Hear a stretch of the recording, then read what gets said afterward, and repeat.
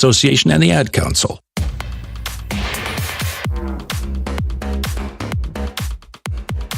Welcome back on our Bud Light Tailgate Show. Bud Light, easy to drink, easy to enjoy. Proud sponsor of Cal Athletics. It's the Bears and the Hokies in ACC play here this evening from Blacksburg.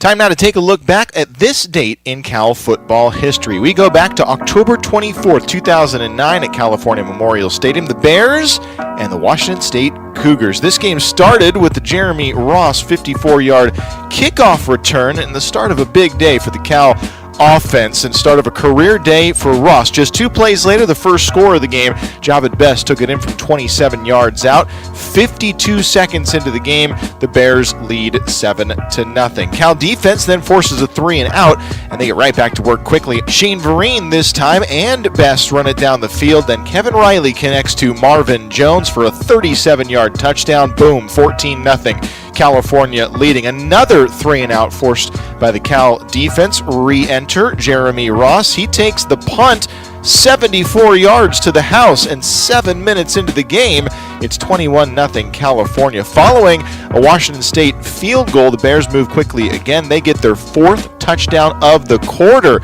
on a 3-play, 60-yard drive capped by a 21-yard pass to Vereen. It's 28-3 California. The Bears finished the first quarter with 28 points, and on its first 11 offensive plays of the game, the Bears were up 28-3. Now, California kept the pedal to the metal early in the second with Javid Best breaking free for a 61-yard touchdown, making it 35-3. This game was a runaway, and late in the half, Washington State, they got 2 fast touchdown drives to send it into halftime at 35-17. Best, though, would find pay dirt again on the first drive of the second half, set up by a 61-yard completion from Ross to Ross from Kevin Riley, 42-17. Bears add a fourth quarter score and blow out Washington State 49-17. Cal finished the game with a season-high 559 yards of total offense. Riley began the game 3 of his first 3 for 85 yards and 3 touchdowns. Finished 12 of 18 overall for 229 in the air. His start was the first in school history in which a Cal quarterback either began the game with 3 straight touchdown passes or threw TDs on his first 3 passes. Javid Best, his final line, 159 yards rushing on 13 carries for Best. The Bears had 8 plays from the line of scrimmage to go more than 20 yards, bringing their season total to 46. They had 28 passing and 18 rushing at the time. All this went down on October 24th, 2009. The Bears 49 and Washington State 17. And that's this date in Cal football history. Okay, time to take a look at the matchup, the Bears and the Virginia Tech Hokies. This is not the first time these two have met, but it is the first regular season meeting between the two programs. The only other time these two squared off was a huge offensive day for both teams, a 52-49 California victory in the 03 Insight Bowl. Now, that day, the teams combined for 101 points. Brian Randall, the Virginia Tech quarterback, and Aaron Rodgers, the Cal quarterback, they combined for nearly 800 passing yards. Well, there were a total of 1,081 net offensive yards in that game. By the way, Justin Wilcox, he was on the coaching staff. He was the linebacker coach back in 2003. That's the only time these two teams have locked up. It was the 2003 Insight Bowl. All right, we'll take another break here on our Bud Light Tailgate Show. When we return, we'll have an interview with Jordan King, the wide receiver for California. That's coming up in a few minutes when we return. You're listening to Cal Football from Learfield. Plan to catch a Cal road game this season? Whether you're following the blue and gold, traveling for business, or heading for fun in the sun, Oakland San Francisco Bay Airport gets you there faster with nonstop service to destinations in Mexico, Hawaii, and across the USA. More flights, less hassle. Fly the East Bay way to enjoy exclusive on-airport parking, upgraded travel amenities, and new local dining options. OAK, the smart choice and official airport of Cal Athletics. Hey, college football fans, I know you'd do anything for a win on game day and an ice-cold Bud Light. Because whether you're tailgating in the parking lot or parked on the couch, sitting on your lucky stool at the bar, or standing in the fan section all game long, the clean, crisp taste of Bud Light turns a win into a win-win. And there's nothing easier to enjoy than that. Bud Light. Easy to drink, easy to enjoy. Enjoy responsibly. Anheuser-Busch Bud Light Beer, St. Louis, Missouri. The Blue and Gold plays here on the California Golden Bears Sports Network from Learfield. Get ready to join in on the excitement as we celebrate Cal football with the limited edition bottle of the Bay Area's own Gold Bar Whiskey. The limited edition wine barrel finished whiskeys feature Cal's iconic brand and pay tribute to the rich history of the athletics program. Wherever you are on game day, at home, at the bar, or at Cal Memorial Stadium, make sure to order Gold Bar Whiskey for a refreshing game day cocktail. You can find limited edition Cal whiskey bottles in local stores, online at goldbarwhiskey.com, or at the Gold Bar Whiskey Distillery located on Treasure Island. ART is proud to sponsor Cal Athletics. ART has been serving the Bay Area for over 50 years with fast, efficient, environmentally friendly rides to get you to work, school, and the events you love, like Cal football games.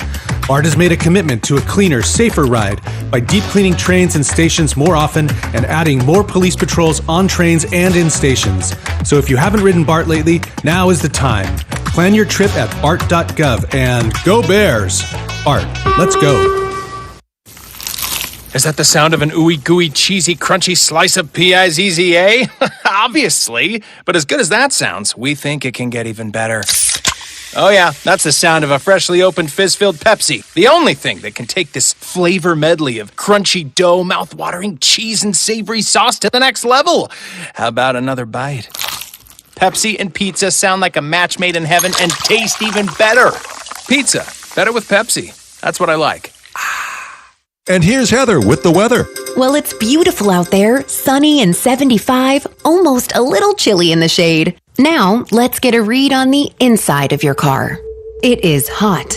You've only been parked a short time and it's already 99 degrees in there.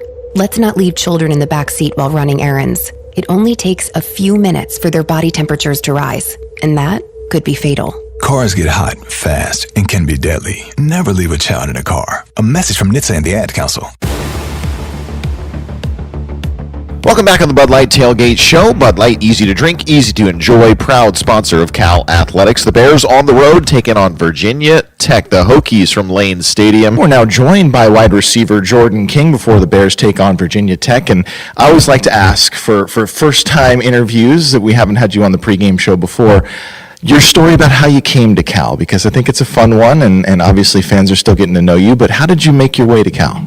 Okay, yeah, so coming out of high school, so my junior year was COVID, which really impacted my recruiting. In my senior year, after the season, I had 4 offers, and I was at basketball practice, and Coach Aristotle Thompson, who was our running backs coach at the time, came and watched our practice because he was actually looking at one of our tight ends, Riley Williams, who's now at Oregon State.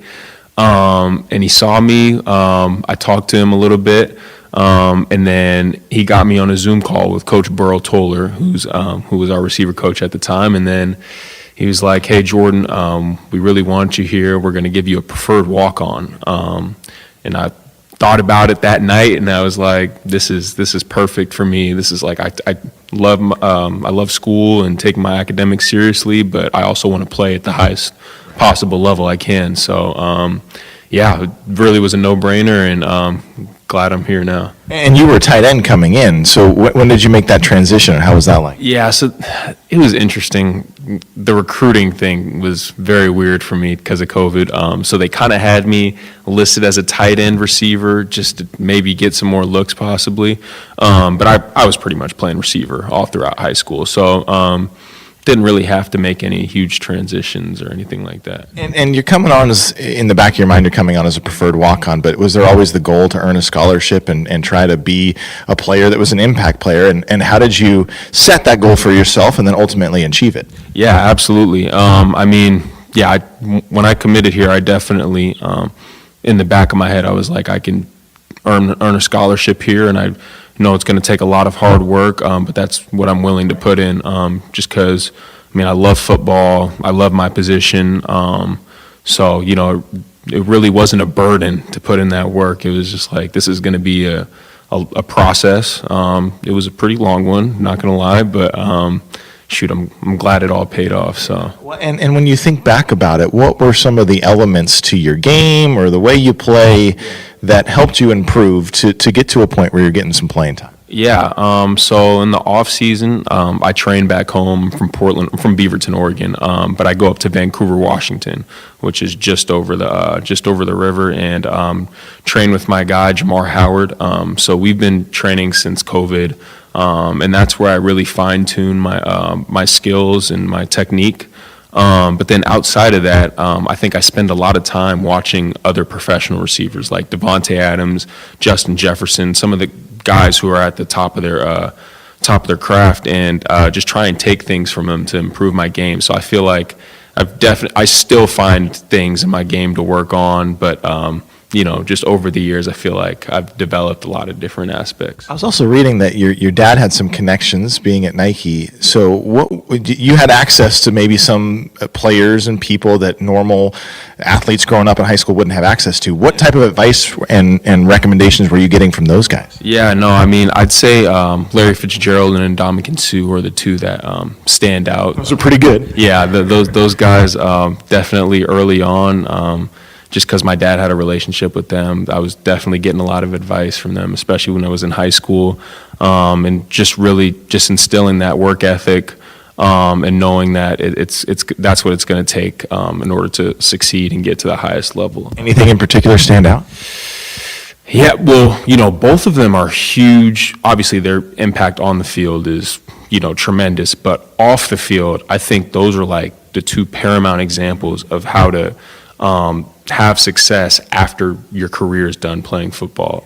They're both businessmen, and they both really leveraged the relationships that they made during their career to be successful off the field and in the long run. So that advice in terms of like the off the field stuff is definitely what stands out for sure. Yeah, you had those mentors. Who are some of your mentors here at Cal as you made your way these last few seasons? Some wide receivers you talked to? Who are some of the guys you spoke with? Yeah, I mean, I've been here for 4 years, and Tron Grizel has been here for 5. So when I came in, obviously, I was with Tron, and I've been with Tron since then. So that's definitely, I mean, shoot, we're roommates on the road, so that's my guy, and I can talk to him, you know, about anything. He's been doing it for the past 3 years, which has been great to see him. He started as a walk-on as well, so he's been big. And then outside of him, I think all of our coaches just are great resources and outlets to just reach out to for advice or anything like that. So in fall camp, we learned why you're called the mailman, which I thought was fun because some of the coaches were saying that he's got the best hands on the team, right, and always delivers. I ask you, how did you develop that skill set? Because you can hear wide receivers talk about the way they develop good hands and how they approach things. Where did that come from you, and is it a specific thing you try to work on? Yeah, so interestingly enough, I actually cannot catch with my body. I say that dramatically, but it is very difficult for me to catch with my body, just because from a young age, again, the Larry Fitzgerald influence, my dad, him would always tell me, catch the ball with your hands. Don't let it get to your body. So, you know, my dad would throw like the little Nerf ball to me, and I'd always be reaching out to go get it. And then that kind of mindset just stuck with me throughout, you know, elementary, middle school, all the way until now. And so I think just those repetitions of just doing it that much over time is just kind of, you know, made just certain angles where it could be difficult to catch with my hands just more natural to me. Like my teammates will poke fun and be like flip your hands, or like, how do you not body catch that? Because my hands will be turned over a certain way. But yeah, I don't know. It's just been a natural thing for me over the years. I have to ask you about JKS too. I mean, a young, talented quarterback that's, you know, taking the reins from this team, and you're working with him daily.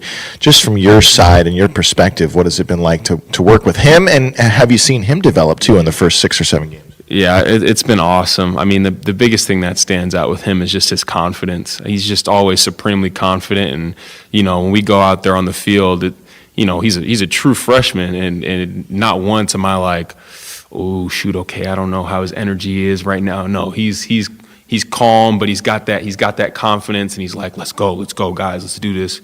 So honestly, it really rubs off on everybody. Everybody's like, shoot, let's go do this. Like, we're ready to go. So that's been just the most impressive thing with me watching him so far, is just his confidence.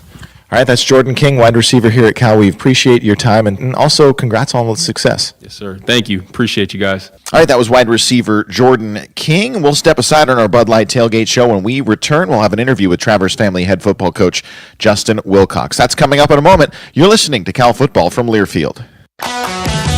Plan to catch a Cal road game this season? Whether you're following the blue and gold, traveling for business, or heading for fun in the sun, Oakland San Francisco Bay Airport gets you there faster with nonstop service to destinations in Mexico, Hawaii, and across the USA. More flights, less hassle. Fly the East Bay way to enjoy exclusive on-airport parking, upgraded travel amenities, and new local dining options. OAK, the smart choice and official airport of Cal Athletics. Brewed in Berkeley since 2004, Trumer Pils has brought Golden Bear fans a true German-style Pilsner the way it was meant to be enjoyed. Fresh. We brew slowly over 6 weeks, giving our beer time to age. This creates the natural champagne-like carbonation and crispness we're known for. No other Pilsner can match the quality of Trumer Pils. So next time you tailgate, homegate, or just take in a view of the Golden Gate, grab an ice-cold Trumer Pils. The perfect Pils calls Berkeley home. Please enjoy responsibly. Today we have two very special guests on our program, introducing Lem and Lime. Hello. For Starry Lemon Lime Soda. Thanks for having us. What is Starry Lemon Lime Soda? It's a crisp, clear burst of lemon lime flavor, and it's caffeine-free. Between us, one of you must be a little more important to Starry than the other. Who is it? We're both important. So it could just as easily be Starry Lime Lemon Soda. No, that doesn't sound right. Oh, I like it. So you saying hip-hop could be hop-hip? Works for me. Starry Lemon Lime Soda. Starry hits different. Hey there, Golden Bears fans. Just like our team out on the field, your next big event deserves a winning game plan. That's where Joe Squared Events Productions comes in. From corporate gatherings to private celebrations, Joe Squared delivers seamless planning, creative design, and unforgettable experiences that bring people together. When it comes to flawless execution, trust the team that knows how to win in the details. Joe Squared Events Productions, bringing championship energy to every occasion. Visit joesquaredproductions.com to start planning today. Today's game is brought to you by Barbasol Shaving Cream. Why pay more for gels when Barbasol delivers an instant thick lather for a close, comfortable shave? Choose Barbasol, a quality shave and trusted value. This is Cal Football from Learfield. Deserve to win when it matters most. Facing multi-billion-dollar bet the company litigation? No problem. That's why we're here. Troutman Amin LLP is a true legal powerhouse built specifically to assist companies with their most complex litigation and compliance needs. When you need the absolute best defense or guidance available and nothing else will do, Troutman Amin is here for you. Troutman Amin LLP, the official law firm of Cal Athletics. Hey, Golden Bears fans, you don't have to put on pads to tackle hard project work. Just visit one of Herc Rental's 30 Northern California locations with 60 years of equipment rental expertise. Herc Rentals serves a vast array of customer markets. Whether you're building, heating, cooling, powering, pumping, digging, flooring, or trucking, you can bet every single drive ends in a score. Visit us today at hercrentals.com. Welcome back on the Bud Light Tailgate Show. Bud Light, easy to drink, easy to enjoy, proud sponsor of Cal Athletics. The Bears on the road, taking on Virginia Tech, the Hokies from Lane Stadium. Time now to hear from Traverse Family head football coach Justin Wilcox. It's brought to you by Pepsi. And Coach, before we get into Virginia Tech, I want to go back to the last game, and I want you to talk about that play that Paco made. I know you're a defensive coach. You played that position before.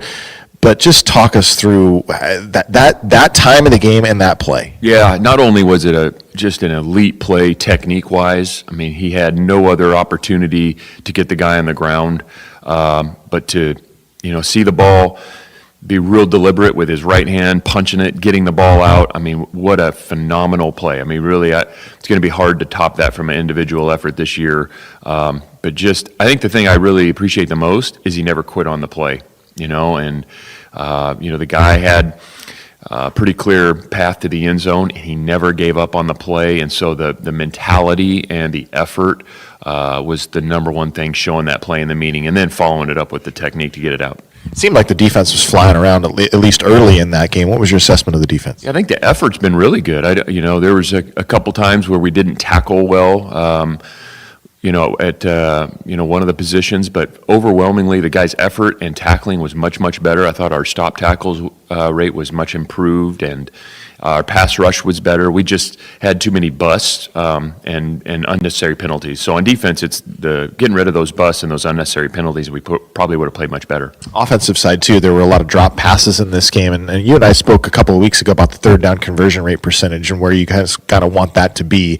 Where is that moving forward, and how much do those drops impact just the flow of the game? Well, they're massively impactful. I mean, anytime you drop the ball, it just not only are you behind the chains, but it maybe give you a chance or you've given up a first down opportunity that happened in the last game. So we need to catch the ball better to keep those chains moving. When we've operated and not gone backwards and caught the ball, then we've moved the ball and had success. But the drops and the negative plays on offense have really killed us. Kendrick Raphael's seemed to find a rhythm. I know we'll talk about the depth chart at the running back position here in a second, but Kendrick seems to find a rhythm. He's doing better here last few games. Is there anything different you guys see on film? I think just he's been very steady. I mean, since the beginning of the year, he's gotten better and better. I think the O-line's playing better and better. I think we still have a lot of room to improve, even at this point in the season, which is exciting because we have not played our best football yet. So we're aiming to do that this week. And Kendrick, I think, exemplifies that. He's just gotten better and better. He makes some really good, tough runs, and so we've got to get him going again today. Talk about the running back room just in general, because 2 running backs on the injury report this week. So Kendrick, number 1, who are you going to have backing him up? Anthony League is going to take some reps, and Anthony is a true freshman that we think very highly of. He hasn't played a lot, obviously, but he's a guy that he's got some size, he's got some power, and he's got the right mindset for the game. So really excited to get Anthony going. How many snaps do you want to try and get him? Is that based on the game situation? What is that? Yeah, it's hard to say right now. We do have some things designed for him when he gets in there. He's going to play. It's just a matter of kind of the flow of the game, the rhythm of the game, how many plays he gets. All right, on to Virginia Tech, and everybody knows about the atmosphere here in Blacksburg. How do you prep for this? It's going to be loud. There's a lot of energy. How do you prep for it? Well, you acknowledge it. You talk about it early in the week. You turn the music up at practice. You get the crowd noise going at practice, and it's our job to be able to handle that. And I know our players appreciate being in these venues. This is why you play college football, and you're on the road in a hostile environment, and that's exciting. Talk about this Virginia Tech team, because they're also trying to find some consistency. They've made a coaching change. Montgomery, who's a former head coach, now the interim there. It seems like he has them going a little bit better here, but they're still searching for some consistency. Yeah, I mean, but honestly, you look at the tape, they're a few plays away from having 5 or 6 wins. I really believe that, and they're excellent. They got excellent players. Those coaches know what they're doing. They got really good schemes. So we know we're going to get their best effort.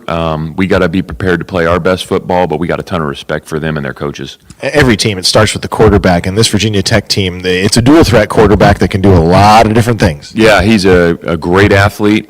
He can play that position. He knows where to go with the ball. Coach Montgomery does a really good job with that offense, and he is a tough guy to defend because he can run, because he can throw. He's got size. He's hard to tackle. He can escape. So he's a very, very talented guy. Yeah, just the ability to extend plays, too, seems like one of the elements that is key to their offense. Yeah, I mean, you got to defend 2 plays. You got to defend the play that's on paper, and then you got to defend the play that happens, off script, so to speak. And he does that very, very well. And sometimes those off script plays, they end up being more explosive than the on script plays. So it's going to be a challenge, and it's going to take team defense to do that. Defensively, they've seemed to found some groove at times in the run defense. I know they gave up a bunch to a ranked Georgia Tech team, but talk about this defense and maybe what they're doing in the run game. Yeah, they're really sound. I mean, they're good up front. Their front seven's very, very solid. Coach Siefkes is a really good football coach. He knows what he's doing. They've had a couple injuries like a lot of people, but physically, like you watch them on tape, those interior D tackles, those guys are dudes. They got guys that can run in the back end, so it's a good defense, and we'll have our hands full. All right, Traverse Family head football coach Justin Wilcox. It's the Hokies and the Bears. Thanks, Coach. Thank you. Go Bears. All right, that was Traverse Family head football coach Justin Wilcox. His interview is brought to you by Pepsi. Pepsi is a proud sponsor of Cal Athletics. Grab a Pepsi Zero Sugar and cheer on the Golden Bears. Football watching better with Pepsi. All right, that does it for our Bud Light Tailgate show here from Lane Stadium in Blacksburg. Stand by. Our game broadcast is coming your way in a few moments. When we return, we'll have the keys to the game, the starting lineups, and the kickoff in ACC play. It's Cal and Virginia Tech. All that's coming up in a moment. You're listening to Cal Football from Learfield. When you're on the move and looking for nonstop college sports action, get the Varsity Network app and take the game with you everywhere. Stream live play-by-play from schools across the country right from your phone, free. Catch hundreds of weekly podcasts, including shows from your favorite teams, all in one place. From football Saturdays to midweek hoops, it's your all-access pass to the college sports world. Whether it's game day or just your daily drive, the Varsity Network app has you covered. Download now and listen live for free on the Varsity Network app. Pacific Office Automation is a preferred provider of copiers and print solutions for Cal Athletics. Let us help you create your total office solution with copiers and printers, security systems and cameras, managed IT and cloud services, unified communications and telephones, including carrier services, plus temperature sensing kiosks and more. The one source for all your office technology solutions. Go to PacificOffice.com. Pacific Office Automation. Problem solved. Today's game is brought to you by Barbasol Shaving Cream. Feeling great starts with a great shave, and a great shave starts with Barbasol's thick and rich moisturizing lather. Start your day off right with Barbasol. This is Cal Football from Learfield. Comcast Business can help turn your small business into a connected, secure, modern business. It's how restaurants become reliably up and running neighborhood favorites. How healthcare offices become the data-protecting caregivers that we all depend on. And how wealth management firms become cyber-securing guardians of your information. With reliable connectivity, enhanced cybersecurity, and Wi-Fi backup, your business can stay connected and get threat-ready with Comcast Business. Powering possibilities. Now through November 16th. New Comcast Business customers can get started with 150 megabit internet plus security for $59.99 a month for 12 months with a 2-year agreement. Plus, ask how to get a $500 prepaid card on a qualifying gig package. Call today. Restrictions apply.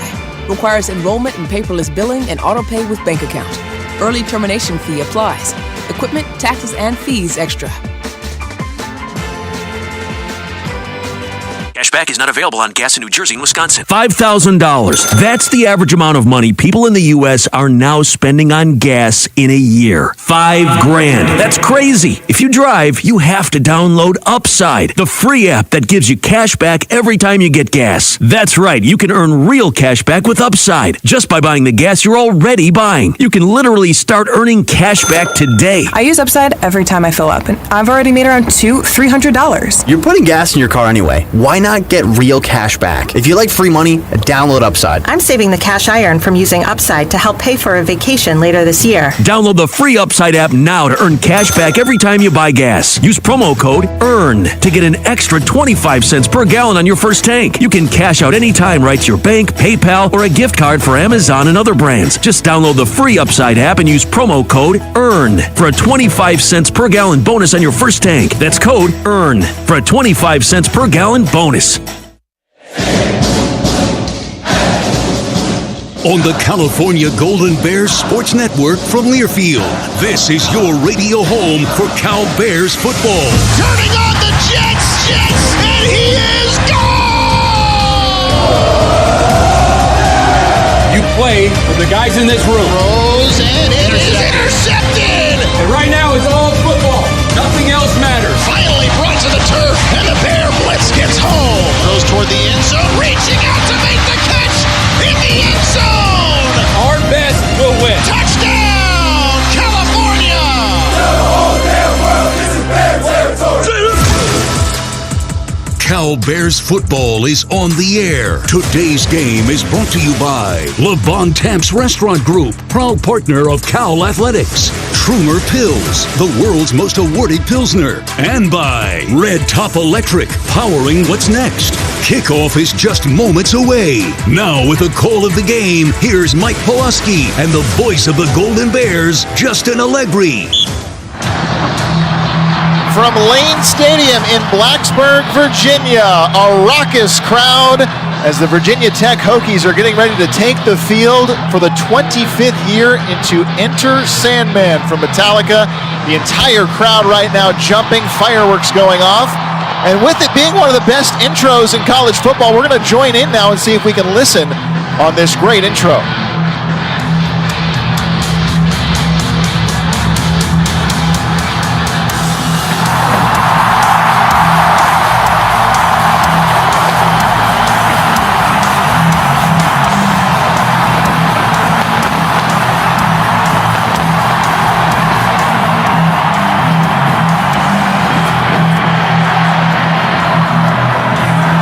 Pretty dramatic here from Lane Stadium.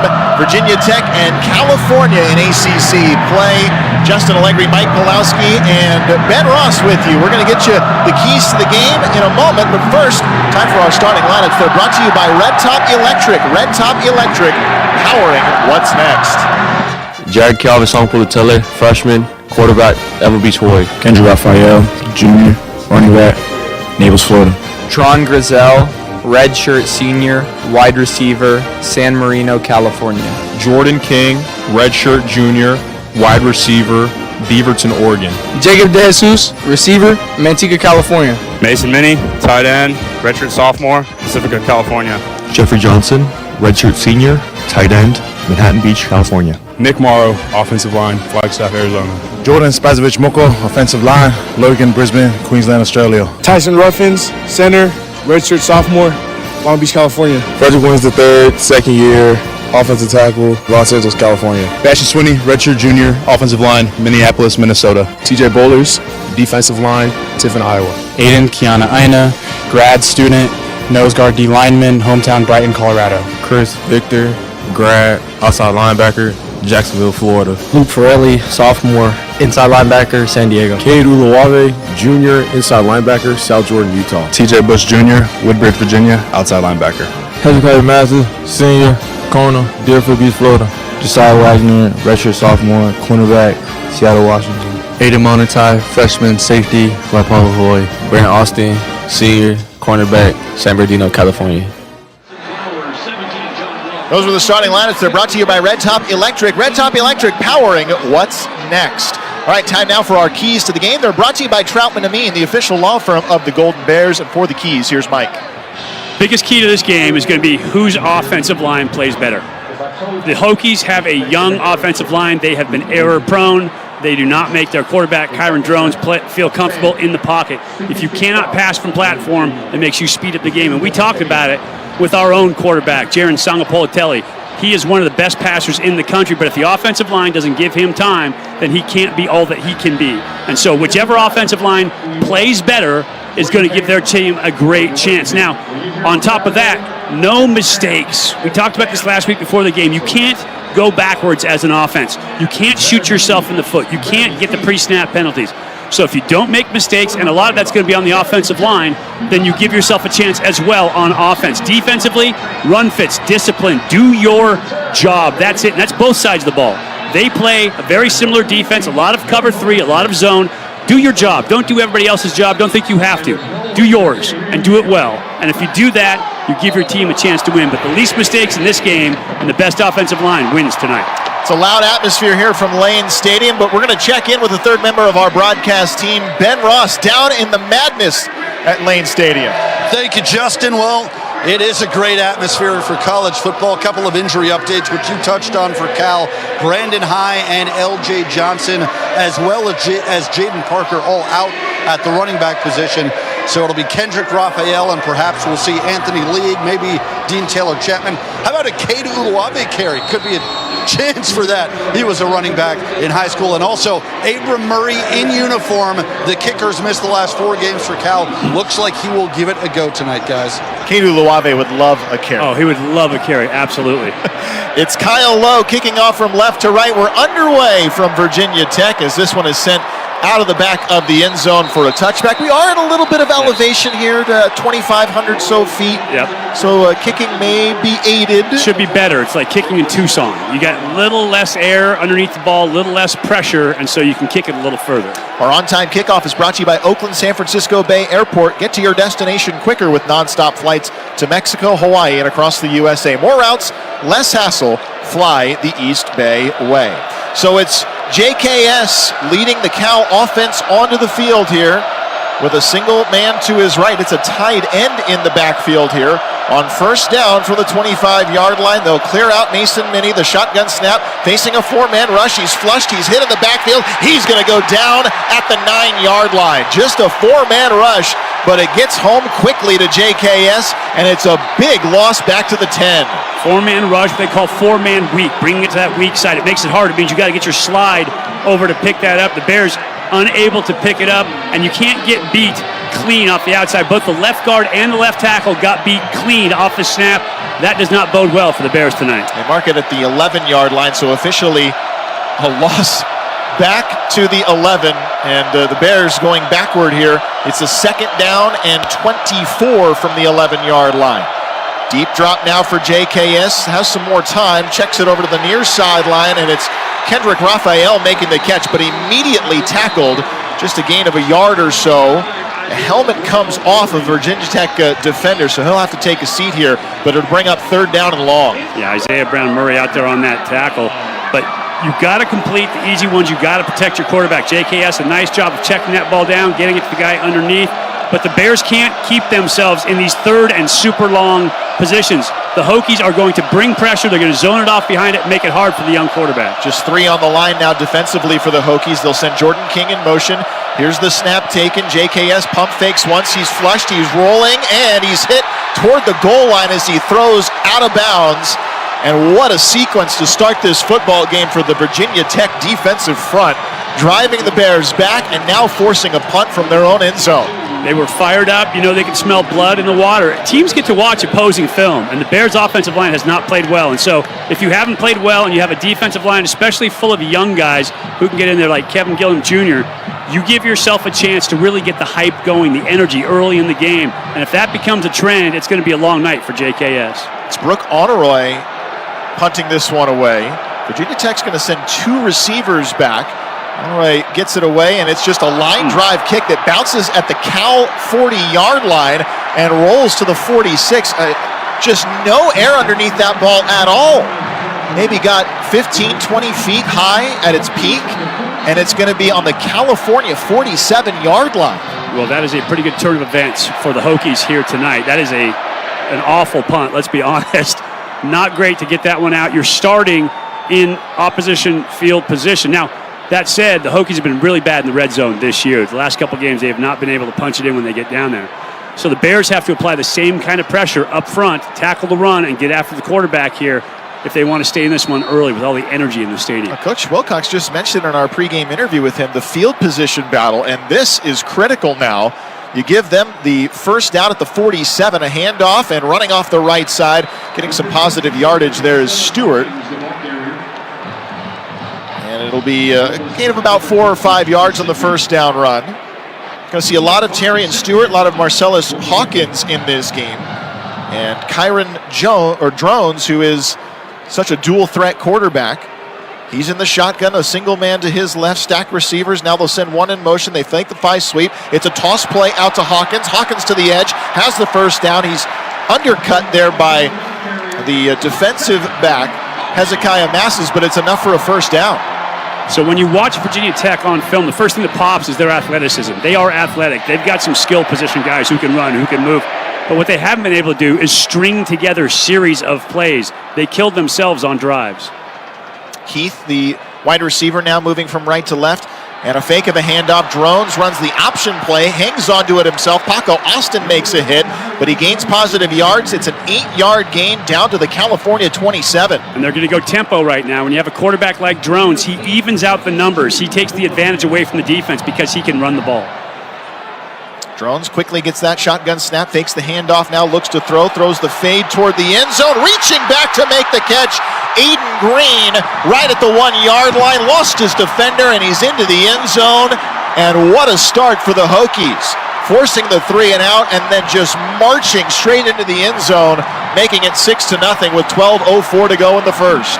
The funny part about that is it was such a bad route and such a bad ball that Paco Austin actually fell off of coverage. He was on top of the receiver on that plane, Green, and he was in perfect position.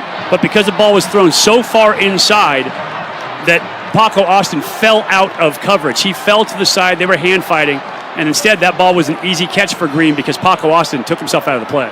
John Love on for the extra point try from left to right. It is up and it is good. And just like that, it's a 7-0 start for the Hokies in front of their home crowd. We'll step aside here in the first quarter early. 12:04 to go, 7-0 Virginia Tech. You're listening to Cal Football from Learfield. Hey Golden Bears fans, it's college football season, and SeatGeek is the official ticket marketplace of Hail Marys and walk-on heroes. SeatGeek makes it easy to find tickets so you can be a part of all the action this season. Whether you're buying or selling tickets to Cal football games or to any other live event in your area, SeatGeek is the place to do it. SeatGeek is the official ticket marketplace of the California Golden Bears. Let's go Golden Bears! SeatGeek. Oski says go Bears. This is Cal Football from Learfield.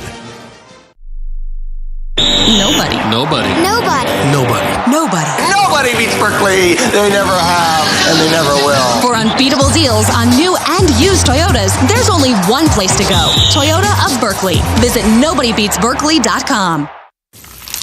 Is that the sound of an ooey gooey cheesy crunchy slice of P-I-Z-Z-A? Obviously, but as good as that sounds, we think it can get even better. Oh yeah, that's the sound of a freshly opened fizz-filled Pepsi. The only thing that can take this flavor medley of crunchy dough, mouth-watering cheese, and savory sauce to the next level. How about another bite? Pepsi and pizza sound like a match made in heaven and taste even better. Pizza, better with Pepsi. That's what I like. Nobody. Nobody. Nobody. Nobody. Nobody. Nobody beats Berkeley. They never have, and they never will. For unbeatable deals on new and used Toyotas, there's only one place to go. Toyota of Berkeley. Visit nobodybeatsberkeley.com. Welcome back to Lane Stadium in Blacksburg. A 7-0 lead for Virginia Tech early on. 12:04 to go in the first quarter. Well, we were talking about the Enter Sandman entrance for this Hokies team. It's now 25 years old. They had a vote among the fans back in 2000 about which song they should come out to. Enter Sandman won out over Welcome to the Jungle by Guns N' Roses and Sirius by the Alan Parsons Project. That was the Chicago Bulls entry during the Michael Jordan days. When we talked to Justin Wilcox during the week, though, he was all about it. He loves heavy metal. He loves Metallica. Although he said growing up, it wasn't his favorite at first, but his older brother, Josh Wilcox, it was the only thing he let the family listen to, and it grew on him, guys. That sounds like Josh. That's funny. I could remember when I was as junior at Cal, I don't remember what our exit the tunnel song was. Right. But then my senior year, much because of the petitioning by Troy Azim, by the way, my left tackle, they painted the tunnel black, and then they made our coming out song Bad to the Bone by George Thorogood. Nice. And when that first guitar riff would crank, the stadium would light up, and the juice would turn up by about 300%. It was awesome. It lights up a crowd when you have the right entrance. 100%. And then once you own it. Yes. Once that crowd owns it, and this place owns Enter Sandman. They're singing it a cappella, everybody together. All right, so a 7-0 start here for Virginia Tech. They're going to kick off from left to right with DeJesus waiting to receive this kick. And it's another high end over end kick. Maybe a chance to return. No, and waving the hands flat is DeJesus. Well, I think only my immediate family and friends know how big of a Metallica fan I am. So I was telling RJ, our engineer, about that on the plane flight out here, and he goes, well, you know, I toured as their sound engineer in the 90s. With Of course he did. So we nerded out, my friend. Right. Oh, yeah. I was very much looking forward to this one. Now I'm very much looking forward to Cal getting going on offense. Yeah, that'd be great to get a drive going here. 12:04 to go in the opening quarter. JKS and the Cal offense went backward on their opening drive, minus 12 yards. And now on their second possession, 1st and 10 from the 25. Grizel in motion, right to left, fake the handoff, and now a toss that's batted at the line and flutters incomplete at the feet of DeJesus. Little RPO inside. You got good pursuit, so he made the right read, but then one of those defensive linemen got their hand up there to knock that ball down. So Virginia Tech doing a great job up front. They are winning with their front seven right now. And that was Caleb Woodson getting his hand on it to bat it free. 2nd down and 10 from the 25. Ball set, far hash. Mason Minnie jogs to the left side of the line with Raphael off the left of JKS. Shotgun snap, and he boots to his near side, throws on the run off the fingertips of King, incomplete. And boy, there was pressure coming off that edge. Yeah, Noah Jenkins coming off that outside. It was just right in JKS's face. So tough to make a throw with somebody standing there in front of you. You can tell that this Virginia Tech defense coming off of their bye, they are rejuvenated right now. And they're showing blitz. The entire line filled up with Hokies here. 3rd down. And here comes the blitz. Hit as he throws. He gets it out to DeJesus. Raphael cuts back to his right towards the numbers on the inside, and he's swallowed up and dropped at the 32-yard line. Not going to be enough for a 1st down. Great job by JKS just to get that ball out. It's funny because Virginia Tech on film, you look at them, like I said, good athletes, but they haven't shown this kind of pursuit, this kind of pressure in any game so far this year. They have dialed it up to 10 here tonight early on. The question is, can they sustain that? Well, and that's what's been opposing teams' success, when they have sustained pressure on JKS, as Honore gets this kick away. Much better kick, spiraling back to the 15-yard line where it's fielded, brought up the near side, hash mark, breaking the first tackle, and then whipping down to the turf on the return at the 25-yard line was Isaiah Spencer. And Virginia Tech will take over when we come back. 11:06 to go in the opening quarter. A couple of quick 3-and-outs from the Cal offense, and Virginia Tech with the 7-0 lead will have the ball when we return. You're listening to Cal Football from Learfield. He's got the speed. He's got room. He's going to score. No one gets you closer to the game than Sirius XM College Sports Radio. For the win. Got it. Let's go. Tune in for news, talk, and analysis from the offseason through regular season and into the postseason. We've got your team covered anywhere you go. Deep to center field. Oh, it's gone. Get a free trial at SiriusXM.com/College Sports Radio 2025. This is your home den for the Cal Bears, the California Golden Bears Sports Network from Learfield. Look, I'm not going to tell you how to live your life, but if you're a Cal Bears fan like me and you haven't switched your phone service to Bears Mobile, you're leaving points on the field. Here's the deal. You get exclusive game day perks, and Bears Mobile contributes to Cal Athletics every time you pay your monthly bill. No contracts, no hidden fees, no reason to wait. Switch now to the only phone plan built for Cal Bears territory and powered by T-Mobile. Visit bearsmobile.com. A smooth, close Barbasol shave in the morning lifts your confidence. That rich, creamy lather will catapult you to greatness. Nothing can stop you today. Well, except that traffic jam. Barbasol, it's a can of can-do. If you can plan barbecues and weddings, you can plan to protect yourself from a natural disaster. Sign up for local alerts, prepare an emergency kit, and make a family communications plan. Get started at ready.gov/plan. Brought to you by FEMA and the Ad Council. Back inside Lane Stadium, where it's a 7-0 start for the Hokies. 11:06 to go in the opening quarter. How would you like to be able to listen to us while synced to your TV in the comfort of your own home? Go to syncmygame.com to find out how. All right, so 2 3-and-outs for the Cal offense, couple of punts, and now Virginia Tech. I mean, they're smelling the blood in the water right now. Keys to the game, the very first thing I mentioned was offensive line play. Right now, the Bears' offensive line is looking very porous to this Virginia Tech defensive rush. Their front seven for the Hokies is getting home. They are affecting JKS, getting him off his platform, getting him off step, getting him off time, and then they're tipping the ball when they can't get to him. So they are doing an outstanding job up front. The Bears are not handling their business up front. And if they continue to do that, this game is going to be a very long game for the Cal quarterback. I mean, if you're opposing defensive coordinator, don't you look at that and say, we have to get JKS uncomfortable? Every single snap. Yes. I'm going to get after him. And then the Bears, so far, have not handed that ball off. So they know what the RPO read is. They're not giving him his read on the RPO and making him throw the ball, and they're getting after him at that point, too. Terrion Stewart is the tailback in this formation to start for the Hokies. He's the second leading running back on the team. A grad transfer out of Bowling Green who had success last year. And we get back underway. It's a 1st and 10 from the 25. Hokies moving from left to right. White helmets, red jerseys, white pants. They'll motion green around the backside of Drones. And before the snap is taken, a penalty marker will come in, the first of the night.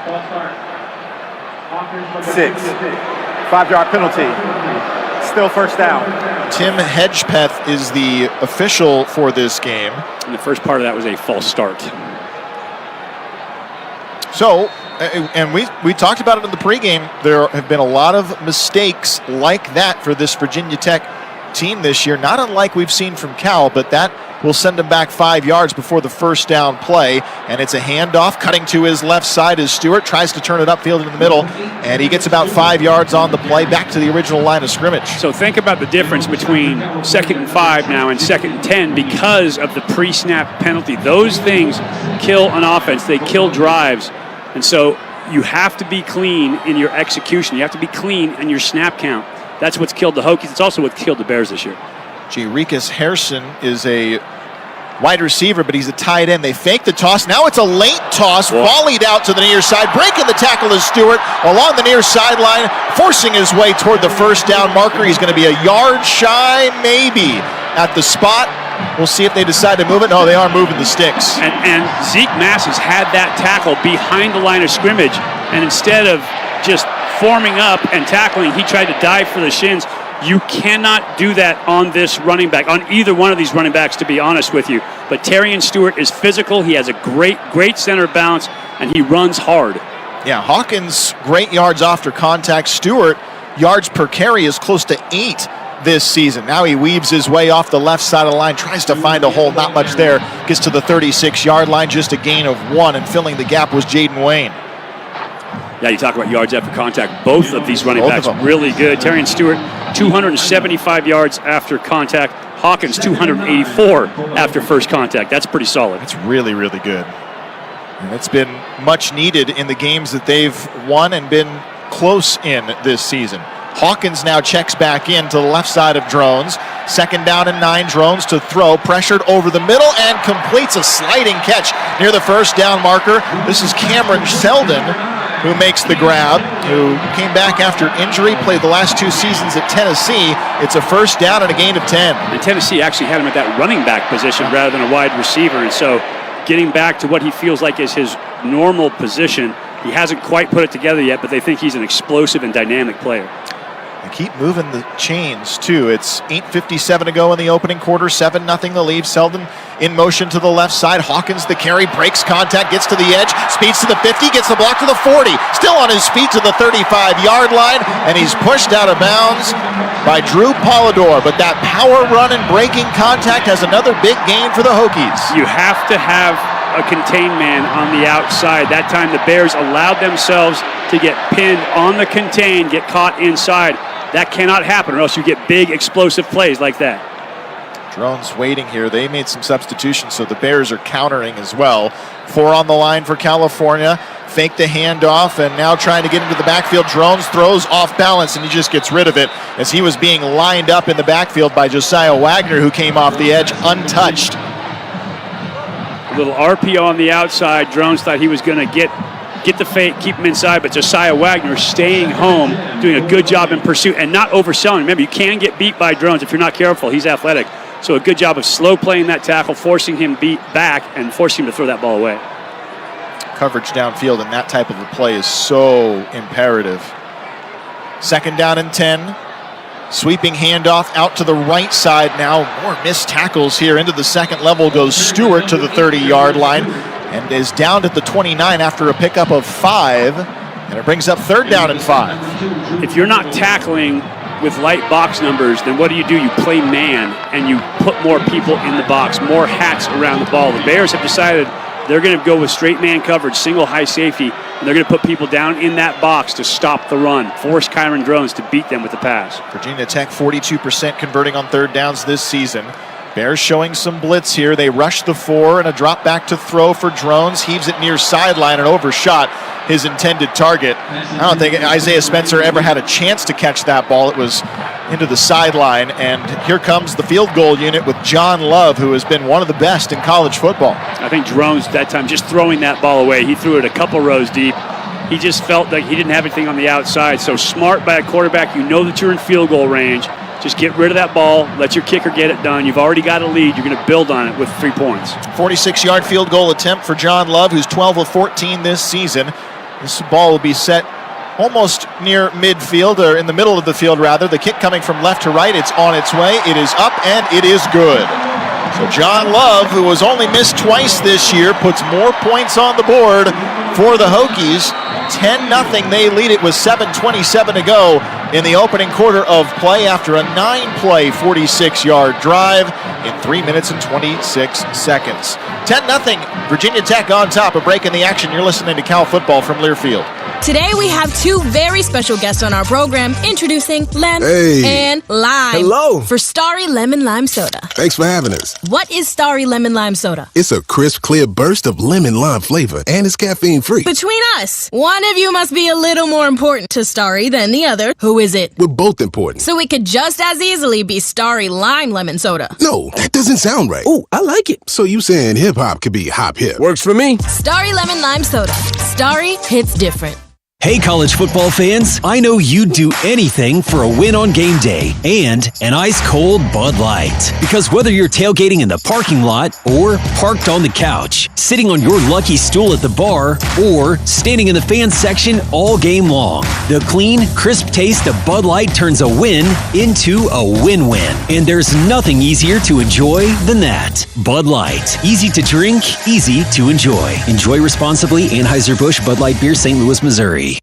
Hey there, Golden Bears fans. Just like our team out on the field, your next big event deserves a winning game plan. That's where Joe Squared Events Productions comes in. From corporate gatherings to private celebrations, Joe Squared delivers seamless planning, creative design, and unforgettable experiences that bring people together. When it comes to flawless execution, trust the team that knows how to win in the details. Joe Squared Events Productions, bringing championship energy to every occasion. Visit joesquaredproductions.com to start planning today. Back at Lane Stadium, it's 10-0. Virginia Tech with the lead with 7:27 to go in the first quarter of play. Hey, Bears, let's go for zero waste. Sort your bottles, cans, compostables, and reusable cups into the right bins. Every action counts. Go Bears, go zero waste. Brought to you by Cal Zero Waste and Pepsi. All right, so the opening 2 drives for the Bears offense, they go 3 and out. The opening 2 drives for the Hokies, they get a touchdown on a short field in just 4 plays, and now they've added on to their lead, 9 plays, 46 yards, and they get a 46-yard field goal from John Love, 10-0. Right away, 7.5 minutes off the clock. So we're halfway through this first quarter, and the Hokies are already up 10 points. The Bears have not historically been a great come-from-behind team here. And so they have to find a way to put something together on offense. We talked about offensive line play. It's going to sound like a broken record if it stays like this tonight, but offensive line sets the tone for your team. That is where you live and die on offense. If they're not getting it done, you are not going to get it done on offense. JKS, as good as he is, he can't do it by himself. Receivers can't get open. Running backs can't hit holes if there are no holes to hit. So that offensive line, all the big boys need to pick their game up tonight, and they need to put on the big boy pants and play. Well, so far, every phase of the game, Virginia Tech is winning right now, including special teams. We'll see if there's a chance for a return here from DeJesus, but a 10-0 start for the Hokies. Crowd is pretty full, although not a sellout here tonight from Lane Stadium. It's a facility that seats just over 65,000, but they make it sound very, very loud, even if it is not sold out. It's one of the most hostile environments in college football. And the fans are nice as can be. They're great. But inside the stadium, the energy is awesome. Kickoff from left to right. More of a short kick again. Maybe a chance for return. And DeJesus waving for a fair catch at the goal line will make it. And the Cal offense gets their third series of the first quarter coming up. Now that kick didn't penetrate deep into it. Probably would have landed a half yard into the end zone. But it had great hang time. And great hang time means the cover team can get down there and cover it. So it's a good choice by DeJesus to fair catch that ball. But that's what the Bears need out of their kickers, is a little more hang time or a little more depth. Pistol formation with Raphael behind JKS. Mason Minnie, the tight end, off the left of the line. Here's motion now from DeJesus. Handoff, Raphael over the right edge, lowers his shoulders, moves forward to the 29-yard line, and a gain of 4 on the first down run. Starting off drives like that, establishing the run, slowing down that defensive line is exactly what the Bears need to do up front. You can't try to throw the ball all the time, or else the defensive line can pin their ears back. So as a team, they need to establish that run and threaten that defensive line. DeJesus and King split left. Grizel in motion now from right to left. High snap taken. They try to set up the screen. Play to DeJesus. Breaks the tackle at the 30-yard line. Gets to the 35-yard line. Follows another block. Close to the 40. He's got first down yardage and a gain of 10 as a late flag comes in back at the 30-yard line. Great vision by DeJesus. Personal foul, unnecessary roughness, defense number 97, 15-yard penalty, automatic first down. And those are the mistakes that Virginia Tech has been making this season. You get yourself in trouble when you do that. It was Emmanuel Hickman who was the culprit, but Spazovic Mocha was laying over on the ground, which is where the flag came down, so obviously somebody got their feelings hurt and kept driving the play late. So that'll send it all the way to the 45-yard line of Virginia Tech here. 3 receivers for JKS. Low snap, handles it though, gives it to Raphael, running over the left guard, and he pushes forward to the 40-yard line, a gain of 4 yards on the play, and somehow JKS able to handle that low snap. Yeah, Cody Heisman on that tackle, but that is a hot pea coming back there. Like playing third base back at the quarterback position. Not something anyone would recommend. No, I hate that. If you take your eyes off everything, it throws you out of rhythm as a quarterback. Clean snaps are essential. Tyson Ruffins is the center. Mason Minnie motion to the right side of the line. Raphael to the right of JKS. Now DeJesus in motion.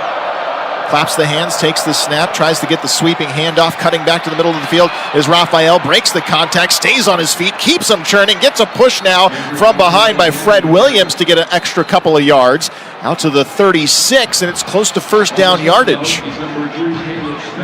Great job of extending that run beyond first contact.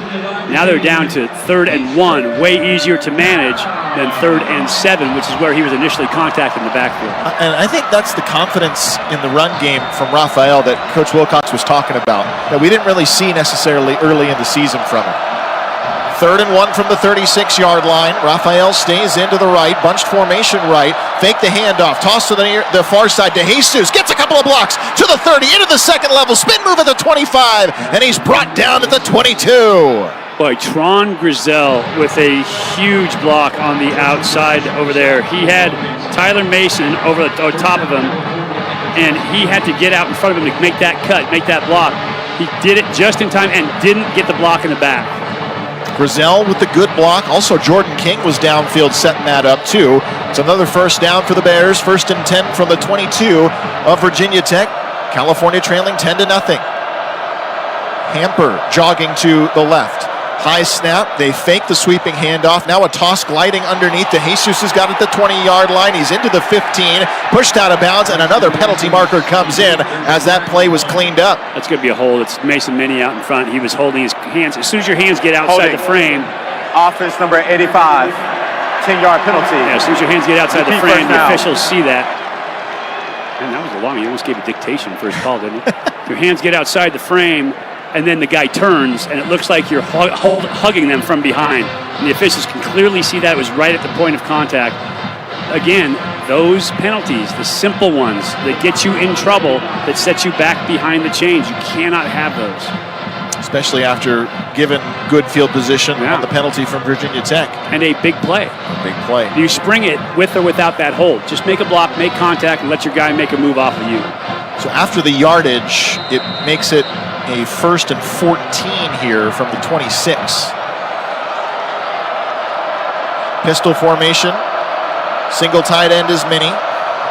JKS taking his time here, waiting, looking. Here comes the blitz, and the handoff to Raphael. Breaks into the second level. Stiff arm at the 20-yard line and bowls his way forward to the 15, falling at the 14. Another power run from Kendrick Raphael, and a much-needed one for the Bears. Great cut on the front side zone. Good job by that offensive line. Remember, on the zone plays, the running back has to read that hole. So he pressed his hole, saw it open, the offensive line sealed it off, and he did a nice job accelerating through that second level. Now 2nd down and short. DeJesus jogging around on the flat right side. RPO fake. Sangapolitelli. A little toss play now, shoveling it underneath to Mason Mini at the 10-yard line. It's enough for a 1st down. That's all they needed. They'll move the chains, and he's marked at the 9. It was a here, you take it. He was covered by Tyson Flowers on that play, and Mini just stepped inside. JKS is like, you take the ball. I don't want it. Get rid of it. Take the easy check down. It's a nice play by a young quarterback. But what you were talking about in the pregame, that is something you need to take when it's available to you. Yeah, don't force it downfield. Now there's another penalty on this play, and the Bears are marching back, though.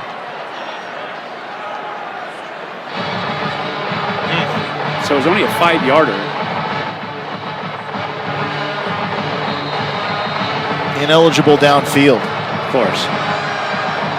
So on those extended plays. Right, off the RPO action, the longer it takes, the more guys tend to wander downfield. 2nd down and 8 from the 20-yard line. Raphael again cutting to his right, spinning out of contact at the 15-yard line and falling over. He'll be marked 3 yards short of the 1st down on 3rd. Can you dial up the gap scheme run? A little counter that time. Gap scheme is physical. You hear me talk about it all the time. I get excited about gap scheme running. The counter play, you're pulling a guard and a tackle, trying to get out in front of your runner. That time the Bears getting the guard and tackle moving, getting that line moving, pushing the gap and taking advantage of it. 10-0 Virginia Tech leading, clock winding, 2:50 to go in the opening quarter. 3rd and 3 from the Hokie 15-yard line. Bunched formation, 3 right, 2 left, and now Sangapolitelli's going to run with it, but the play was blown dead pre-snap. It was a quarterback draw. Multiple flags come in, and now a discussion. False start. Offense number 55. 5-yard penalty. It's still 3rd down. That's the 4th penalty already. And 2nd pre-snap penalty. Leon Bell that time called for it. You can't get so antsy. There's penalties, but you make mistakes. Guys are going to make mistakes. You're going to get a holding call. Something's going to happen. But you can't have penalties of fear, of worrying about getting your guy, getting your block. You have to play at game speed and do not let it affect you how talented or how athletic your guy is. You have to go on the snap count. Anthony League has come in as a tailback here. JKS to throw. Blitz coming. Look out. He rolls to his left. He throws on the run and just heaves it out of bounds. They brought the house, and the pressure was on immediately from JKS. Getting out of the pocket, rolling to his left, and just getting rid of it. Yeah, number 6, Jordan Bass back there in the backfield, along with all of his Hokie friends. On top of JKS, he had pressure from the backside, pressure from the front side. Guys all over him. That's tough to operate out there as a quarterback if you cannot get your feet set. If you don't have the second to throw, then that's trouble all day long. So great job by that Hokie defense. But once again, Cal's offensive line needs to get better. Bears haven't attempted a field goal in 3 games. Chase Myers coming on, though, for a 38-yard attempt from right to left. The kick is up. It is on its way, and it is good from Chase Meyer, who's now 4 for 5 this season on field goal opportunities. And while the Bears a frustrating end to that drive with the penalties, they still do get points on the board. A 10-play, 55-yard drive in 5 minutes and 9 seconds. The Berkeley Group Property Management Company is proud to offer student housing just steps away from campus. Experience modern, fully furnished, convenient living in the heart of Berkeley. TBG is proud to be a partner of Cal Athletics and supporting our student athletes. Find your perfect home today at tbgpm.com. So points are points, and getting a drive like that, you allow your defense to take a breath as well. I think the Bears came out, a lot of energy in the stadium, didn't have a great offensive showing on that first drive, 3 and out, short punt, Hokies score, then they put another 3 on the board. That gives the Bears a chance to breathe for just a moment. Say, okay, we can accomplish something. Got to clean this up. They got to figure out up front, get on the whiteboard, figure out what Virginia Tech is doing and how they can handle that pressure, because that's going to be a game changer all night long. If you don't handle that pressure, this thing's already over. So figure out how to handle that pressure, make it happen for that offensive line, make it easier, and then figure out where in your scheme it fits. I think we can already hear Coach Wilcox saying as Michael Luckhurst will kick this one away at the 5-yard line. It's fielded, brought up the near side hash marks, and stumbling to the 24-yard line before he's pinned down on the return was Spencer. I think Coach Wilcox would tell you, field goals don't win a lot of games. Touchdowns do. Yeah, can't trade field goals for touchdowns. That's the simplest way to lose a game. Now, that said, the Hokies and the Bears just traded field goal. They don't finish very well either. The Hokies are not a great red zone team. They don't complete drives. So you give yourself a chance as long as you don't turn that ball over and as long as you don't 3 and out on your drives. All right, 1st and 10 from the 24-yard line here to start off the 3rd series for the Hokies. They've gone 2 for their first 2 in terms of putting points on the board. Starting right, cutting back to his left is Hawkins trying to reverse field, and he's strung out at the 25-yard line. Going to be a pickup of just 2 yards on the play.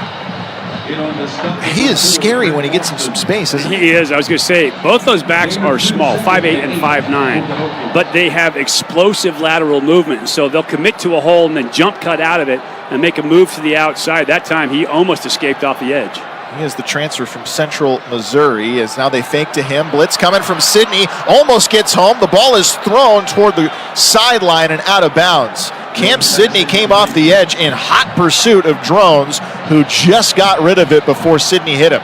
So the Bears using pressure inside to force Drones out of the pocket and then leaving a safety out there to go one-on-one in open field. They're going to move him in the pocket to make him uncomfortable, but leave an athlete that can match him step for step on the outside to make the tackle. Right now it's Manitai, Polidor, Sidney, Paco Austin, Josiah Wagner, and Masses in the second level. It's a 3rd down and 8 from the 25. Drones to throw. He is blitzed. He gets free in the grasp of T.J. Bush. Runs out to the left side. Cade Uluwave, though, just so sound on the edge. He reels him in and brings him down for a loss. So explosive. He looked like a shark that just saw half a tuna in the water, right? Blood in the water, and he went and got it that time. Excellent job of reacting to play, and you're not going to outrun Cade Uluwave. I would say his first 10 to 15 yards. After the play was over, unsportsmanlike conduct, offense number 27, his first of the game towards ejection. The penalty is enforced half the distance to the goal. The down counts. And that's fourth down. Running back Marcellus Hawkins, who got called for that. But Cade Uluwave is as explosive as anybody on the football field at all times. His first 3 or 4 steps, he is gaining ground immediately. When you talk about mistakes, Hawkins commits the penalty, and now instead of punting from around the 3 or 4 yard line, they're punting from deep in their own end zone. When you talk about field position battle, this is a chance for the Bears to get right back into it on offense. This punt will come from left to right. Belcistas puts it away. High kick, waving for the fair catch is DeJesus at the 49-yard line of the Bears, and he will make that catch with 58 seconds remaining in the opening quarter. Also not a great punt. So now the Bears have really good field position. This is an opportunity for them to string together a drive and get to the end zone. If they can protect the quarterback, they can find matchups in that secondary where they can win. We haven't seen them target Trond on the outside yet. With that back shoulder ball, when you're playing off in terms of cover 3, that match look, that gives you a chance. And so we haven't seen them do that because they can't protect the quarterback yet. Bunched formation left, fake the handoff, throw the screen out to DeJesus, looking for blockers, and he is brought down at the 50-yard line. Good pursuit to bring him in by Tyson Flowers, and it's just a gain of 1. Flowers just flying from inside out. That you can see a guy that watches film. He sees the movement, he sees the motion of the block on the outside on the now screen, and he flies to the point of attack. That was a great read, run, and tackle. Second down and 9 right from midfield. JKS fakes the handoff, looking to throw now. Slings it over the middle. He's got Jordan King at the 30-yard line. Breaks a tackle at the 25. Stays on his feet. Juggles the ball at the 20 and is brought down at the 13. And that mesh between JKS and Kendrick Raphael was ugly. He literally had to jerk the ball back from Kendrick Raphael because he saw it come open. Great read by JKS. Excellent job of stepping up into pressure.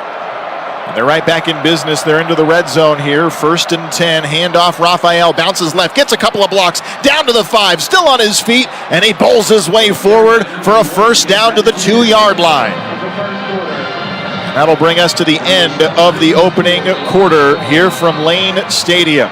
From tailgate parties to corporate galas and unforgettable weddings, Hensley Event Resources has you covered, tents, furnishing, and everything in between. Proud partner of Cal Athletics. Second quarter coming your way when we return. It's 10-3, Virginia Tech on top. You're listening to Cal Football from Learfield.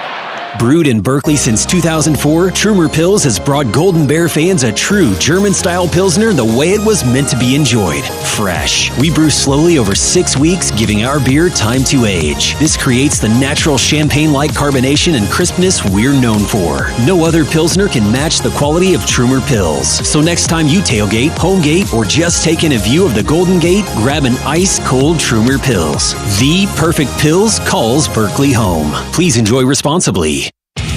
You're listening to Cal Bears football on the California Golden Bears Sports Network from Learfield. Get ready to join in on the excitement as we celebrate Cal football with the limited edition bottle of the Bay Area's own Gold Bar Whiskey. The limited edition wine barrel finished whiskeys feature Cal's iconic brand and pay tribute to the rich history of the athletics program. Wherever you are on game day, at home, at the bar, or at Cal Memorial Stadium, make sure to order Gold Bar Whiskey for a refreshing game day cocktail. You can find limited edition Cal whiskey bottles in local stores, online at goldbarwhiskey.com, or at the Gold Bar Whiskey Distillery located on Treasure Island.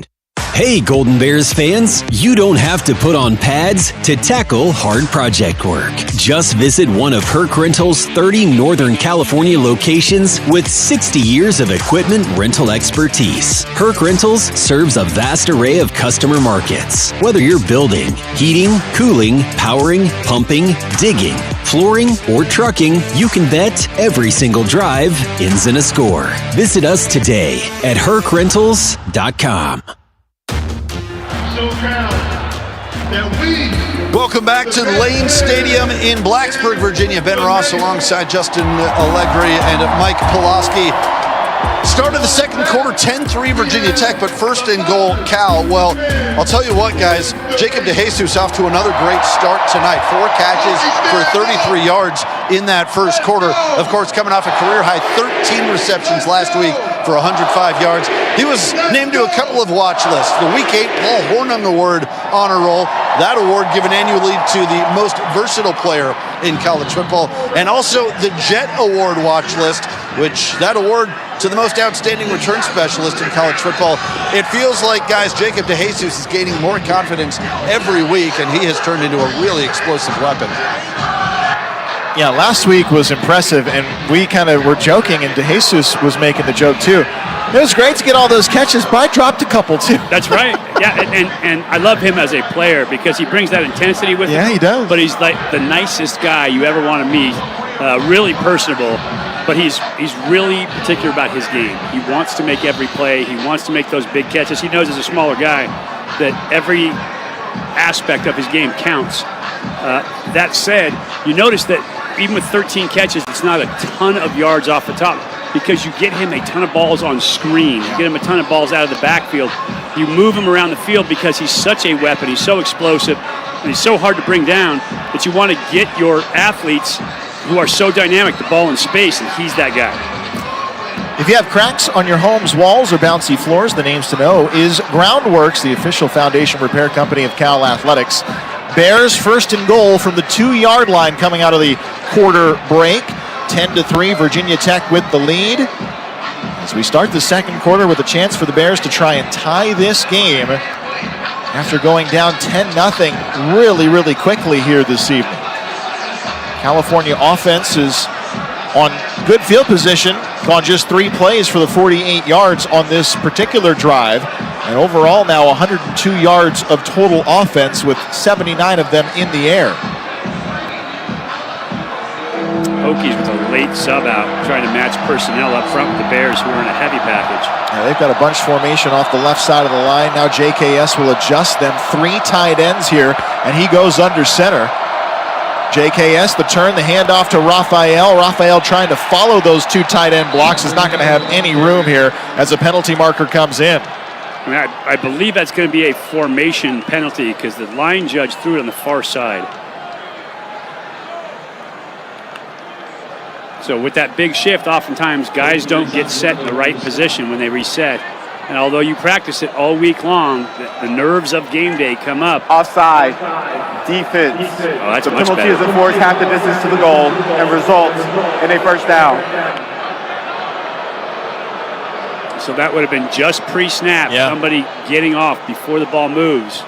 They were getting a little antsy. Exactly what I was talking about, but on the opposite side of the ball. Well, you see a formation like that, you probably want to try and counter something, right? Yeah, and you get antsy to jump because you know that power's coming at you, and they ran the power on that play, so you have the overload in terms of personnel. You're trying to be the guy that splits the double team or that jacks up the front side play. 2 tight ends again brought in. Cole Basha is also in at the wide receiver on the far side of the field. Here's a toss play now to Raphael, and he's into the end zone.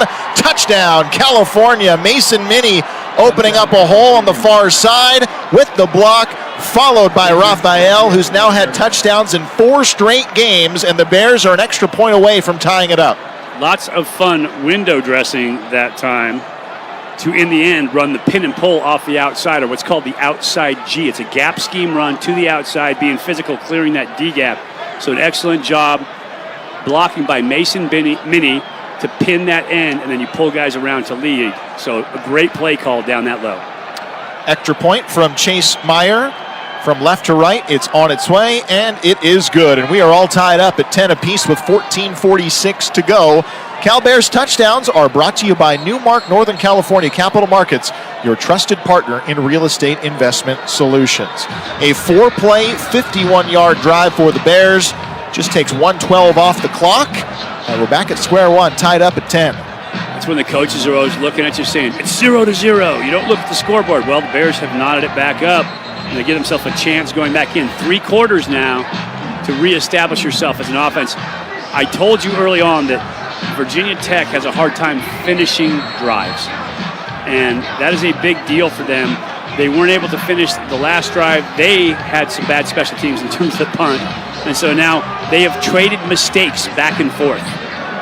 Another one of the keys to the game is offensive line and who's going to make the least amount of mistakes. Well, the Hokies have now evened it up with the Bears, and they're both trading at a pretty bad clip for bad mistakes. Well, and I'll even take that one further because Virginia Tech's defense has yet to stop an opposing offense in the red zone this year. Opposing teams are 29 for 29 scoring in the red zone this season against the Hokies. Preload to take it out from a yard deep on the far side. He takes it to the 20-yard line and then dives, reaching the ball out to the 25-yard line where he is downed and officially ruled at the 24. But on the bright side, that kick was 1 yard deep in the end zone. It was. So the ball did make it to the end zone that time. And celebrate the little victories, that's Mike. Right. That's what I always do. I'm a bright side guy. You know that. All right, so here comes Drones now. Drones in this Virginia Tech offense, they scored on their first 2 possessions of the football game. And now it's tied at 10 with 14:40 to go in the second quarter. Drones has Stewart to his right. They'll send a single man in motion. Hairston, the tight end, now he'll throw after he runs to the right side, slipping the first contact and getting around is Green. Green cleaned up, though, by Uluwave. It's a gain of 7 yards to the 31. Just that wide zone fake where they're going to run the stretch. Everybody gets flow going to the field. The backside corner playing off. The quarterback decided to take what they call the gimme or the present to the quick hitch. Bears are getting some more of their depth players in. That was Jordan Sanford on the edge. We just saw Cole Basha as a wide receiver. Now the fake of the handoff blasted as the quarterback staying on his feet, backpedaling his Drones. He's not going to go down, and he's not going to try and throw it. Where are they going to mark him dead here? Mr. Drones meet Mr. Uluwave. That's quarterback counter, and Cade Uluwave saw that and did what's called a linebacker run-through. When a guard pulls, he vacates that spot. They're trying to work back to get to that backside linebacker. If he can run through where that guard vacated, it puts him in position to make the tackle. So excellent read and react by Cade Uluwave to get through that hole to make that play. Uluwave drove him back to the 15-yard line. They marked this at the 29, the 30-yard line because of the forward progress. Yeah. Now the fake, the toss into the flat over on the far side. There's Sanford again, right on target, one-on-one to make the stop, pushing back Gosnell. And it's a loss of maybe a yard, and it's forced another punt from Virginia Tech. And Sanford was trying to ensure the tackle. Had he had the confidence to look back for that ball, that was a pick six to the house, Friday touchdown. Instead, the second punt of the evening, and all the momentum is shifted back to the Bears now. Another interesting formation. Alstisas will punt this ball away. Yeah, there's multiple gunners to the near side, and the punt is away. Here comes DeJesus, makes the catch at the 35-yard line, cuts to the right side, gets to the 40, 45, and tries to stay on his feet before he's cut down at the 47-yard line. Bad punting will get you in trouble every time. You lose contain right away on the rush, and then Derek Dandy has to come from behind and clean it up. But DeJesus doing a good job of recognizing that was a flat punt and taking the big return. On the go and want to stay connected to live college sports anywhere in the country? Download the free Varsity Network app available on Apple and Android. With new features this season, it's easier than ever to listen live and keep up with your favorite teams. Don't miss a moment.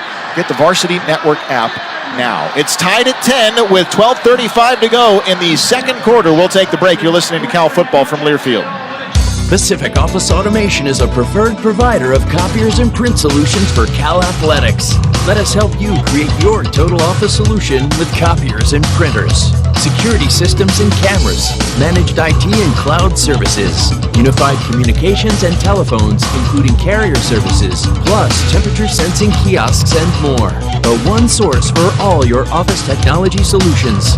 Go to PacificOffice.com. Pacific Office Automation. Problem solved. Today's game is brought to you by Barbasol Shaving Cream. Why pay more for gels when Barbasol delivers an instant thick lather for a close, comfortable shave? Choose Barbasol, a quality shave and trusted value. This is Cal Football from Learfield. Is that the sound of an ooey gooey cheesy crunchy slice of P-I-Z-Z-A? Obviously, but as good as that sounds, we think it can get even better. Oh yeah, that's the sound of a freshly opened fizz-filled Pepsi. The only thing that can take this flavor medley of crunchy dough, mouth-watering cheese, and savory sauce to the next level. How about another bite? Pepsi and pizza sound like a match made in heaven and taste even better. Pizza, better with Pepsi. That's what I like. It's game time! Imagine a playing field where precision, strategy, and unwavering commitment lead to flawless execution. At Red Top Electric, our game plan is not just about wiring circuits, it's about creating lasting partnerships through large-scale commercial electric construction. Our all-American electrical contracting team has a playbook of innovative solutions that spark connections. Red Top Electric is powering what's next and fueling the roar of the Cal Bears.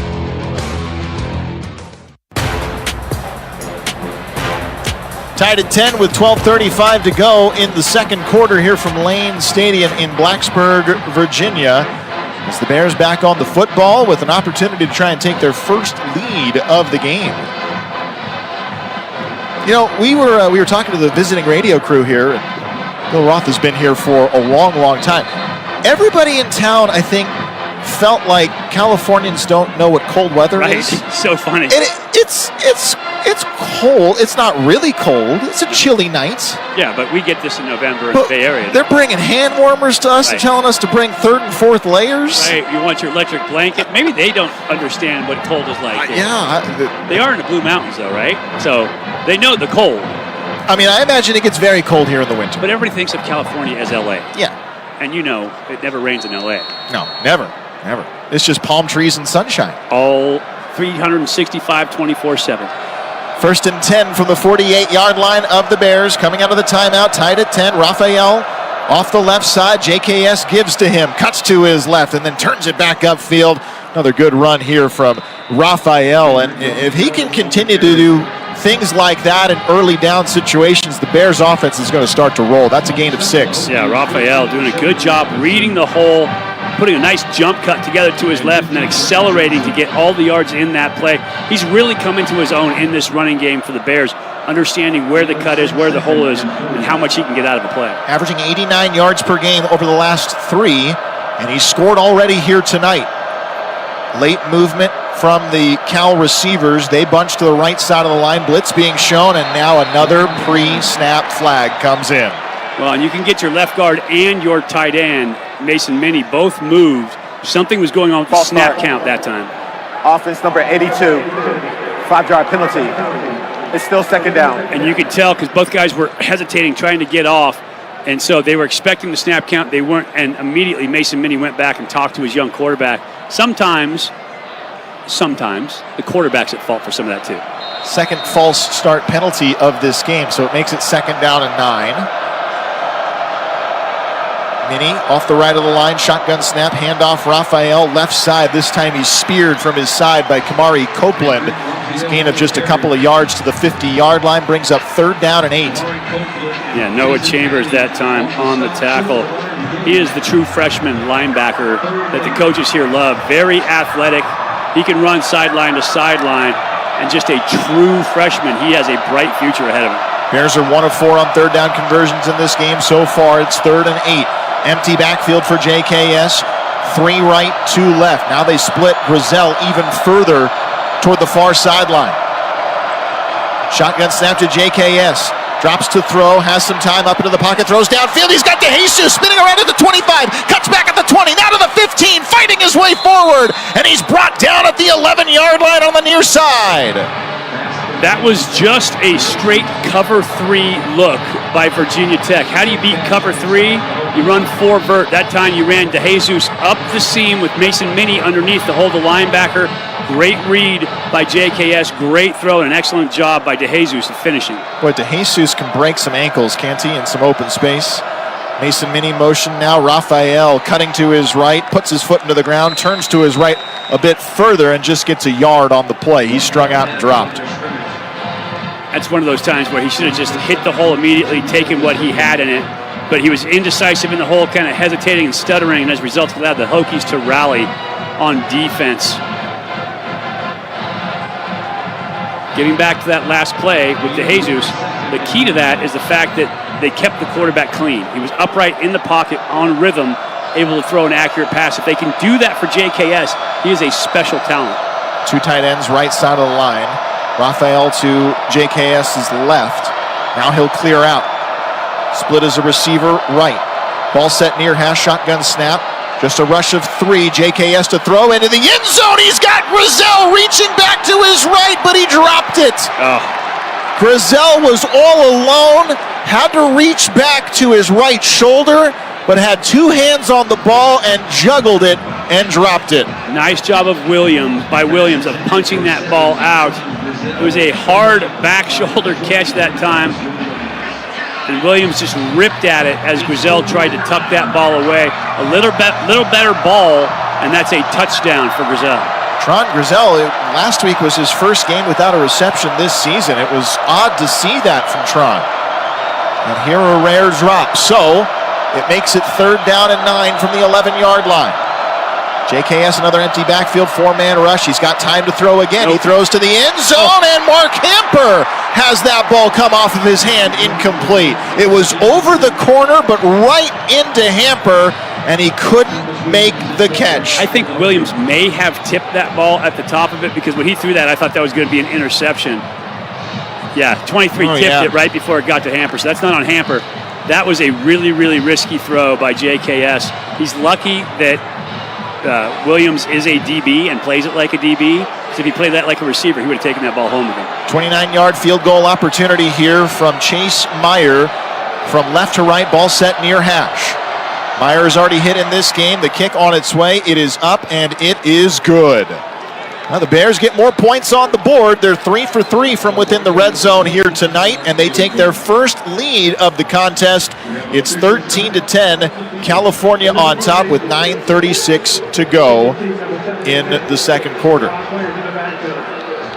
There was a repeat 4th down. There was a penalty on that play. They're going to have to re-kick this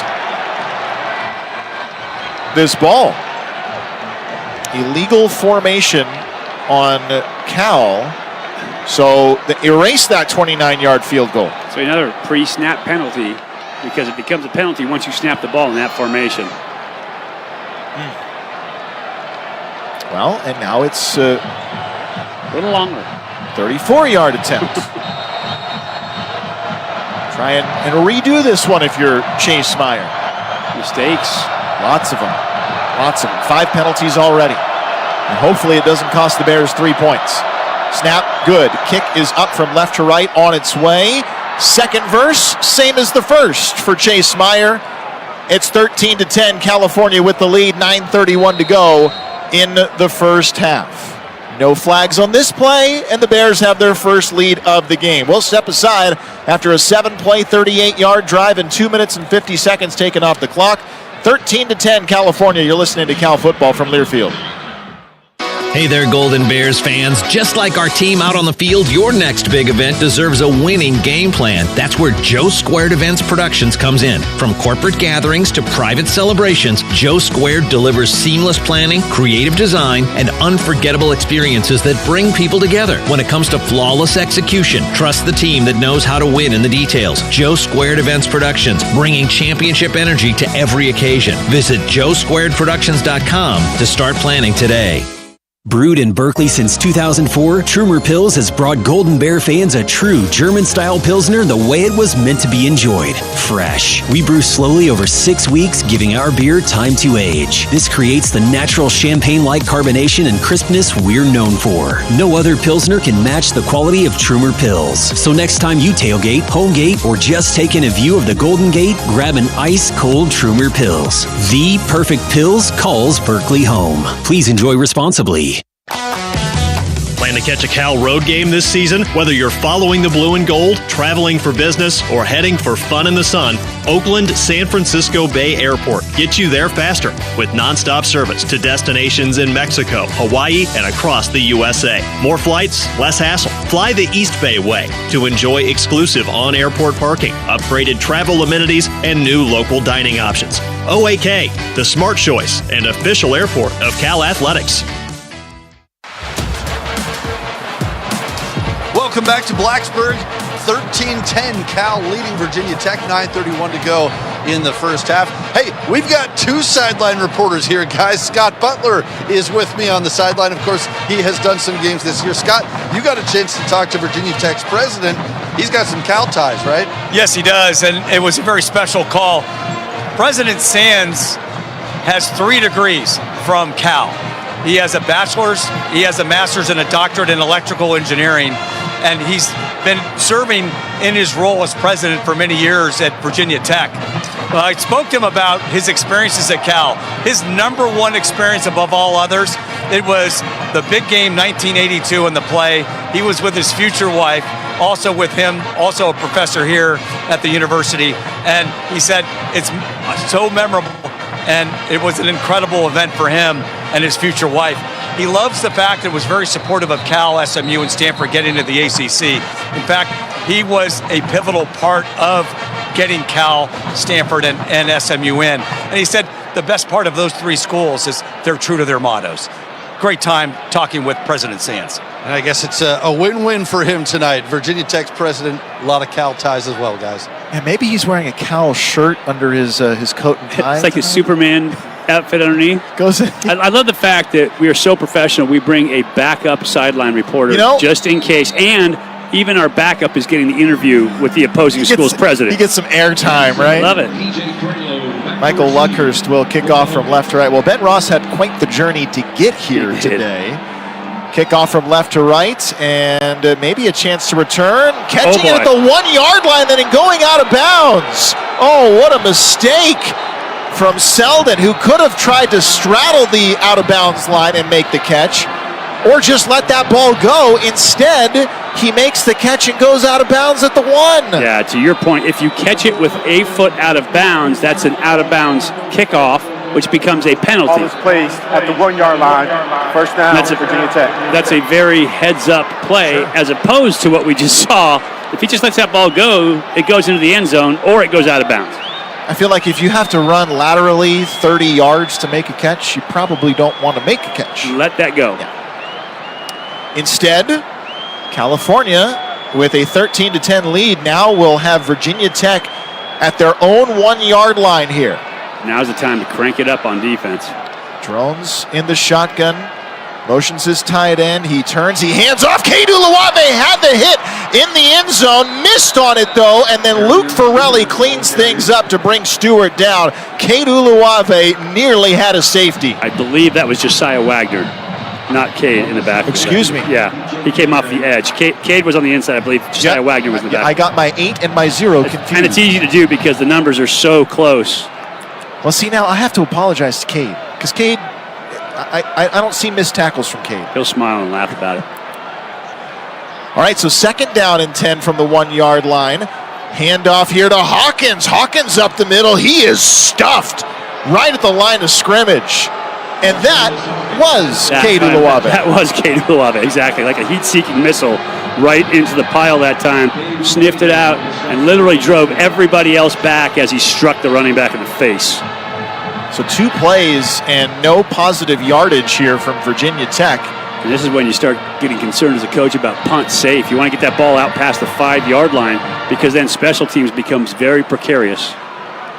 Big package here for the Virginia Tech offense. They'll hand off and into the second level. Spinning off of contact is Hawkins, racing to the 10 yard line. He's got a first down. Boy, he was bottled up at the 5. Broke that contact like he's done so many times this season and has an 11, 12-yard gain for a first down. Just getting that easy gap on the backside. It's inside zone. Everybody pushes front side, and nobody filled that A gap on the backside. So a great job by Hawkins of recognizing that, cutting back, and getting his team a first down.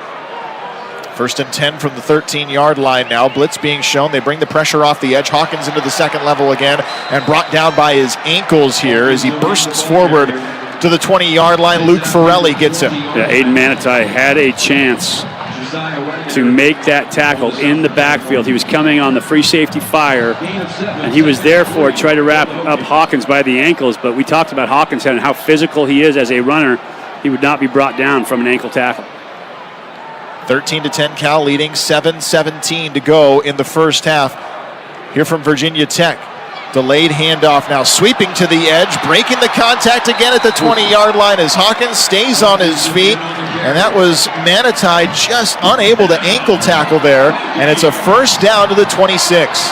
Yeah, once again, the freshman in the backfield against a strong running back, unable to make that tackle. You've got to wrap up. You've got to get up there at least around the waist. But then Cam Sidney came in and cleaned that up with a violent blow on the sideline. Slowed him down enough for Cam Sidney to line him up. And that he just blasted him out of bounds. 26-yard line, 1st and 10 for the Hokies here. Now they fake the handoff, dropping to throw and stepping up, throwing over the middle, diving after it to his left is Heath. And Takai Heath can't make the catch as the pressure was coming to Kyron Drones. And that really is exactly what's been going on with Virginia Tech all year long. Takai Heath was wide open underneath for 3 seconds. Kyron Drones didn't recognize it, and as he tried to come to him late, he had somebody wrapped around his waist. If you just throw the easy one when the guy comes open, it makes the game so much simpler. 2nd down and 10 now from the 26. They'll motion the tight end, Gonzanel, and now a run to the right to the 30-yard line. Just about there at the 30-yard line. He is stopped. And it's this time Stewart, Terrion Stewart, bringing up 3rd down and 6 after that 4-yard gain. Virginia Tech subbing, so Cal taking the opportunity to sub in their second string or second line as well. Get some fresh legs out there on the D-line. What they call their NASCAR series with all the fast rush guys.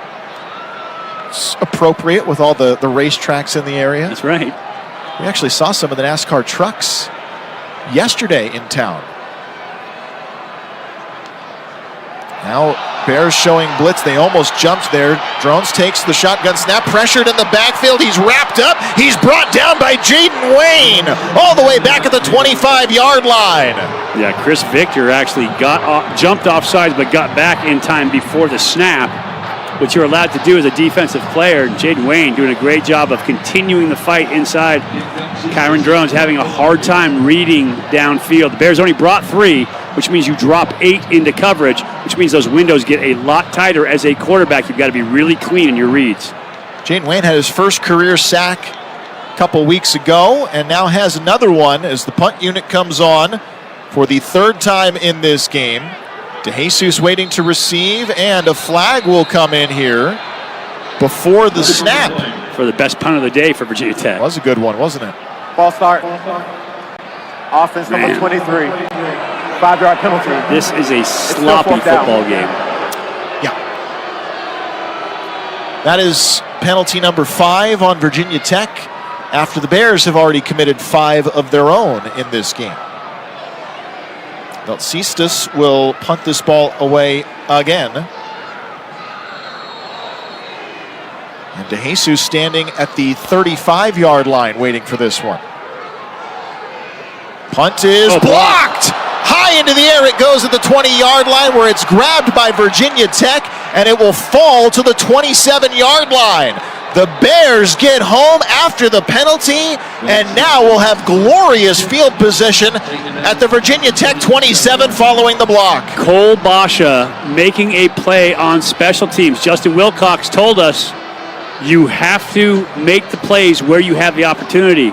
Cole Basha, a Monte Vista Mustang, a product of the East Bay, coming in, making the play, making the block. Excellent effort, excellent technique, because he would not have roughed the punter even if he didn't get the block. So that was outstanding from the young player to make that play. Well, Cole Basha we've seen a couple of times on special teams this year. Tonight's the first time we've seen him on offense. Now again, that's a special teams play, but we're seeing more of number 82 here tonight than we have at any point before. JKS under center, a toss play out to League, and he tries to get to the edge, and he's strung out for no gain. Anthony League, his first touch, the freshman out of Long Beach, who ran for over 1,500 yards his senior season and 22 touchdowns. So Cody Heisman, their defensive end for Tech, doing a great job of stretching the play, running to the point, and making a tackle at the end. So those big guys for Virginia Tech continue to impress.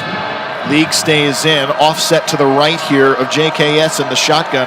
2 receivers right on second down and 9 from the 20.5-yard line. Moving left to right, Bears leading 13-10.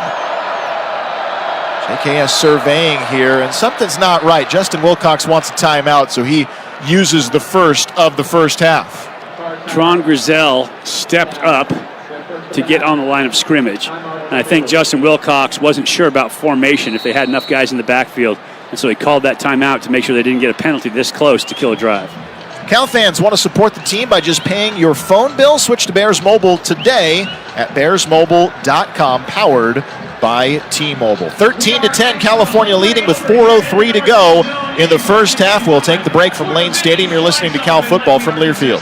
Hey, Cal fans, is your dog as big a fan of the Bears as you are? Nylabone and Cadet invite you and your pup to show your spirit and join the Cal Pup Club today. Membership is free and open to all dogs of any age. Sign up today at calbears.com/Cal Pup Club signups to get an official Pup Club membership certification, invitation to Cal Pup Club events, and more. So what are you waiting for? Join the Cal Pup Club today. Nylabone and Cadet, proud partners of Cal Athletics since 2005. Go Bears! Today's game is brought to you by Barbasol Shaving Cream. Feeling great starts with a great shave, and a great shave starts with Barbasol's thick and rich moisturizing lather. Start your day off right with Barbasol. This is Cal Football from Learfield. Hey, sports fans, have you heard about East Brother Beer Company in Richmond, California? East Brother Beer Company is all about classic, easy-drinking beers that'll make your taste buds cheer. They're not just another brewery, they're award-winning champions. Try East Brother Beer's Bow Pils, a clean, crisp bohemian-style pilsner. And the Blonde Ale, a timeless classic that's your ultimate game day teammate. So grab your jersey, settle in, and crack open an East Brother Beer, the only choice for game day. Find a beer near you at eastbrotherbeer.com. Please drink responsibly. deserve to win when it matters most. Facing multi-billion-dollar bet the company litigation? No problem. That's why we're here. Troutman Amin LLP is a true legal powerhouse built specifically to assist companies with their most complex litigation and compliance needs. When you need the absolute best defense or guidance available and nothing else will do, Troutman Amin is here for you. Troutman Amin LLP, the official law firm of Cal Athletics. Bears leading 13-10 with 4:04 to go in the first half here from Lane Stadium at Virginia Tech. First NorCal is proud to be the official credit union of Cal Athletics. The Bay Area is home to better banking since 1949. To learn more, visit firstnorcalcu.org. It looked ugly after those first couple drives for the Bears. And since then, Tech has found a way to shoot themselves in the foot over and over and over. It is very, very poor right now for Virginia Tech. And what looked like they were dominating in every facet 2 drives into this game. And now the Bears, after the blocked punt, it's marked at the 21-yard line. It'll be a 1st and 10 from just outside the red zone. Excuse me, 2nd and 10 from just outside the red zone. JKS out of the shotgun. Blitz being showed by the linebackers. The handoff to League. League tries to go up the middle, pushes forward with a couple of Cal offensive linemen getting him down to the 18-yard line here. Great second effort by League that time. He initially got stoned at the line of scrimmage and just kept his legs driving and drive for another 3 yards. I mean, he's a big body. He's 6 foot 215, and again, just a true freshman. Filling in here today after Brandon High and LJ Johnson were unavailable. 3rd down and 7 from the 18. The Bears 2 of 6 on 3rd down conversions. King and Grizel split right. Minnie and DeJesus left. Raphael is back in.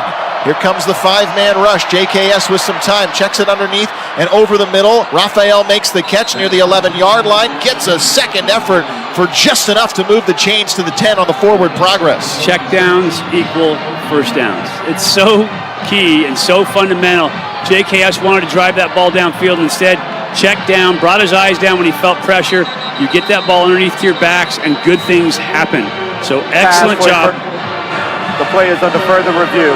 I think I'm going to look at the spot. Oh, he got it on his first penetration down there. He crossed that first down marker. There's no doubt about it. But a great job of checking the ball down for a young quarterback watching growth. Yeah, he needed to get to the 11. I think he got just past the 11. Yeah. It might not be at the 10-yard line where the ball is right now. No, but I think he just got past the 11-yard line. He got inside the 11 for sure. Our Close Shave Instant Replay is brought to you by Barbasol Shaving Cream. Why pay more for gels when Barbasol delivers an instant thick lather for a close, comfortable shave? Choose Barbasol, a quality shave and trusted value. And we have the official's view here that we get to look at in the booth. He definitely got inside the 11-yard line. And so it will be a first down. It will not be at the 10. They'll probably move the ball back about half a yard. Yeah, I think you probably lose a foot, maybe 2. Yep. And again, it was ruled as a first down, so you really need to. So, first down. The ball will be placed at the 11-yard line. Upheld. You can't look at that and say definitively we need to move it back a yard. So the spot was not upheld because they did move it back to the 11, but the first down was upheld. Yes. So it's exactly what we said. They should just ask us. We would have given it to him quicker. Right after our Barbasol read, we would have told them. Read Barbasol, hit the field. Got your answer. Makes it 1st and 10 from the 11-yard line. Bears leading 13-10, 3:06 to go in the opening quarter, and more pre-snap movement. This will be the 3rd false start against California. False start. Offense. Everybody but the snapper. Yeah. 5-yard penalty. Which means it's still first down. That's on the center. If everybody but the center moves, it means the center didn't snap. He was making a call or he was doing something else, but didn't get the signal to snap the ball because all of the receivers to the left moved, the whole offensive line moved, the quarterback moved. Man, sloppy. Very. 6 penalties for 35 yards already. And we're not even a half into this game.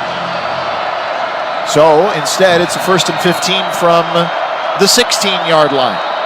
JKS takes the high snap, spins around, fakes the handoff. He's flushed from the pocket, rolls, throws on the run, and at the 10-yard line, Mason Minnie makes the catch, tries to stay in bound, but his momentum takes him out near the 11.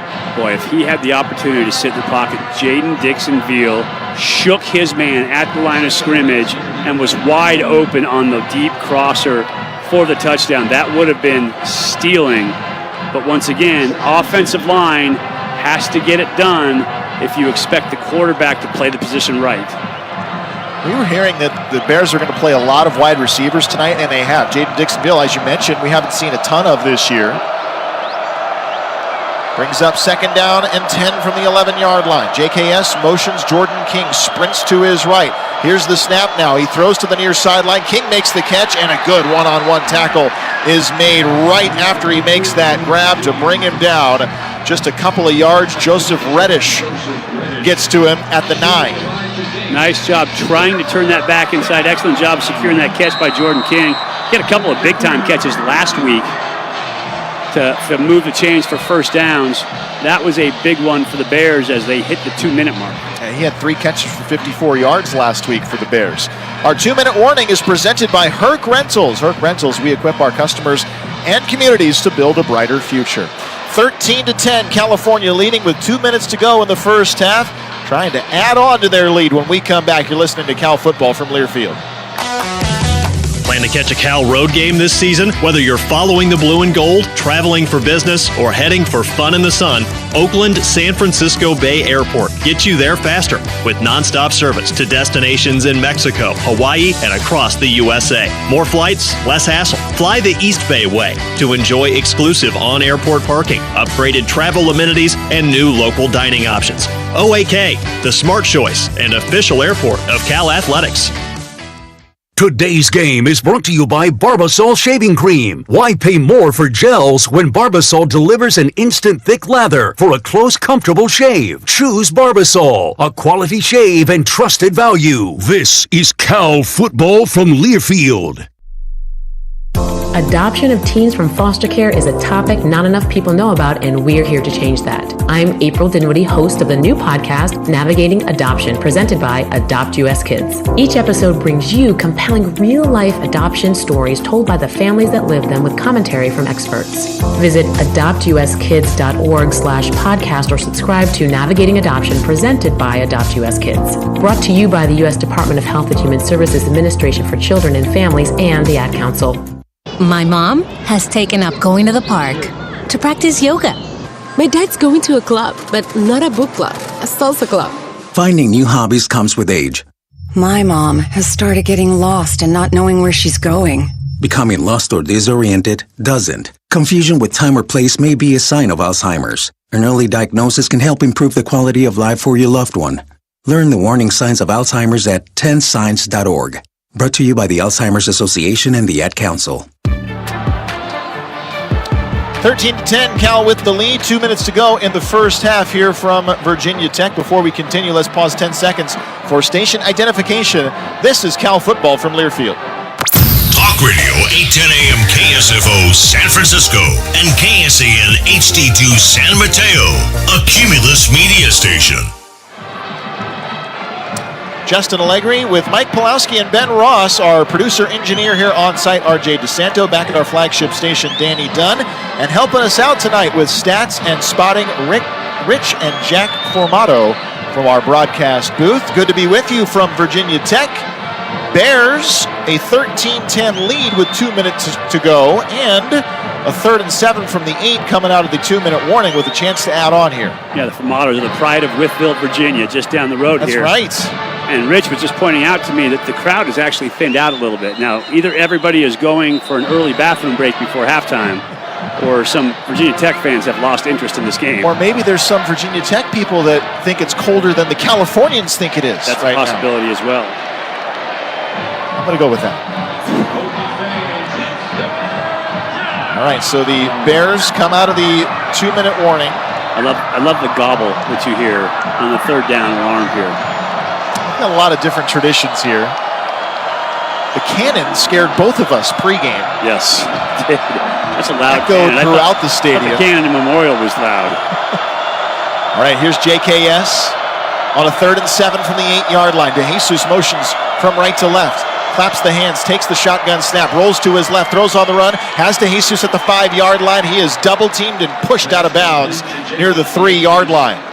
So now you are, do you go for it down here or do you kick the field goal? You need 2 yards for a first down, 3 yards for a touchdown. It puts you up 6 if you kick the field goal. And if you don't get it, you pin them down deep with 2 minutes, or less than 2 minutes left in the half. We said it earlier, touchdowns are going to win this game. Yeah. And they're going to go for it. On 4th and 2 from the 3-yard line. Raphael in the backfield with JKS. Here comes DeJesus, the motion man. They throw out to DeJesus in the flat. DeJesus pushing forward, trying to get the first down marker. And he's going to be very close, and he does have enough for the first down. Yeah, he got it. Great job by Jacob DeJesus. Diminutive, yet powerful. He came off the edge, catching that ball. Same thing, just him in the flat, right? Get your dynamic athlete the ball in the flat. And as he turned upfield, he literally had to take a man on and hit him harder, moved him off his spot to get that first down. Well, the other part is you get it to a veteran who knows that I don't need to get to the end zone here. I just need the 2 yards. Need to get the chains. So now it's 1st and goal from the 1. DeJesus in motion again. Here's the handoff to Raphael. Hit at the goal line, spins around, and the second effort gets him into the end zone. Touchdown, California. For the second time tonight, Raphael is in, and it's 19-10 Bears. Great job keeping his feet churning, stoned at the line of scrimmage, but refused to go down. So as he stumbled to his left, he just turned around and kept his feet moving, driving backwards into the end zone. Excellent job of finding that goal line. Bears convert on an 8-play, 21-yard drive. Remember, it was the blocked punt that gave them that field position. 3 minutes and 7 seconds taken off the clock. Here's the extra point on its way from left to right, and it is good from Chase Meyer, making it a 10-point California lead, and the Bears have scored 20 unanswered points in this first half. Our touchdowns are brought to you by Newmark Northern California Capital Markets, your trusted partner in real estate investment solutions. After those first couple offensive drives for the Bears, people were thinking, ooh, and cringing about this game. And now all of a sudden the Bears have reeled off 20 unanswered points. In part due to Virginia Tech making some huge mistakes, but then the Bears taking advantage of that to put a couple balls into the end zone and get a couple field goals. Field position has been a big part of that, too. First NorCal is proud to be the official credit union of Cal Athletics. The Bay Area is home to better banking since 1949. To learn more, visit firstnorcalcu.org. So 1:43 to go. Remember, Virginia Tech won the opening toss, elected to defer. So the Bears with 1:43, couple of timeouts. Virginia Tech, all 3 of their timeouts. Luckhurst the kickoff from left to right. This one more of a short kick at the 4-yard line. It is fielded. Brought up the far hash, and a good hit and a good cover by the Cal special teams will stop this at the 17-yard line. That's also been another piece to this. They had the miscue on special teams that had the ball go out or be marked out at the 1-yard line. And now a return that just gets them back to the 17. Yeah, their field position and their decisions in special teams have not been very good tonight. I think special teams as a whole, this will not be the clinic film that they show when they go on the road for coaching clinics. The only part of their special teams that has looked good has been John Love, who has been one of the better kickers in college football. A single field goal. Yeah. So 20-10 with 1:37 to go in the opening half. Here's Drones now taking the shotgun snap, facing a 3-man rush, steps up, runs with it now, tucks and tries to get around Cade Uluwave, dives and gets him by the ankles, cuts him down at the 19-yard line. Great tackle by Cade. Open field like that, it can be so tough, especially against a big athletic quarterback. Did a great job of just grabbing that single foot and getting Drones to the ground. Yeah, he doesn't make the tackle there. It's probably a first down and maybe a little bit more than that. More, yeah. Charge timeout. Cal. I like this. Their second of the half. They're trying to get the It ball. will be 30 seconds. Trying to get the ball back, and they know that the punt team from Virginia Tech has not been very good. So if they can save some time, force them to punt, they give themselves a chance to at least get a field goal going into halftime.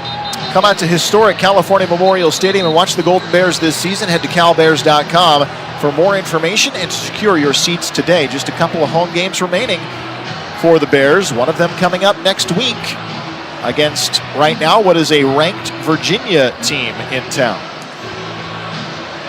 But for the Bears, it's their defense trying to halt this Virginia Tech offense. It's 2nd and 7 with 1:27 to go in the first half.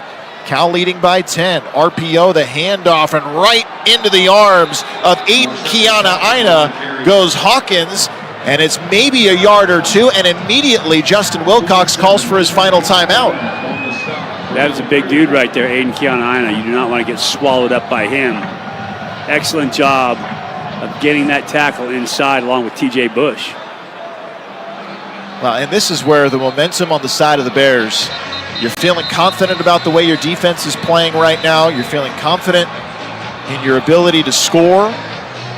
Now, there's no timeouts left for Coach Wilcox here, so there won't be a ton of time if the Bears can make a stop here on 3rd and 5 to get the ball back, but at least there will be time. They can chew 40. Yeah. So figure the play takes 6 seconds. That's going to leave you with 37 seconds left. Drones and the Virginia Tech offense on 3rd downs, just 1 of 5 here tonight. Shotgun snap, 4-man rush. He holds in the pocket. He throws to the near side of the 25-yard line. Second effort gets a first down on the near side of the field. Cam Sidney couldn't collect Heath, the receiver, and he's got enough to move the sticks. Well, you got to execute when the pressure's on. That time, Kyron Drones threw a perfect ball to Kai Heath, who made a great catch and a good job finding the sticks, getting that first down. Stops the clock after going out of bounds with 1:16 to go. 3 receivers to the right. Deep drop now for Drones. He lofts it downfield and reaching up, leaping into the air, trying to make the catch was Davion Green. Incomplete. Hezekiah Massis was behind him there. He might have got a hand on that too at the 50-yard line, but it's incomplete. Boy, Cal's DBs have been on top of Virginia Tech's receivers every single play so far in this game. Paco Austin was so far above him in phase that he actually got beat with a bad ball on the inside. And so the Bears just have these receivers bottled up tonight. Hawkins to the left side of Drones in the shotgun. 2nd down and 10. Another deep drop for Drones. Pressure coming up the middle. Avoids it. Now spins around and he goes down. Cade Uluwave rifling through the gap. Brings him in at the 20-yard line. It's a loss of 9 yards. So that's his 2nd sack on the night. Great job seeing the quarterback under pressure, reacting and making that tackle. Boy, he is so explosive as a linebacker, getting from point A to point B. You can't get out of his way. So quick. Yeah. Just a blink of an eye, he was back there. And now Virginia Tech's thinking, well, we better run some clock here. And they're going to wait to take this snap on what is a 3rd down and 19 from their own 20-yard line. 3 receivers, right, 1 left. They're showing blitz from Uluwave. The handoff sweeping to the left side is Hawkins, and Uluwave again. Boy, what another great tackle from him. Cade Uluwave after that tackle. That's already 9 for him with 2 sacks and 3 tackles for loss. It's a pretty impressive night. He is vying for Defensive Player of the Week for the ACC right now. And the clock will wind to 0 here as the Bears head into the locker room. What a recovery from this California team after going down 10-0 almost in a blink of an eye to start this football game. They score 20 unanswered points and now head into the locker room with a 10-point lead, 20-10. And we're now going to be joined by Travers Family head football coach Justin Wilcox with Ben Ross.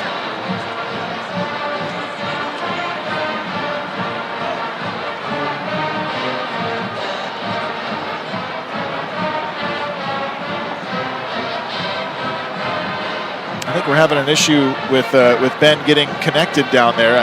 I can see Ben talking to head coach Justin Wilcox, but I don't think we have the reception to get him. We're not hearing it up here. Anyway, so I'm sure all good things being said all by good Coach things, Wilcox. yes, exactly. 20-10, the halftime score here from Virginia Tech. We'll step aside. Halftime show is coming up when we return to Lane Stadium. You're listening to Cal Football from Learfield. Hey, college football fans, I know you'd do anything for a win on game day and an ice-cold Bud Light. Because whether you're tailgating in the parking lot or parked on the couch, sitting on your lucky stool at the bar, or standing in the fan section all game long, the clean, crisp taste of Bud Light turns a win into a win-win. And there's nothing easier to enjoy than that. Bud Light. Easy to drink, easy to enjoy. Enjoy responsibly. Anheuser-Busch Bud Light Beer, St. Louis, Missouri. When you're on the move and looking for nonstop college sports action, get the Varsity Network app and take the game with you everywhere. Stream live play-by-play from schools across the country right from your phone, free. Catch hundreds of weekly podcasts, including shows from your favorite teams, all in one place. From football Saturdays to midweek hoops, it's your all-access pass to the college sports world. Whether it's game day or just your daily drive, the Varsity Network app has you covered. Download now and listen live for free on the Varsity Network app. Hey there, Golden Bears fans. Just like our team out on the field, your next big event deserves a winning game plan. That's where Joe Squared Events Productions comes in. From corporate gatherings to private celebrations, Joe Squared delivers seamless planning, creative design, and unforgettable experiences that bring people together. When it comes to flawless execution, trust the team that knows how to win in the details. Joe Squared Events Productions, bringing championship energy to every occasion. Visit joesquaredproductions.com to start planning today. Pacific Office Automation is a preferred provider of copiers and print solutions for Cal Athletics. Let us help you create your total office solution with copiers and printers, security systems and cameras, managed IT and cloud services, unified communications and telephones, including carrier services, plus temperature sensing kiosks and more. The one source for all your office technology solutions. Go to PacificOffice.com. Pacific Office Automation. Problem solved. On the California Golden Bears Sports Network from Learfield, Cal Bears Football is brought to you by Trumer Pils, the world's most awarded Pilsner, Le Bon Temps Restaurant Group, proud partner of Cal Athletics, and by Red Top Electric, powering what's next. Welcome to the Cal Bears Halftime Show.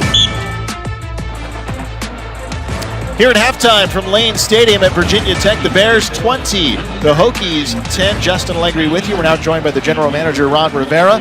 To me, Ron, this was all about a response early because Virginia Tech came out with the plan and punched the Bears in the mouth.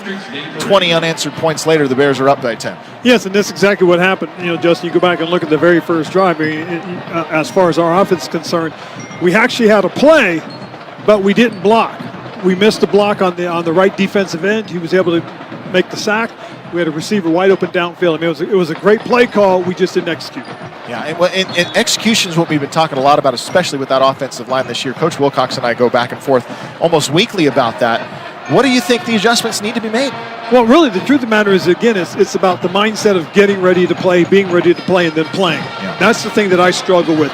Our left tackle did not respond initially. He has responded since then and has played a much better game. But you come out, when that ball's kicked off, you should be ready to play. I was a little disappointed in that. Well, and the field position battle in the first half was critical, too, and there were some good special teams play. The blocked punt was big. I know Virginia Tech made a couple of mistakes, too, but when you get those types of effort and give yourself good field position, good things happen. Absolutely. Our mortar kickoff, we got him actually step out of bounds at the 1 yard line. We were able to keep him contained. They did get a first down, but we did force the punt and got the ball at midfield again. Like you just said, special teams has been a highlight for us as far as this game is concerned as well. You as a linebacker, what do you think when you watch Cade Uluwabe? Because the last sequence he just made there, that's excellent stuff. Yeah, right? he plays fast, plays very, very fast. I love his downhill attacks. He sees something, he goes, he commits, and that's what you got to be as a linebacker. Luke Farrelly's a young guy, but you see when Luke gets into that same rhythm, he can make the same kind of play. So I like our two young linebackers. We're just promoting the last couple of home games. Hard to believe there's only 2 home games remaining, but next week's a big one for the Bears. Yes, it is. Yes, it is. Got to first take care of business here at Virginia Tech, and then next week can be a very, very important game for us. All right, General Manager Ron Rivera, we always appreciate the time at halftime. Thank you. Right on. Thanks, Justin. It's 20-10, California with the lead over Virginia Tech. Hal Ramey's got the rest of the halftime show when we come back to Lane Stadium. You're listening to Cal Football from Learfield. Hey, college football fans, I know you'd do anything for a win on game day and an ice-cold Bud Light. Because whether you're tailgating in the parking lot or parked on the couch, sitting on your lucky stool at the bar, or standing in the fan section all game long, the clean, crisp taste of Bud Light turns a win into a win-win. And there's nothing easier to enjoy than that. Bud Light. Easy to drink, easy to enjoy. Enjoy responsibly. Anheuser-Busch Bud Light Beer, St. Louis, Missouri. Today we have two very special guests on our program, introducing Lem and Lime. Hello. For Starry Lemon Lime Soda. Thanks for having us. What is Starry Lemon Lime Soda? It's a crisp, clear burst of lemon lime flavor, and it's caffeine-free. Between us, one of you must be a little more important to Starry than the other. Who is it? We're both important. So it could just as easily be Starry Lime Lemon Soda. No, that doesn't sound right. Oh, I like it. So you saying hip-hop could be hop-hip. Works for me. Starry Lemon Lime Soda. Starry hits different. This is your home for Cal football. The California Golden Bears Sports Network from Learfield. Morning, Zoe. Got donuts. Jeff Bridges, why are you still living above our garage? Well, I dig the mattress, and I want to be in a T-Mobile commercial like you. Teach me, Saldana. Oh, no, I'm not really prepared. I couldn't possibly. At T-Mobile, get the new iPhone 17 Pro on them. It's designed to be the most powerful iPhone yet and has the ultimate Pro camera system. Wow, impressive. Let me try. T-Mobile is the best place to get iPhone 17 Pro because they've got the best network. Nice, Jeffrey. You heard them. T-Mobile is the best place to get the new iPhone 17 Pro on us with eligible trade-in in any condition. So, what are we having for lunch? Dude, my work here is done. With 24 monthly bill credits on Experience Beyond for well-qualified customers plus tax and $35 device connection charge. Credits end and balance due if you pay off earlier. Cancel. Finance agreement iPhone 17 Pro 256 gigs, $1,099.99 and new line minimum $100 plus a month plan with auto pay plus taxes and fees required. Best mobile network in the U.S. based on analysis by Ookla Speed Test Intelligence data 1H2025. Visit T-Mobile.com.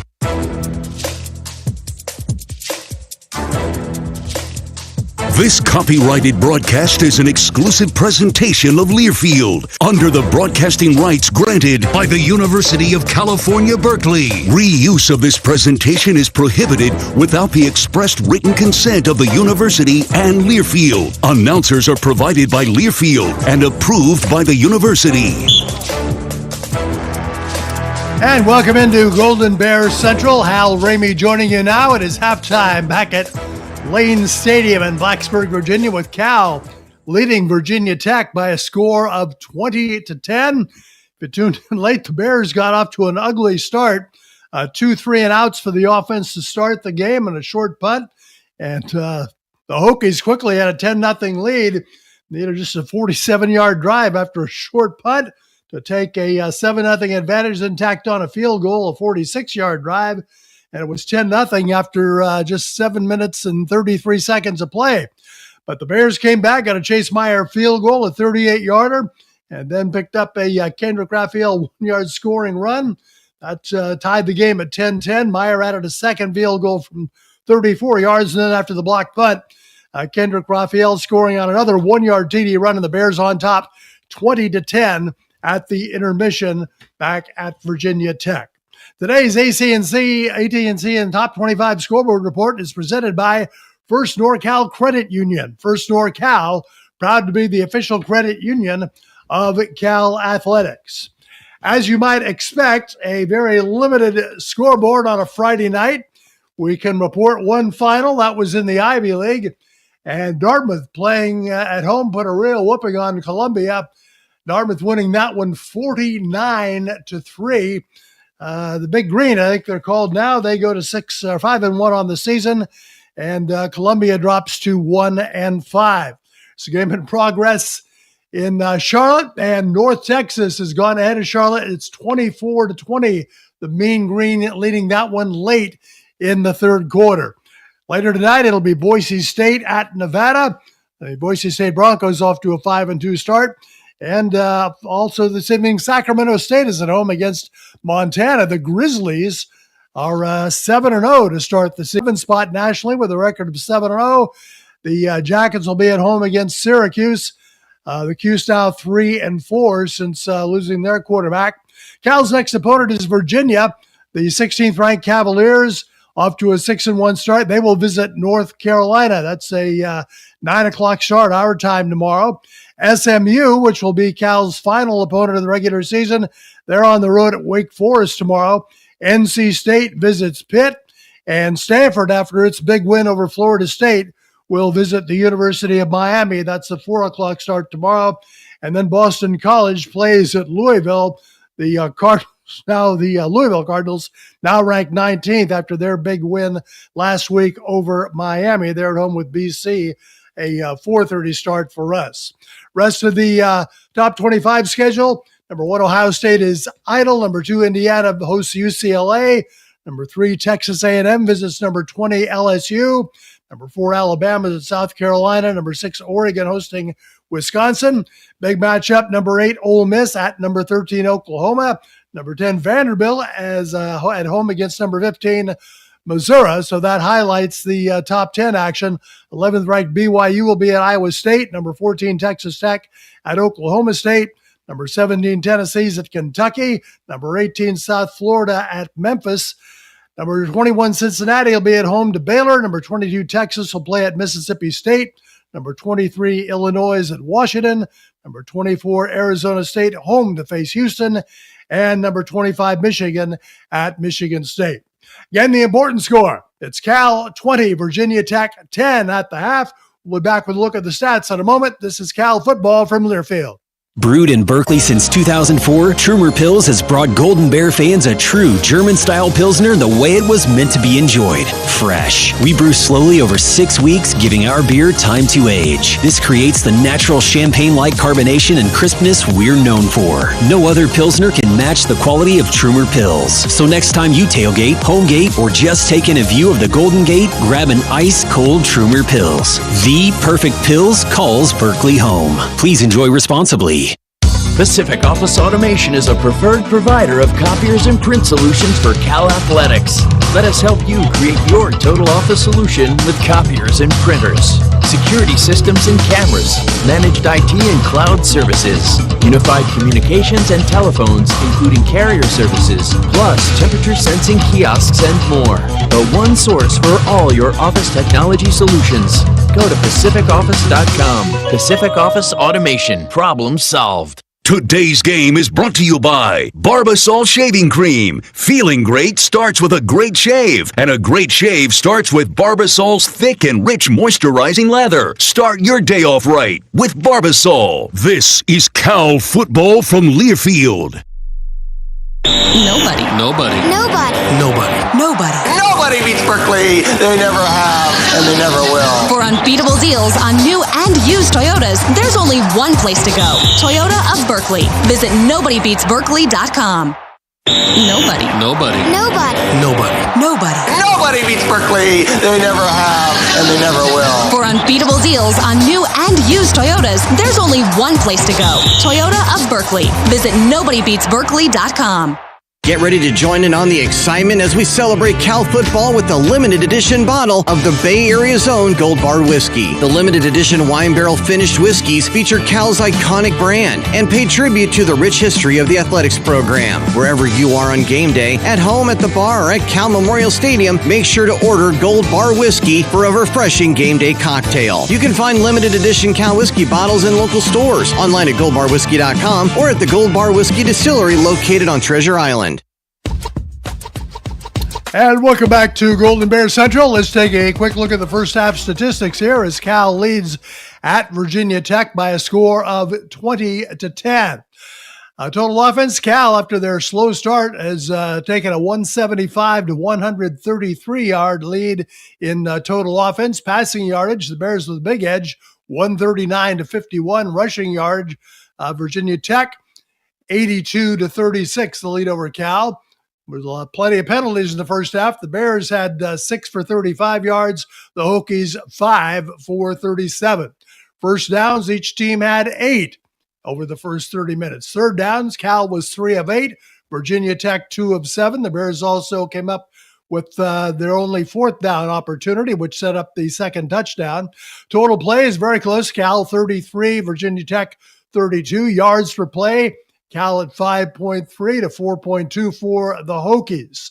Red zone, Cal a perfect 4 for 4 with a pair of touchdowns and a pair of field goals.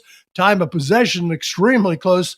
Va Tech actually has the lead 15:09 to Cal's 14 minutes 51 seconds. No turnovers in the first half. Sacks, Cal came up with 3. Cade Uluave had 2 of those, the other by Jaden Wayne. Uluave quite a half, 9 tackles, 2 sacks, and 3 tackles for loss. Individually, JKS 13 of 19 through the air for 139 yards.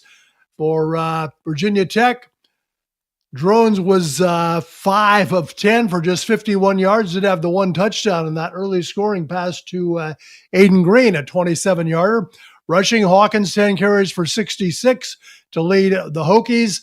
Kendrick Raphael 11 carries for 47 yards and the 2 touchdowns for California. First start tonight, a first playing opportunity for Anthony League. He has carried twice for 3 yards. Receiving, just 4 receivers with catches for Cal. Jacob DeJesus, 7 for 77 yards, a long of 38. Raphael has 3 catches for 17. Jordan King, 2 for 41. Mason Minnie, 1 for 5. So 4 receivers, a total of 13 catches for California thus far. Green, the prime receiver for Va Tech, 2 catches for 34, including that 27-yard touchdown catch. Again, the important stat, it's California 20, Virginia Tech 10 at the intermission. I'll talk to you after the game. Justin and Mike back with the second half kickoff in just a moment. This is Cal football from Learfield. A true teammate takes on every day with a winner's attitude, gets up when they fall down, and leaves it all on the field. There's a group of teammates who do all these things every single day. But they're more than your typical athlete. They're kids facing unthinkable medical circumstances. Team Impact matches children facing serious illness and disability with college sports teams, creating a long-term, life-changing experience for everyone involved. Join us in the movement to get all kids in the game. Visit teamimpact.org to learn more. Team Impact. All in, all together. Hey there, Golden Bears fans. Just like our team out on the field, your next big event deserves a winning game plan. That's where Joe Squared Events Productions comes in. From corporate gatherings to private celebrations, Joe Squared delivers seamless planning, creative design, and unforgettable experiences that bring people together. When it comes to flawless execution, trust the team that knows how to win in the details. Joe Squared Events Productions, bringing championship energy to every occasion. Visit joesquaredproductions.com to start planning today. Hey, college football fans, I know you'd do anything for a win on game day and an ice-cold Bud Light. Because whether you're tailgating in the parking lot or parked on the couch, sitting on your lucky stool at the bar, or standing in the fan section all game long, the clean, crisp taste of Bud Light turns a win into a win-win. And there's nothing easier to enjoy than that. Bud Light. Easy to drink, easy to enjoy. Enjoy responsibly. Anheuser-Busch Bud Light Beer, St. Louis, Missouri. Is that the sound of an ooey gooey cheesy crunchy slice of P-I-Z-Z-A? Obviously, but as good as that sounds, we think it can get even better. Oh yeah, that's the sound of a freshly opened fizz-filled Pepsi. The only thing that can take this flavor medley of crunchy dough, mouth-watering cheese, and savory sauce to the next level. How about another bite? Pepsi and pizza sound like a match made in heaven and taste even better. Pizza, better with Pepsi. That's what I like.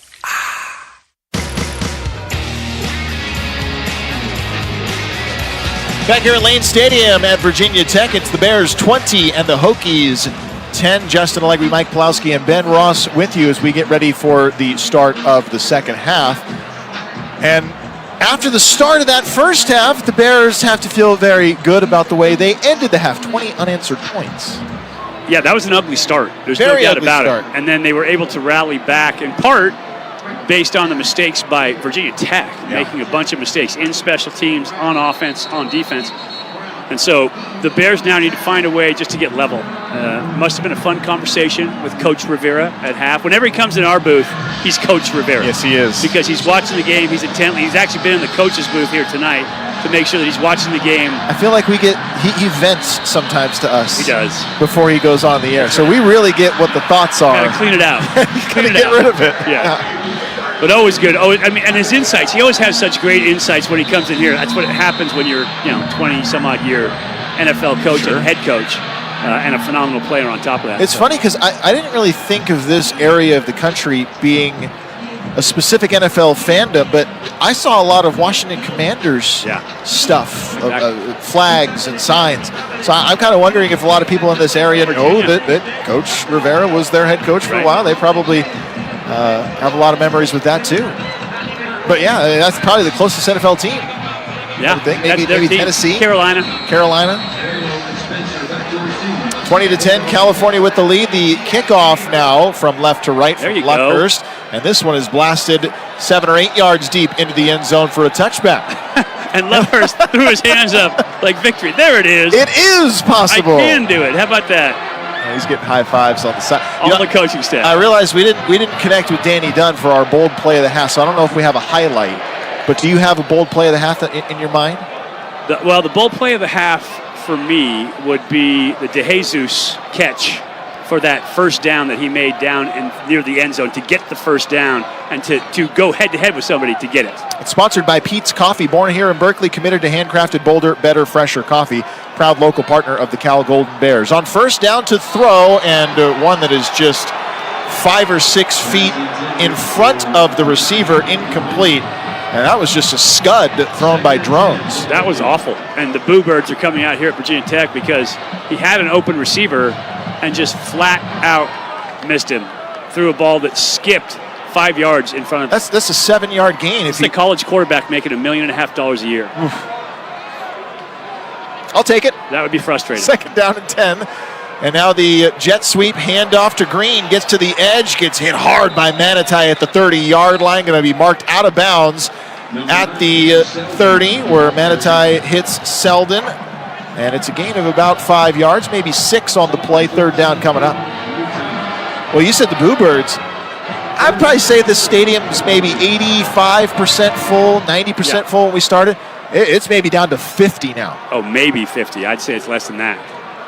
It is very much been cleared out. A lot of fans here tonight. I don't know how much there is to do on a Friday night in Blacksburg other than a football game. Drones to throw, steps up, runs up the middle of the field, has first down yardage as he weaves through the defense to the 37-yard line. I think people tend to travel from quite a ways away to get to this game, so it's true. They figure if it ain't going to be entertaining, let's get out early. Now 1st and 10 from the 37-yard line. Virginia Tech moving right to left in this 3rd quarter. First possession. Drones will motion Heath. Low snap taken, fakes the handoff, steps up, sets his feet, fires deep downfield, and it's dropped at the 40-yard line. He had Takai Heath wide open. He hit him. Heath was falling over, and he dropped it.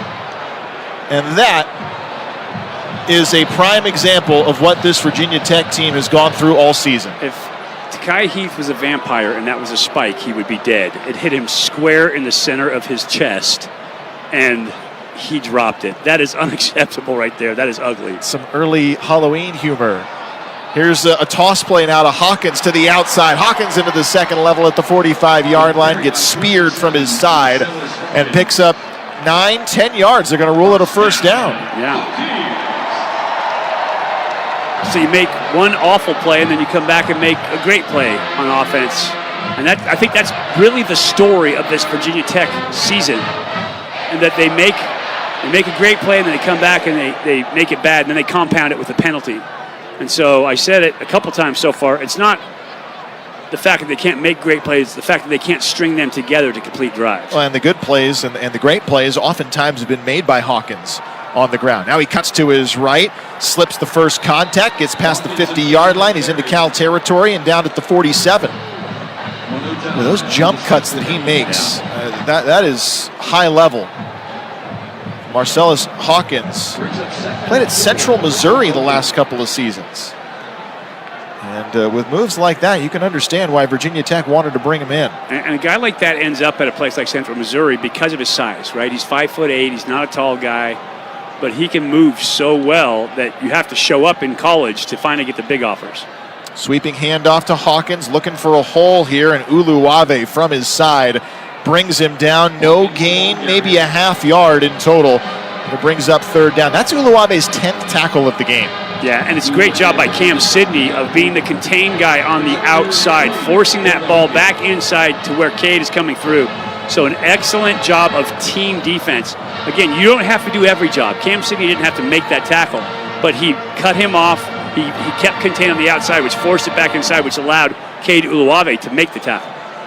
Terrian Stewart now comes in on this 3rd down and 3 from the California 46-yard line. Stewart the give. Stewart up the middle, spins off contact, then gets hammered a yard shy of the first down marker. And the Bears' defensive front pins him down. It looked like Uluwabe was in there with also Derek Wilkins making the stop. And it's 4th and 1. The Virginia Tech offense is staying on the field. I would watch quarterback keep or quarterback counter of some kind. Virginia Tech just 5 of 11 converting on 4th downs this season. They just need the 1 yard. Here's the snap taken. It's a delay, a run to the left side, and Drones, the quarterback, has got enough for the first down. It was a little bit of a hesitation there from Drones, but he gets the yardage he needed. Quarterback counter. So what he had to do is wait for that guard and tackle to get out in front of him, get the big bodies in front so he can kind of pick a space behind them.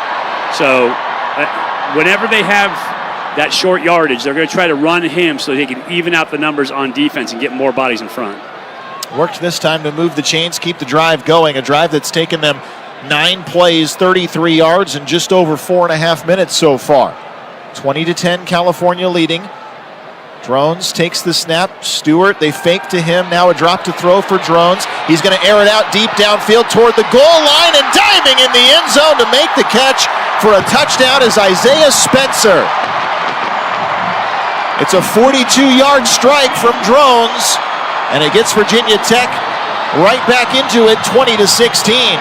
So play action double post. When you get the cover 4 look on defense, your safety, your inside safety, is going to do what they call a cut. He's going to cut any receiver that crosses his face. So you run the number 2 receiver across his face on a post, and then you run the outside receiver on the big post over the top. Because you have outside leverage by that corner, you're already giving up position. If your quarterback can throw an accurate ball to the wide field, he's got plenty of space to run into it. That time, Kyron Drones threw a great ball, let his receiver go get it. Ooh, and they're reviewing it right now. He did not have control as he hit the ground. Hold on a minute. And that ball moved. Our replay reviews are brought to you by Barbasol. Why pay more for gels when Barbasol delivers an instant thick lather for a close, comfortable shave? Choose Barbasol, a trusted shave and quality value. So the ball was just trapped between his shoulder pads. And then it hit the ground. Hit the turf. And it can touch the turf as long as it doesn't move. But he was juggling it as he went down, and the ball moved from what we can see. Yeah, the ball, just before he hits the ground, it juggles. And then it hits the turf and scrubs that ball back into his hand. Yeah, that's going to get called back. That is likely going to be called back. Yep. We'll take a long look at this one. Kohl's has the back-to-school styles that'll spoil them at prices that'll spoil you, from jeans and tees to sneakers and more, which means you can do it all without overdoing your budget when you shop Kohl's and Kohl's.com today. And the Cal defense is getting back into position at the 42-yard line here. The official just ran that ball all the way back out from the PAT mark. Spoiler alert. After further review, the pass was incomplete. Second down.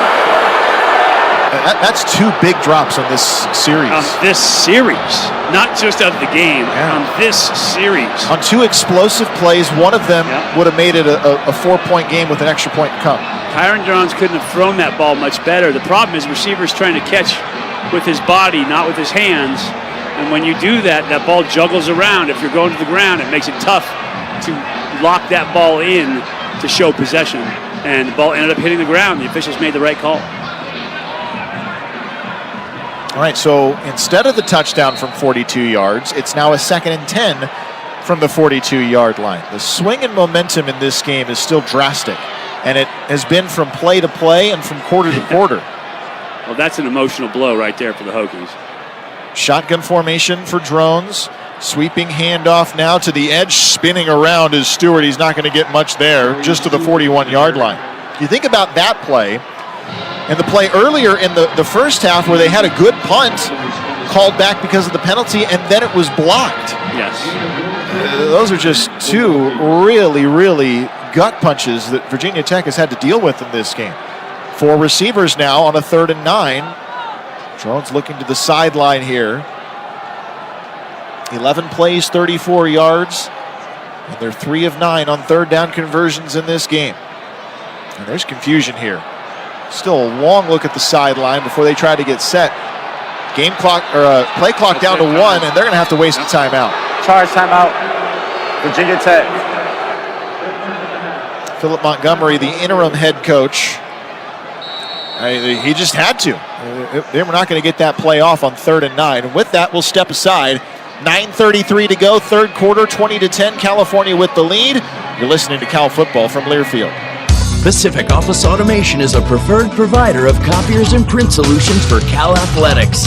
Let us help you create your total office solution with copiers and printers, security systems and cameras, managed IT and cloud services, unified communications and telephones, including carrier services, plus temperature sensing kiosks and more. The one source for all your office technology solutions. Go to pacificoffice.com. Pacific Office Automation. Problem solved. Celebrating the tradition of Cal football on the California Golden Bears Sports Network from Learfield. ART is proud to sponsor Cal Athletics.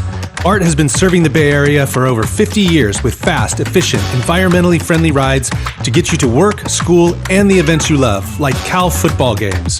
ART has made a commitment to a cleaner, safer ride by deep cleaning trains and stations more often and adding more police patrols on trains and in stations. So if you haven't ridden BART lately, now is the time. Plan your trip at art.gov and go Bears! ART, let's go. Look, I'm not going to tell you how to live your life, but if you're a Cal Bears fan like me and you haven't switched your phone service to Bears Mobile, you're leaving points on the field. Here's the deal. You get exclusive game day perks, and Bears Mobile contributes to Cal Athletics every time you pay your monthly bill. No contracts, no hidden fees, no reason to wait. Switch now to the only phone plan built for Cal Bears territory and powered by T-Mobile. Visit bearsmobile.com. Welcome back to Blacksburg. Cal leading Virginia Tech 20-10 with 9:33 to go in the 3rd quarter. Well, when I talked to Justin Wilcox at halftime, guys, as you would expect, not very happy with the start to this game, but was really proud of the way that his team responded, scoring 20 straight points. In true Coach Wilcox fashion, though, he harped on the drop passes and the penalties. I got to tell you, though, I really liked how aggressive Coach Wilcox was toward the end of that first half. He showed to me a lot of faith in both units, the offense and the defense, going for that 4th down, which ended up leading to a touchdown, and then calling the timeouts on defense. Didn't really lead to anything, but still I thought that showed a lot of faith in his defense. Go for the jugular. Yeah, and I mean, they're good coaching decisions. Up, down, regardless, you have to make good coaching decisions. And just like players, coaches have to maximize for the next play. Just play the next play, make the decision for the next play. And so he was doing what was right for his team for that next play. And he's done that as a head coach for all of his career at Cal. Out of the timeout, it's 3rd down and 9. The timeout used by Virginia Tech. This is just their first possession of the half. It's taken a lot of clock here. 5 minutes and change taken off. A couple of huge explosives that they didn't execute on for catching. Yeah. What could be right now for Virginia Tech. 4 receivers on this 3rd and 9. Shotgun snap, 4-man rush, drones to throw over the middle. Lunging catch made at the 35-yard line, but it's not at the 1st down marker. It's going to be marked 3 yards short. And it's a ball that if you throw an accurate ball, he could still be running right now because he had inside leverage on his coverage. He could catch that upright and get that 1st down easily by knifing upfield. But instead, Drones throws that ball low, makes it tough, and now the Hokies. They're going to line up for a long field goal here. For a long field goal. This is going to be a long one, too. It's a 53-yard attempt. Yep. Not the career best for John Love, and not even his season best. He's hit from 56 this year. Again, a great percentage field goal kicker. Kick coming from right to left. It's on its way from 53 yards. It is up, and it is good. What an asset for the Hokies to have. John Love makes it his second field goal of the game from officially 52 yards. And the Hokies get points on the board on their opening possession. 13 plays, 40 yards, 6:15 taken off the clock, and it's 20-13 California. Of all the things going wrong for the Hokies, John Love is not one of them. He is absolutely automatic. Reminds me a little bit of what Eddie Pinheiro has been doing for the Niners this year since he came on. Just so good, automatic with his field goal kicks. It was a crapshoot before that with Jake Moody, but as soon as Pinheiro gets in there, De Niro locks it down. Yeah. You know what? By the way, that's Spanish for money, in case you didn't know. I actually have Eddie's numbers because my spotting boards are just the next page over for the 49er game. Stand by for that. Oh, he's 17 for 17 this year. Oh. I believe they call that 59-yarder was his long. I believe they call that a batting average of 1,000. That's pretty good. Yes. That's pretty good. Of course, he did miss his first kick, which was an extra point. Right, he did. As soon as that happened, I was watching the game like, are you kidding me? Oh, no.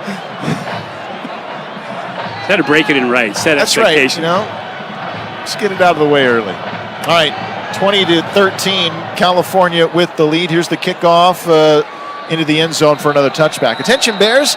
Help Cal stay green. Reusable cups belong in the collection bin. Zero Waste starts with you. Go Bears. Brought to you by Cal Zero Waste and Pepsi. And by the way, for those of you who are wondering why my partner has spotting boards for the San Francisco 49ers, he will be calling the San Francisco 49ers game this Sunday from Houston. That's right. Tune in. I've got the very common Roanoke to Houston route tomorrow. Every day. Yeah. First and 10 from the 25-yard line. JKS out of the gun, Rafael to his right. Shotgun snap, fakes the handoff. Quick toss out to the far sideline, and it's DeJesus making the catch one-on-one. Tried to shake the tackle, couldn't do it, but it's a nice pickup about 7 yards on the first down play to the 33. Again, taking what is given. Take the easy ones. Boy, hitches are like mother's milk. They're so easy. Just get back there, dump it off, feel comfortable, makes everybody happy on offense. They're great. DeJesus motions, now they fake the sweep and the handoff now to Rafael. Rafael through a good hole here, and he powers his way forward for a first down gain of 4 or 5 yards. And the run blocking has been better too. I mean, if you had asked us what it was going to look like after the first 2 series, the Bears were in trouble. Oh, it was ugly. But it's been much better. The holes have been there for Rafael, who's averaging 4.3 yards per carry tonight. Sometimes you have to weather the storm, right? They got through the early storm, the energy, the emotion. The official holding for substitutions right now. 8 on the play clock here, double tight end formation off the right of the line. DeJesus running through. Low snap, juggled, dropped, picked up by Sagapolotelli. Now he'll throw.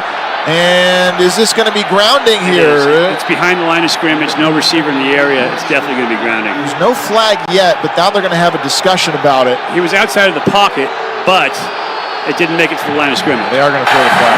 Intentional grounding, offense number 3. The penalty is a loss of down at the spot of the foul. Second down. Yeah, that's the thing about intentional grounding. It doesn't matter. You go for it because if they don't call it, okay, you're back to the set. If they do call it, you're sacked.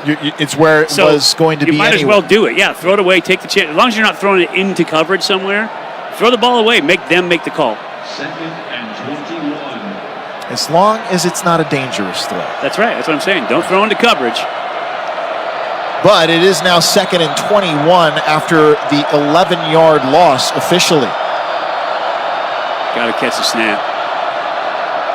That's 2nd or 3rd low snap in this game. Blitz coming from the outside. He avoids it, runs to his left on the run, and he'll just get it out of bounds. The problem is, as a lefty, the play was happening to the field. So all of his reads were out to the wide field. There's nobody left backside for him. When he escapes backside, there's nowhere for him to go with that ball. So literally, once he escapes that way, all he can do is throw it away and try to come back and get a 3rd and extremely long situation. It is extremely long. 3rd and 21 from the 26. 4 receivers, 3 split wide to the right. Tron Grizel, the single man left. JKS to throw. The crosser right through the hands of DeJesus and nearly an interception. Well, that ball was high and it was hot. Coming with some, if anybody had a speed gun on that thing, it was in the 60s or 70s. And from that close a range, that's a tough one to catch. Brett Favre used to do that, close range, just whistle it in there. Yeah, just kill people with it. God. It's like the throw in the longest yard. Well, there was a good chance there to make an interception. Now the punt on its way from left to right, backpedaling to make the grab is Spencer. Spencer cut back, a flag comes in at the 30, reverses field to the 40, now to the 45 and to the 50. Still on his feet, cuts back along the near sideline to the 20, to the 10, and pushed out of bounds, but I believe this one's going to go back all the way. That was a lot of fun and very exciting, but that was a block in the back at the point, so that ball's going to end up somewhere inside the 20. TJ Bush is coming onto the field. He's already waving. Oh, yeah, everybody saw it, and you got 2 flags from the back judge and from the side judge. During the return, personal foul, illegal blindside block. Ooh, that's even worse. Receiving team number 53. The penalty is enforced half the distance to the goal from the spot of the foul. First down, Virginia Tech. And it was. He literally took Cole Basha off of his feet. So Cole did a great job covering that kick, and then he got ear-holed for his effort. On the go and want to stay connected to live college sports anywhere in the country? Download the free Varsity Network app available on Apple and Android. With new features this season, it's easier than ever to listen to live sports and keep up with your favorite teams. Don't miss a moment. Get the Varsity Network app now. 20-13, Cal leading, 6:55 to go in the third quarter. We'll take the break from Lane Stadium in Blacksburg. You're listening to Cal Football from Learfield. Brewed in Berkeley since 2004, Trumer Pils has brought Golden Bear fans a true German-style Pilsner the way it was meant to be enjoyed. Fresh. We brew slowly over 6 weeks, giving our beer time to age. This creates the natural champagne-like carbonation and crispness we're known for. No other Pilsner can match the quality of Trumer Pils. So next time you tailgate, homegate, or just take in a view of the Golden Gate, grab an ice-cold Trumer Pils. The perfect Pils calls Berkeley home. Please enjoy responsibly. This is your radio home for Cal Bears football. The California Golden Bears Sports Network from Learfield. Hey, sports fans, have you heard about East Brother Beer Company in Richmond, California? East Brother Beer Company is all about classic, easy-drinking beers that'll make your taste buds cheer. They're not just another brewery, they're award-winning champions. Try East Brother Beer's Bow Pils, a clean, crisp, bohemian-style pilsner. And the Blonde Ale, a timeless classic that's your ultimate game day teammates. So grab your jersey, settle in, and crack open an East Brother Beer, the only choice for game day. Find a beer near you at eastbrotherbeer.com. Please drink responsibly. Deserve to win when it matters most. Facing multi-billion-dollar bet the company litigation? No problem. That's why we're here. Troutman Amin LLP is a true legal powerhouse built specifically to assist companies with their most complex litigation and compliance needs. When you need the absolute best defense or guidance available and nothing else will do, Troutman Amin is here for you. Troutman Amin LLP, the official law firm of Cal Athletics. It's 20-13, California with the lead over the Virginia Tech Hokies with 6:55 to go here in the third quarter. Virginia Tech will be on the ball when we get back to action. Come out to historic California Memorial Stadium and watch the Golden Bears this season. Head to calbears.com for more information and secure your seats today. Bears will be back at home next week against Virginia, and then one final time against SMU to end the regular season. I guess we should promote that men's and women's basketball will get started in the first week in November. That's coming up soon. You're about to get a heavy workload, my friend. You know November is always the fun month. Yes, exactly. Picked up some. Although there's not up some NFL, college basketball, Cal football. Where you are the hardest working man in media. I don't know about that. But we can track the flights and the destinations that I'll be going to in November. Although it's a good schedule for the men's basketball team because they only have one road game in the non-conference, and it happens to be on our football bye week.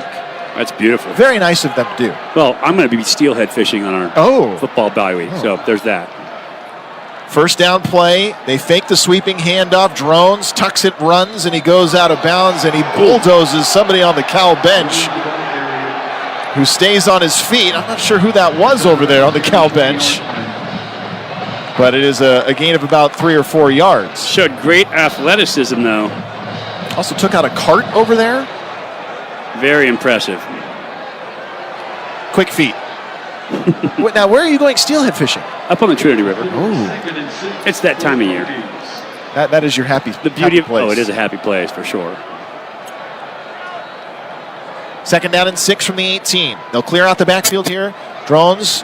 It's just a keeper now up the middle on that quarterback draw. Races forward, gets a few more yards to the 23 and a yard shy of the first down. Big down here for the Bears. If they can get a stop here and force Virginia Tech to punt, it's an opportunity for a short field to make something happen. Aiden Green will be split right. 2 receivers near side. Hawkins in the backfield. This is probably a down for him. They hand it off to him. He cuts to his left, breaks into the second level, spins free to the 40, 45, 50, and is brought down by Paco Austin, who makes the touchdown-saving tackle at the 44-yard line of California.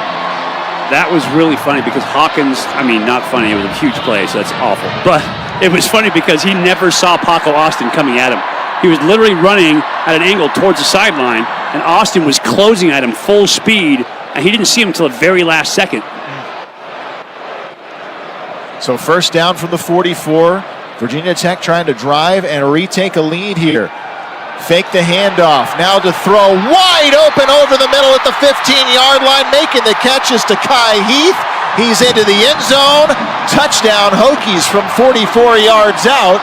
And just like that, it's a 1-point game.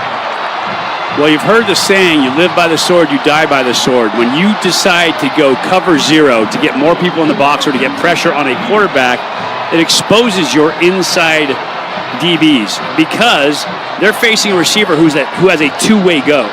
And so if he runs at you and sticks you like he's going to run the corner route or the slot fade, you have to honor that. It clears out the middle of the field. Plus, in 0, you have no safety help. And that time the Bears had no safety help, cover 0, and just got exposed with a great route. They go for the traditional point after to tie up this game. It is good, and we are tied at 20 apiece. 5:06 to go, third quarter. We'll take the break. From Lane Stadium, you're listening to Cal Football from Learfield. Pacific Office Automation is a preferred provider of copiers and print solutions for Cal Athletics. Let us help you create your total office solution with copiers and printers, security systems and cameras, managed IT and cloud services, unified communications and telephones, including carrier services, plus temperature sensing kiosks and more. The one source for all your office technology solutions. Go to pacificoffice.com. Pacific Office Automation. Problem solved. Brewed in Berkeley since 2004, Trumer Pils has brought Golden Bear fans a true German-style Pilsner the way it was meant to be enjoyed. Fresh. We brew slowly over 6 weeks, giving our beer time to age. This creates the natural champagne-like carbonation and crispness we're known for. No other Pilsner can match the quality of Trumer Pils. So next time you tailgate, homegate, or just take in a view of the Golden Gate, grab an ice-cold Trumer Pils. The perfect Pils calls Berkeley home. Please enjoy responsibly. Today we have 2 very special guests on our program, introducing Lem and Lime. Hello. For Starry Lemon Lime Soda. Thanks for having us. What is Starry Lemon Lime Soda? It's a crisp, clear burst of lemon lime flavor, and it's caffeine-free. Between us, one of you must be a little more important to Starry than the other. Who is it? We're both important. So it could just as easily be Starry Lime Lemon Soda. No, that doesn't sound right. Oh, I like it. So you saying hip-hop could be hop-hip. Works for me. Starry Lemon Lime Soda. Starry hits different. We're tied at 20 with 5:06 to go in the third quarter. Before we continue here from Lane Stadium, let's first pause 10 seconds for station identification. This is Cal Football from Learfield. Talk Radio 810 AM KSFO San Francisco and KSAN HD2 San Mateo, a Cumulus media station. Justin Allegri, Mike Pawlowski, and Ben Ross with you here from Lane Stadium tonight. And the Virginia Tech Hokies coming out strong here in the third quarter. They've tied up the game after a 44-yard touchdown to Takai Heath. It was a 4-play, 86-yard drive and just took 1:49 off the clock, Mike. It was a couple of mistakes and a tough coverage to play at that point of the field for the Bears. So this game has been a game of scoring streaks. Virginia Tech starts off by scoring 10. The Bears have bad offensive series, and then the Bears score 20 unanswered. And now, coming back out, Virginia Tech has found a way to score 10 in a row, right? Back-to-back field goal and then touchdown. And so it's just been this weird, streaky game that we're watching here tonight. Sometimes you're getting great defense. Sometimes you're getting bad defense. Sometimes you're getting great offense. Sometimes you're getting really bad offense. And we talked about in the beginning, offensive line on the team that makes the least mistakes. But you can't make mistakes. Cover zero, you got to be perfect in coverage. And that is as tough as it gets on a football field, to be that safety who's playing off man with your guy with a two-way go. It's just impossible. As a quarterback, I'd get up there and I'd see that. I'd just be licking my lips. I'm like, yes, here we go. We're going to take this and make something happen. These point swings in this game, it's almost like two teams that are playing inconsistent football. Oh, weird. Imagine that. Yeah. Kyle Lowe will kick back off from right to left, with DeJesus waiting to return. High end-over-end kick. DeJesus at the 2-yard line. He's going to bring it up. Cuts at the 10-yard line, out of the 15, out to the 20, gets a block to the 25, and is brought down, weaving through the special teams cover, and gets to about the 27-yard line. I got to meet Mama DeJesus. She was showing up in an Uber at the hotel the other day. And so Jacob was there with his mom and talked to them for a little bit. What a lovely lady. Yeah. Just fantastic. And coming down to Virginia to watch her son play, that was just really fun to watch him interact. It's always fun to meet family members on the road. I feel like you get a little more connection with them on the road trips. You know, we saw Aaron Hampton's family in Boston College. Talked with them for a little bit. 1st and 10 from the 27-yard line. DeJesus in motion. Fake the handoff. JKS to throw. Has some time. Down to the 40-yard line. And it's through the hands of Mason Minnie. Incomplete. That is a tough ball because Jaden Keller was underneath on coverage. Mason Minnie running the over route that time. Had to throw a perfect ball. That should have been caught, though. On the replay, you look back at it, and it was through Mason Minnie's hands. Maybe you could say it was Flint's drill because he had somebody in front of him distracting him, but that ball should have been caught. 2nd down and 10 now. Minnie will adjust to the left side of the line. They also move Raphael that direction. Now DeJesus jogging to his left. High snap, jumping up is JKS to give to Raphael. Raphael carries it off the right side of the line to the 30. Just gets a couple of yards. Another poor snap there. Yeah, that is tough as a quarterback to operate with that. It makes it very, very difficult because it throws the entire rhythm of the playoff. This becomes a very important 3rd down here. Bears are 3 of 9 converting on 3rd downs in this game. 3rd and 7 from the 30-yard line. 3 receivers set. Virginia Tech loading the box here. See how much pressure they bring. They bring a blitz off the edge, throw over the middle, and it's complete at the 40-yard line. Getting out to the 45 is the mailman. Jordan King delivers again. It's a 1st down to the 48. Becoming the go-to guy for Sangapolatelli that time. Feeling the pressure, know he has to throw his hot. He's going to take a shot anyway, and dials it up right in between the backers. Great throw, great catch by Jordan King. Low snap again. Sangapolatelli throws into the flat for Raphael, trying to get to the block on the edge, but he is brought down, strung out, and it's Caleb Spencer, the linebacker, bringing him down for a loss of 5. Great job of pursuit, inside out. He's got that speed to run sideline to sideline, and then a secure tackle to finish. That was actually a lateral, so it's going to be lost rushing yards on that play. Either way, Spencer was right on it. Right on it. Good read, good react, and good tackle. Ball set far hash, 2nd and 14 from the 44. Low snap again. JKS deep drop to throw. Checks it down underneath. He's got Anthony League here at the 50-yard line. Makes a jump cut move and gets to the 49 of the Hokies. And we'll set up 3rd down and 7 here. So that gives you 9 yards. Simple check down gives you 9 yards. Gives you a doable 3rd down. one of the Hokies down on the field right now. Yeah, and they're going to bring the training staff onto the field. The temperature is starting to drop here, too. I kind of, Ben Ross, if you're listening in, I want to check in. What does it feel like on the field down there? Because it seems like the temperature has really come down here in the second half. Yeah, guys, it definitely has dropped. I think we're down below 40 now, into the 30s. I mean, look, we were expecting this tonight, and I will say the good news is that the wind down here is pretty much a non-factor. They got the heaters on the sideline, so I don't know if it's necessarily going to play a huge role, but it has cooled off quite a bit. I kind of wonder if some of the snaps, because of the cold, I don't know. Is that a stretch? No, that's just bad snaps tonight, trying to get off. It's tough. We've got our weather reporter here in the booth, Richard Formato, giving me the 39 degrees via the iPhone weather app. So that's where we're at right now in Blacksburg. Still not that bad. It's not bad. I'll tell you. So we played up in Washington, and it had rained all day long. Ugh. And so you're thinking, and I was young, I was a freshman, I was a backup at this point. I'm thinking, oh, well, wear some layers. Well, the problem is when you warm up in layers, you sweat, and you get some of that moisture on you. Oh, yeah. And then during the game, you stand there, because I was a backup, on the sideline, and you freeze, because that's just sucking moisture off your body, or sucking heat off your body, because you have wet clothes on top of your skin. Yeah. That was miserable. Is that the coldest game you played in? It was about 30. It wasn't the coldest game, but it was wet, and so it was the coldest I had ever been. And I didn't play. I had watched the game. So it was ugly. But wet games are way colder. A dry cold like this is fine because you're running around. Yeah. 3rd and 7 from the 49-yard line of the Hokies. Bears have converted a 3rd down and long already on this drive. They're 4 of 10 converting in this game. 3rd and 7 from the 49. Bunch formation right. They'll motion to Jesus all the way wide to the right. Single coverage. JKS looking his direction. Blitz coming, and he goes down. Off the right edge, his blind side.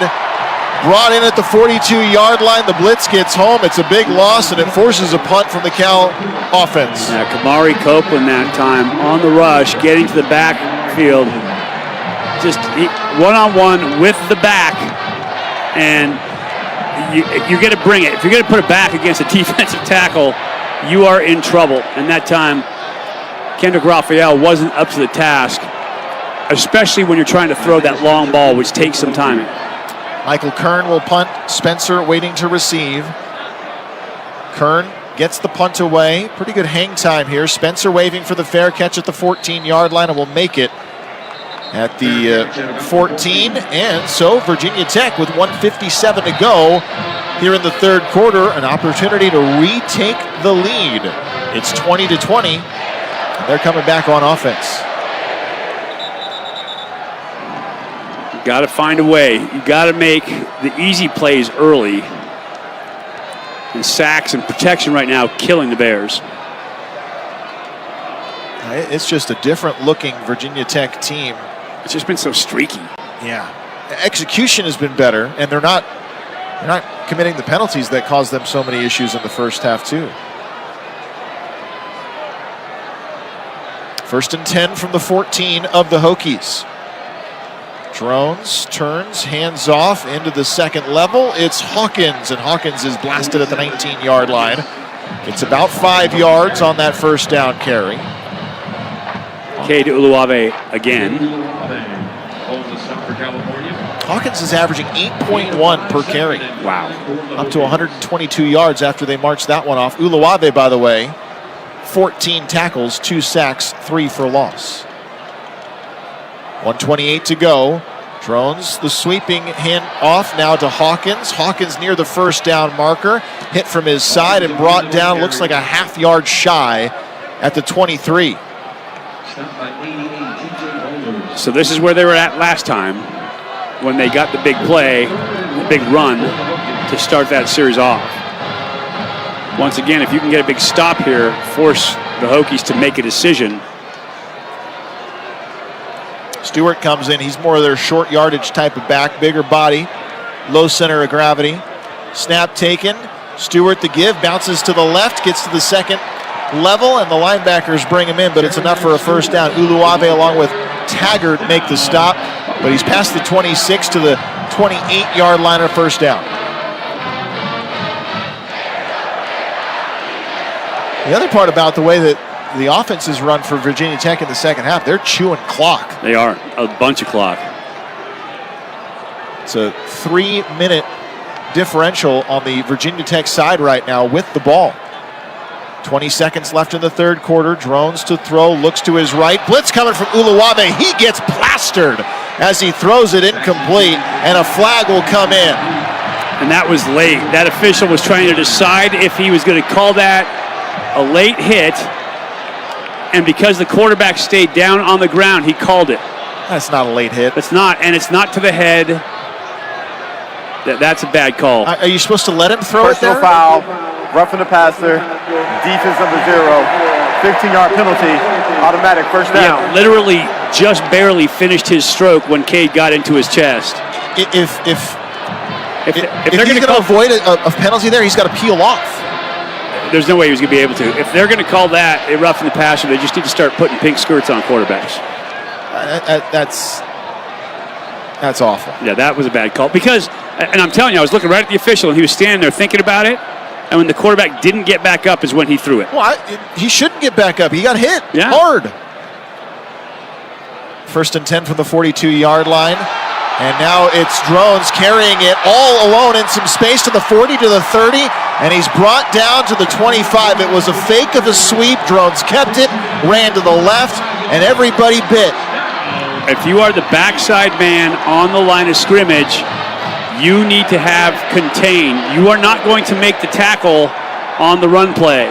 And that time, somebody backside who was responsible for contain lost discipline and chased that ball. Tied at 20, fourth quarter coming up when we return to Virginia Tech. You're listening to Cal Football from Learfield.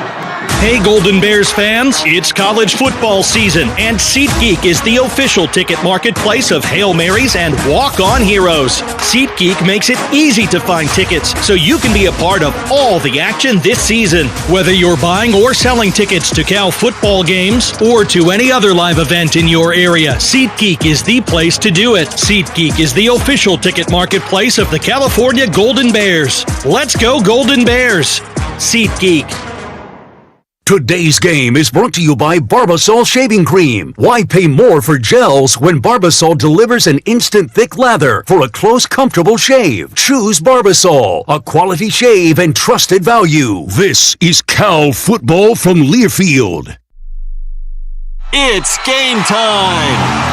Imagine a playing field where precision, strategy, and unwavering commitment lead to flawless execution. At Red Top Electric, our game plan is not just about wiring circuits, it's about creating lasting partnerships through large-scale commercial electric construction. Our all-American electrical contracting team has a playbook of innovative solutions that spark connections. Red Top Electric is powering what's next and fueling the roar of the Cal Bears.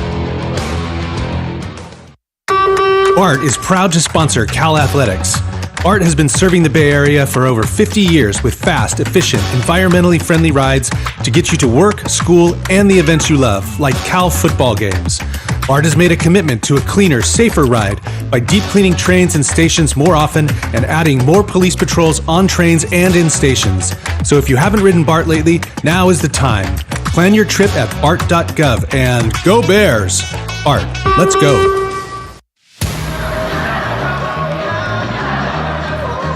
It's 20-20 here in the fourth quarter now, as Virginia Tech is driving, trying to retake the lead. BART has been proudly carrying Cal Bears sports fans for 50 years. Traffic is back. Avoid it, parking, and other traffic hassles by taking BART to the game. It's a great way to get out and enjoy all the Bay Area has to offer.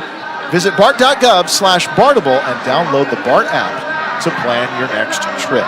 All right, we have a little bit of an update from Ben Ross on the sideline. Yeah, thank you, Justin. Well, a couple of quick things. Number one, and unfortunate, Cade Uluave just went into the blue medical tent after the last play of that third quarter.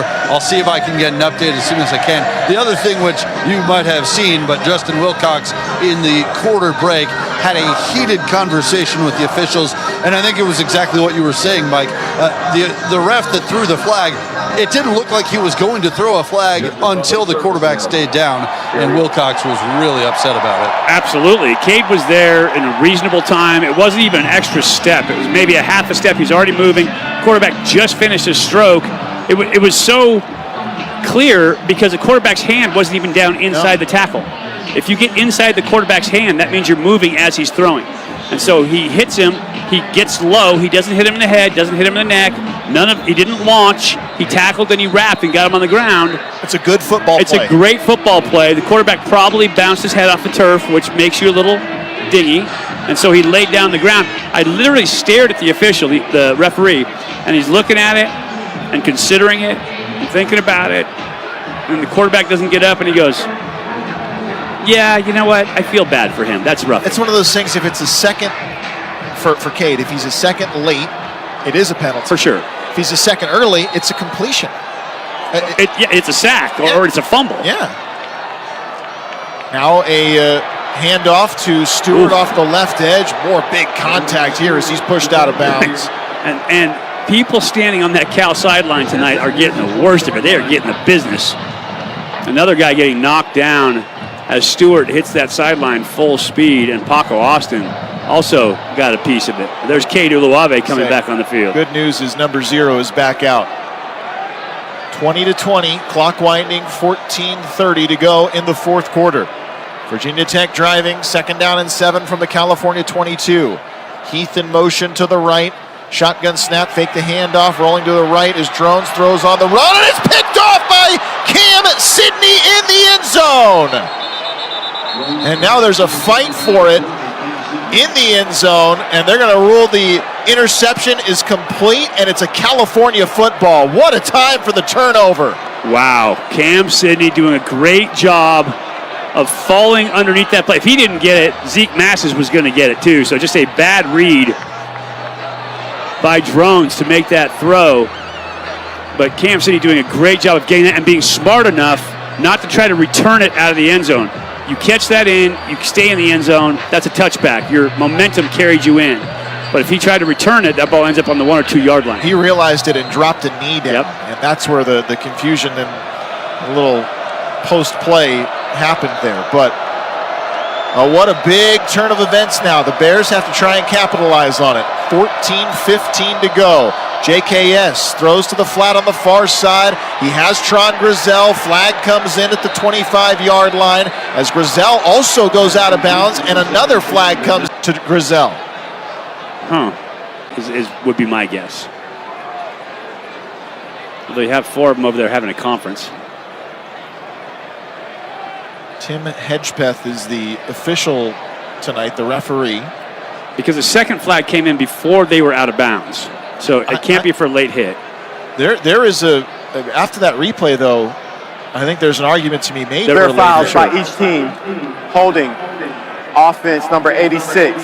That's a 10-yard penalty. After the play, personal foul, unnecessary roughness. Defense number 20. That's a 15-yard penalty.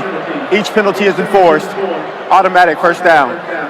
So it'll net the Bears 5 yards. Yeah, and I think it may have been what happened is they both threw the flag for the holding, but then the side judge also said, but that was a late hit. Yeah. Didn't have a flag left to throw. Flag, Well, penalties have been the theme in this game. That's now 9 for the Bears, and I think that's going to be 7 on Virginia Tech when they add it up. Not pretty. No. Again, it was a 10-0 Virginia Tech lead. The Bears scoring 20 unanswered points. Virginia Tech, though, with 10 here in the second half.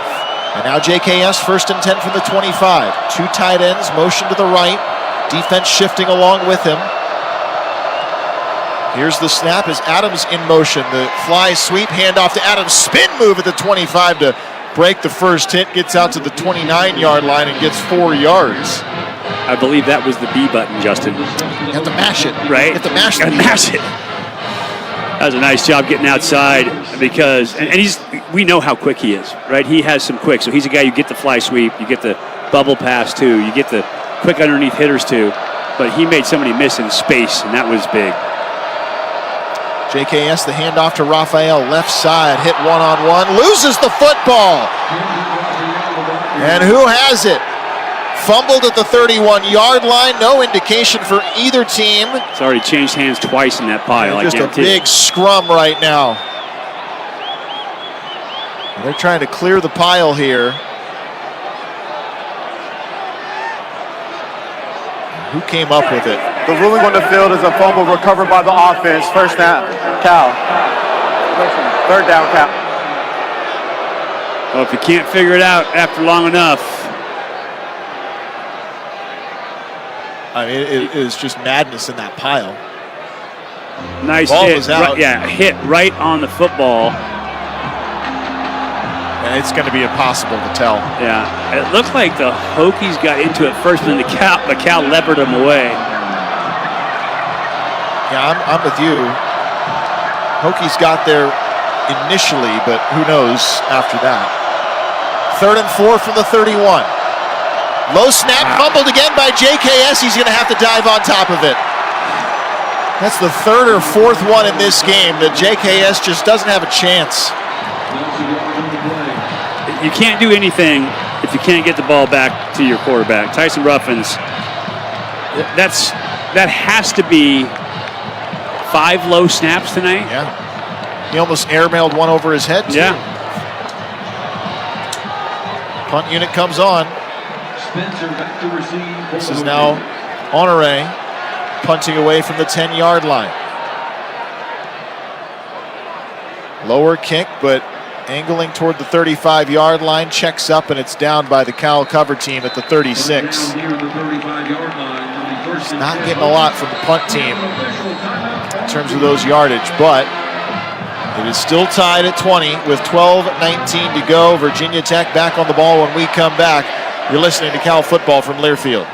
Which schools will take home the prestigious Learfield Directors Cup for the top college athletic programs for the 2025-26 college athletic season? Check out the criteria and follow the year-long standings of your favorite team at L Directors Cup on the X platform or online at thedirectorscup.com. Trophies will be awarded in June 2026 to the winning institutions in all college sports divisions. The Learfield Directors Cup, powered by NACDA, the crowning achievement in college athletics. Today's game is brought to you by Barbasol Shaving Cream. Feeling great starts with a great shave, and a great shave starts with Barbasol's thick and rich moisturizing lather. Start your day off right with Barbasol. This is Cal Football from Learfield. It's game time!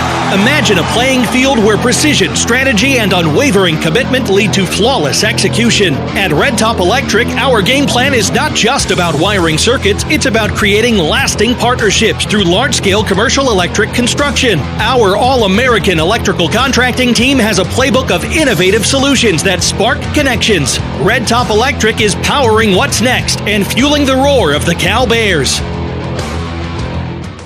Get ready to join in on the excitement as we celebrate Cal football with the limited edition bottle of the Bay Area's own Gold Bar Whiskey. The limited edition wine barrel finished whiskeys feature Cal's iconic brand and pay tribute to the rich history of the athletics program. Wherever you are on game day, at home, at the bar, or at Cal Memorial Stadium, make sure to order Gold Bar Whiskey for a refreshing game day cocktail. You can find limited edition Cal whiskey bottles in local stores, online at goldbarwhiskey.com, or at the Gold Bar Whiskey Distillery located on Treasure Island. 20-20 in the 4th quarter with 12:19 to go here from Virginia Tech. The Berkeley Group Property Management Company is proud to offer student housing just steps away from campus. Experience modern, fully furnished, convenient living in the heart of Berkeley. TBG is proud to be a partner of Cal Athletics and supporting our student athletes. Find your perfect home today at tbgpm.com. Somebody's got to take control of this 4th quarter. Somebody has to. Just think about all those people that left early too, right? They thought their Hokies were out of it. Now all of a sudden this became a ball game. Now, perhaps this is my fault because in the pregame I wished we would have a game like the Insight Bowl. This is nothing like the Insight Bowl. There was a lot of offense in that game and it was fun to watch. It was not a lick of defense, but there was a lot of offense. This one, it seems it's the team that wants to lose it the most. The most? Yes. There's a lot of mistakes going on here. A lot of. You take it. No, you take blown it. assignments. No, special teams. Oh yeah, let's do that too.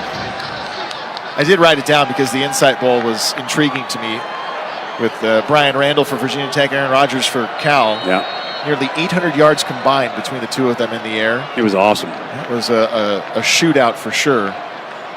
1st and 10 for the Hokies. They'll get back to the ground now with Hawkins off the left side. Hawkins hits about 4 yards inside the numbers at the 40-yard line. He's tackled. It's 2nd down and 6 with the clock winding here in the 4th.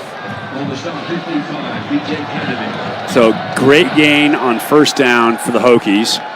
They want to burn as much time as possible and end up putting that ball in the end zone at the same time. So they're going to stick with their running game. They've been burning clock a lot in this second half. Now a toss play near side. Trying to get the blocks and get to the edge, to the 50, to the 45, 40, and stumbling as he's tripped up. It's Hawkins. Aiden Manitai makes the stop, but another gashing run from Hawkins, his 18th carry of the night, and it's going to put him over 150 yards on the ground. And they continue to capture the edge. The Bears' contain is nowhere to be found outside, and they are just getting easy yards with that simple toss play. He's averaging 8.8 yards per carry. 18 carries, 159 yards.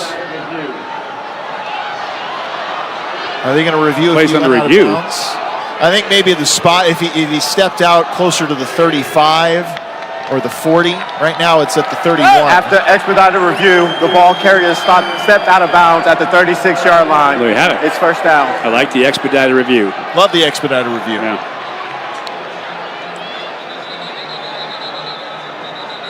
First NorCal is proud to be the official credit union of Cal Athletics. The Bay Area is home to better banking since 1949. To learn more, visit firstnorcalcu.org.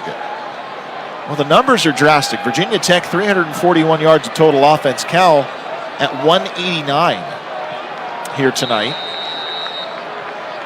Bears have blocked a punt. They've also had an interception. The Hokies on the ball and driving to try and retake the lead. Hawkins again on the ground, this time in between the tackles, and he's stuffed after just a gain of 1.5. And guess who? Katie Luave? It just keeps showing up. Was it him? Yeah.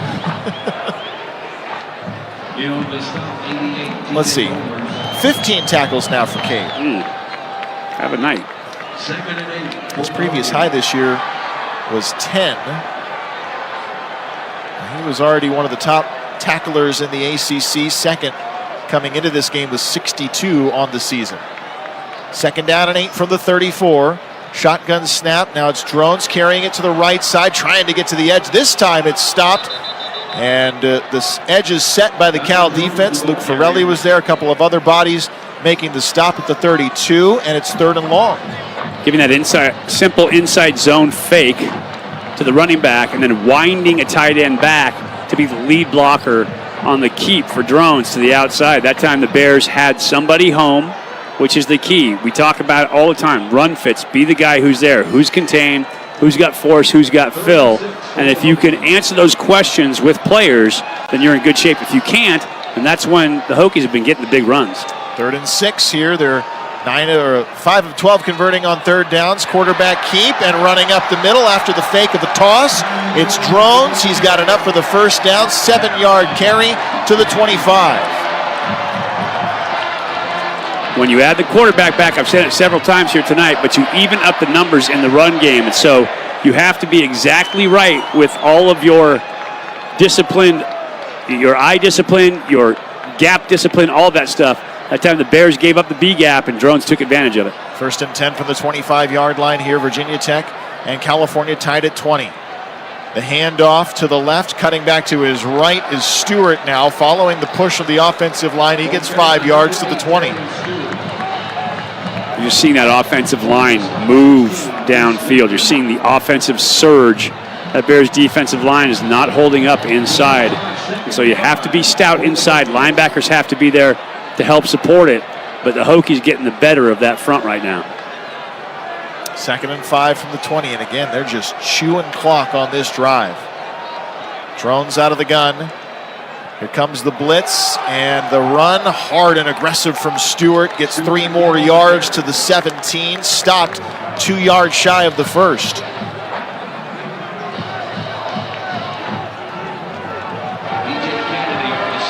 Simple inside zone running. It's a drive that has taken him 7 plays, 44 yards. Almost 4 minutes of game time taken off the clock already. 3rd and 2. Drones continues to have Stewart off to his right, 2 receivers right, and a single tight end left. Shotgun snap, Stewart the handoff, bounces left, turns his back, and gets some extra yardage as he keeps the legs moving and backpedals his way for a first down to the 14-yard line. Running stretch or outside zone that time. Nice job of finding the cutback with enough yards in it to get that first down. Into the red zone here. Hokies 85% this season scoring in the red zone, although just over 50% on their touchdown rate. 7:19 to go. Stewart again, the ball carrier. No, this is Drones carrying it to the left. He gets to the outside, and he makes his way into the end zone, tiptoeing along the far sideline for the touchdown. 26-20, Virginia Tech with the lead. And boy, that feels like a backbreaker. So they use motion to get Cal out of position. You scout Cal on film and you realize that as you get motion that crosses the ball, you get coverage switches, you get bumps, you get guys that move, and so everything changes. That time they sprinted a tight end across the ball, they bumped coverage, but then he came back out as the lead blocker, and the Bears weren't able to respond in time, and so they had a man advantage on the outside. And Drones took it as a ball carrier, which gives you the extra man in the run. Extra point is up and good. So with 7:11 remaining in the fourth quarter, the Bears, who put 20 on the board unanswered, now it's the Hokies with 17 unanswered in the second half. And the Bears are going to need to respond when we come back. 27-20, Virginia Tech with the lead in the fourth quarter. You're listening to Cal Football from Learfield. Pacific Office Automation is a preferred provider of copiers and print solutions for Cal Athletics. Let us help you create your total office solution with copiers and printers, security systems and cameras, managed IT and cloud services, unified communications and telephones, including carrier services, plus temperature sensing kiosks and more. The one source for all your office technology solutions. Go to pacificoffice.com. Pacific Office Automation. Problem solved. Kohl's lowest prices of the season are here, and they're so good, you're gonna wish you had enough hands for a second cart. Save on cozy tees for women, comfy jeans for boys, refreshed essentials for your home, and so much more. Because when prices are this low, self-control is overrated. Shop Kohl's lowest prices of the season and stock up now. Select styles. Offer ends October 26th. Some exclusions apply. See store or kohls.com for details. Plan to catch a Cal road game this season? Whether you're following the blue and gold, traveling for business, or heading for fun in the sun, Oakland San Francisco Bay Airport gets you there faster with nonstop service to destinations in Mexico, Hawaii, and across the USA. More flights, less hassle. Fly the East Bay way to enjoy exclusive on-airport parking, upgraded travel amenities, and new local dining options. OAK, the smart choice and official airport of Cal Athletics. 27-20, Virginia Tech with the lead, 7:11 to go in the fourth quarter. Here from Blacksburg, it was a 9-play, 64-yard drive, 5 minutes and 9 seconds taken off the clock, and a 14-yard rushing touchdown from Kyron Drones, his 6th on the ground this season, puts them in front for the first time since the first quarter in this football game. And you notice it was all runs on that series, because if you can run the ball late like that and execute, you absolutely demoralize your opponent. They are getting the better of that Cal defensive front seven up front. They are pushing people off the ball. Their running backs are reading extremely well. They have the quarterback to add into the run game so they get the numbers advantage. So right now, the Hokies have momentum. They're running the ball. They don't have to put it up in the air. And as long as that run game continues to thrive, then they are in control of this game. Bears offense needs to find an answer. That offensive line has not been able to clear the lane. You gave that stat earlier. Right now it stands at 382 total offense to 179 for the Bears. That is not a good stat for the offense. You're seeing the miscues in the snaps, you're seeing the miscues in the penalties, and the Bears don't have an answer. They need to come back to what they were doing in that second quarter when they had that 20-point swing. And it's also been the explosive plays. There have been 9 explosive plays, whether on the ground or in the air, from Virginia Tech in this game. The Bears have had 4 here tonight. Kickoff is a short kick and a chance to return here from the 8-yard line, and it's Adams. Adams to the 25, now to the 28-yard line. He is blasted and brought down, and that is where the Bears offense will pick up here. No one gets you closer to the game than Sirius XM ACC Radio. Tune in for news, talk, and analysis from the offseason through the regular season and into the postseason. We've got your team covered anywhere you go. Get a free trial at SiriusXM.us/ACC Radio 2025. Another timeout here in the fourth quarter from Virginia Tech, 27-20. Hokies with the lead. You're listening to Cal Football from Learfield.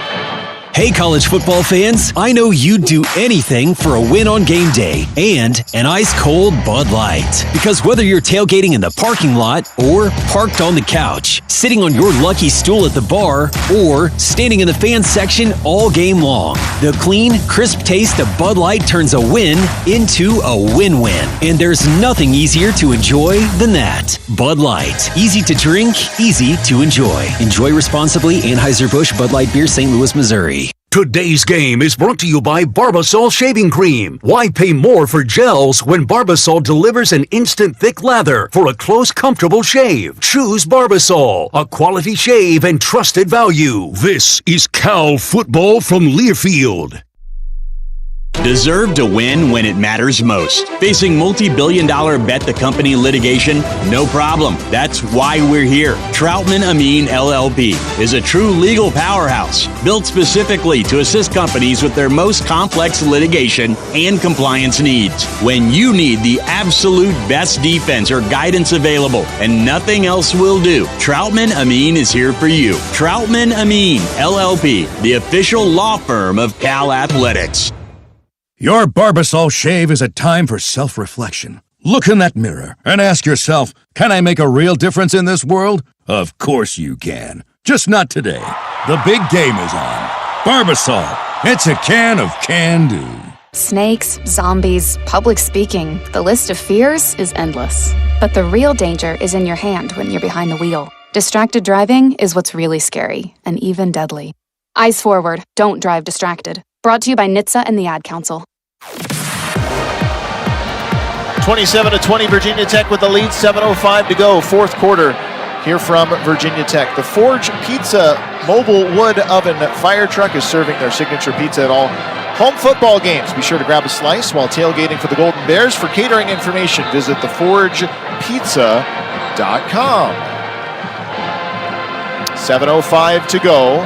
California on the ball, trailing by a touchdown.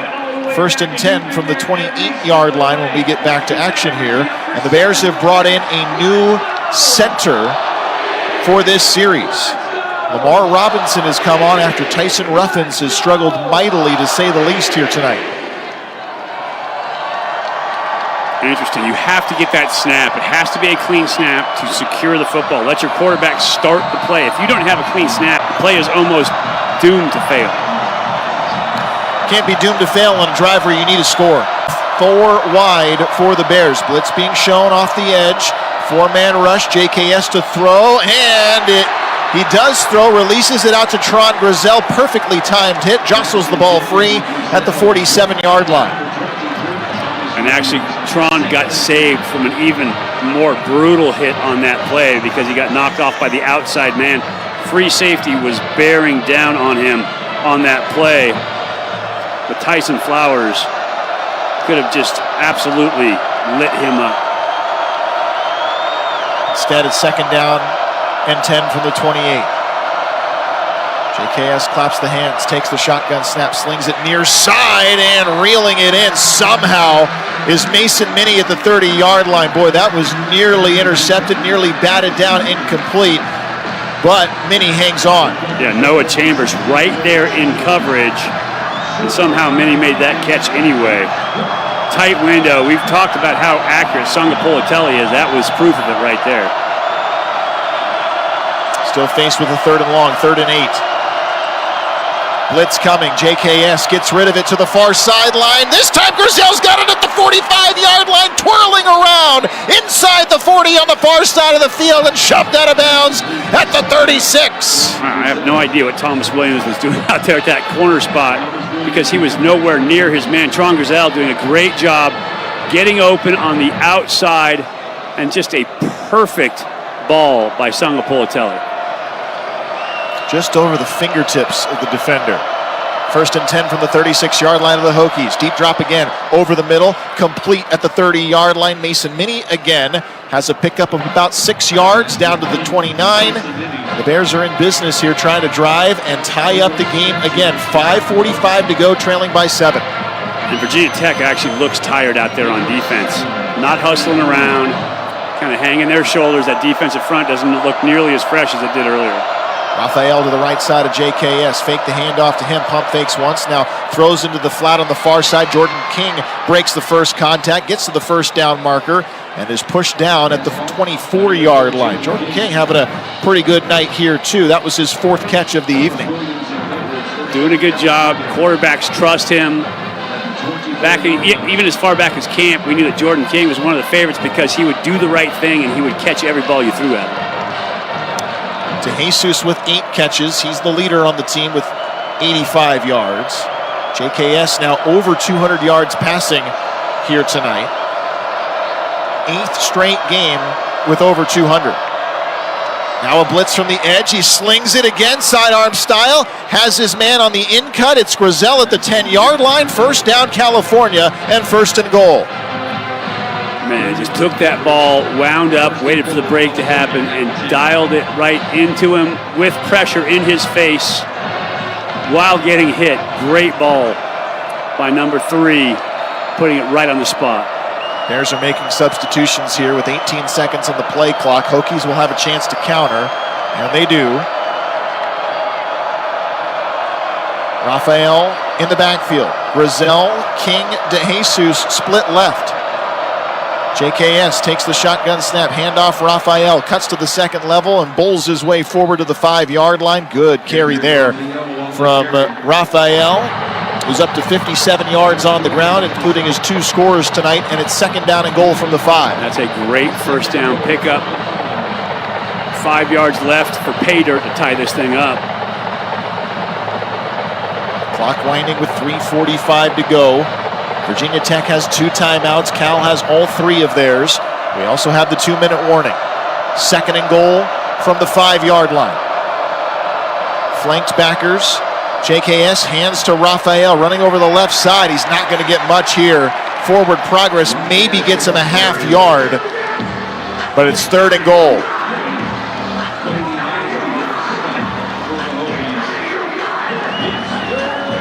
So 3:15 left. I would assume this is 2-down territory. You could kick and then try to get the ball back right away, but I think you need to tie this thing up right now to give yourself a chance. May not get another opportunity to do so.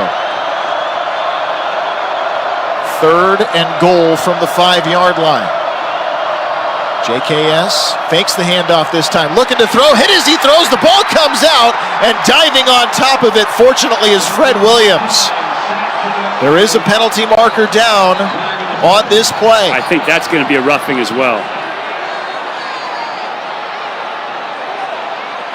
Personal foul, roughing the passer, defense. The penalty is a 4 tackle distance to the goal. Automatic 1st down. At least they're consistent. That is very questionable. I mean, Cades was questionable. This one Cades was very questionable. That one is extremely questionable because JKS still had the ball. Yes. But it's going to be the fact that they came down on top of him is going to be the argument. That's an automatic 1st down for the Bears. Half the distance, automatic 1st down. That is a look. We're wearing the blue and gold, but that's not a good call. That's a questionable call. That's a makeup call potentially for Cade's personal foul. First and goal from the 2 now. High snap, Raphael the carry, following the block. Second effort, pushes forward toward the goal line, and he's in! Touchdown! California! Not once, not twice, but thrice for Kendrick Raphael. So you're hearing the Boo Birds, and Juszczyk does not play for either of these teams, so clearly the fans here are displeased. I can understand their displeasure at this point. Yeah, that was not a good call. That was, got to call a spade a spade. That is not a good call. Tremendous. The ruling on the field of a touchdown is under further review. We'll see if he breaks the plane here. They're just giving the fans longer to dislike them. Close Shave Instant Replay is brought to you by Barbasol Shaving Cream. Why pay more for gels when Barbasol delivers an instant thick lather for a close, comfortable shave? Choose Barbasol, a quality shave and trusted value. Yeah, he is clearly across the goal line. As they move the tape back and forth, I mean, he's in. I guess I'll pose the question to you. You kick the normal extra point here, right? You don't try for 2 and take the lead. No, not with this much time left. You go for the tie in the thought that you can get this ball back and score, right? Get so you go for the tie.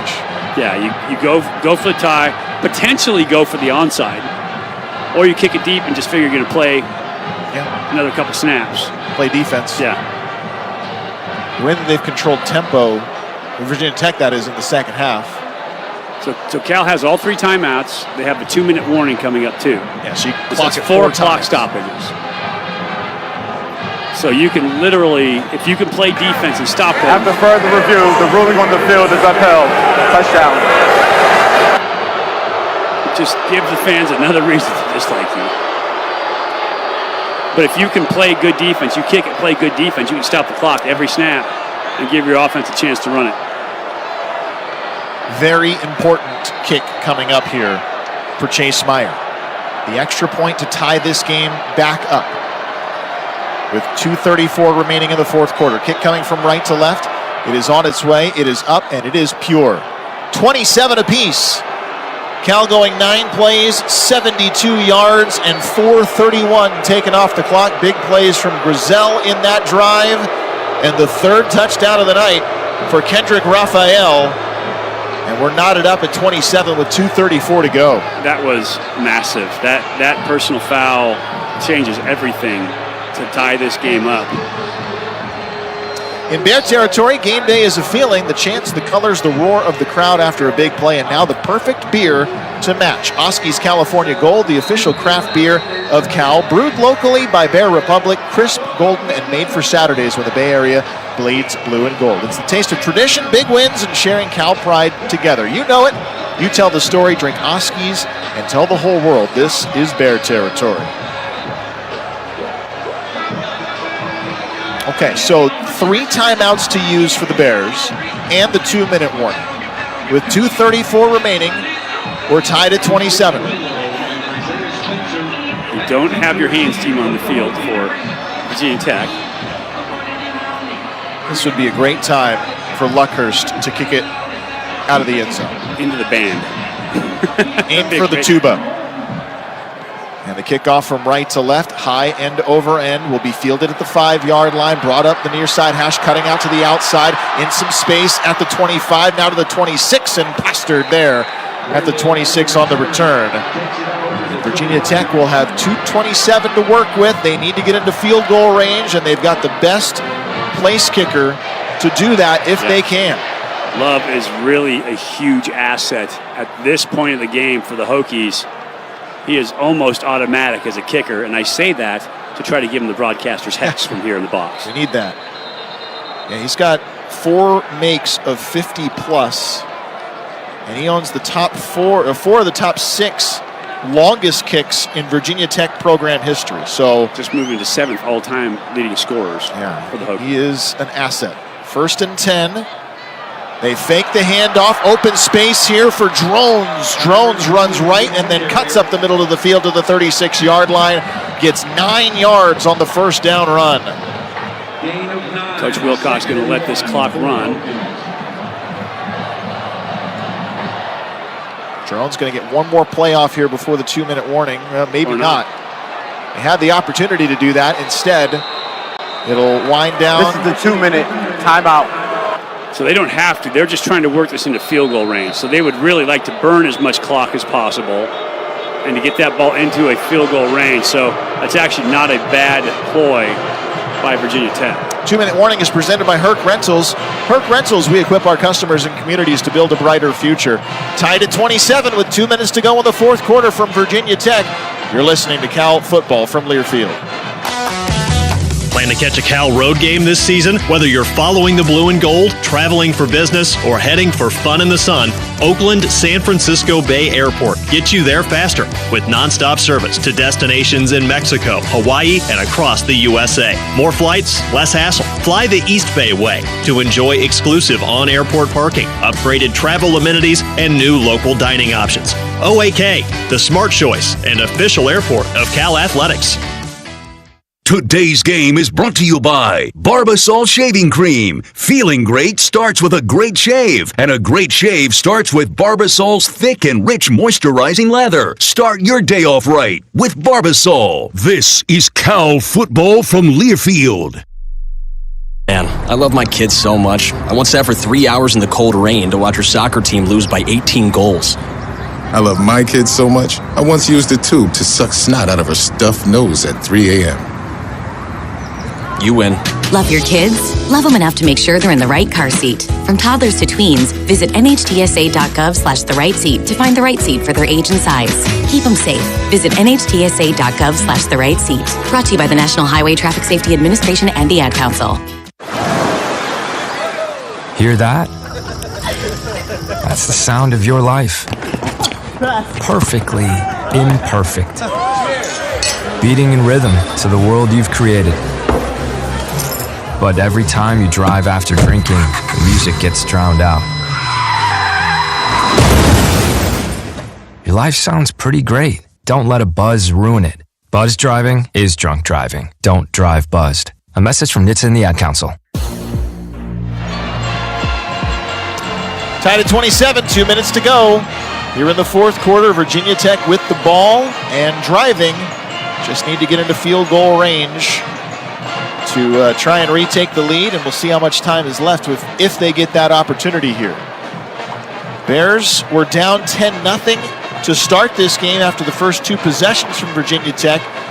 Cal then scored 4 different times and put up 20 points unanswered. Took a 20-10 lead into halftime. Virginia Tech scored 3 times unanswered and had a 27-20 lead. For the Bears, just drove down 9 plays, 72 yards to tie it up. So the way this game has been going, the Bears are due to score next because it's all been scoring streaks. That's true. That's true. Virginia Tech I like the way you think. Break serve here.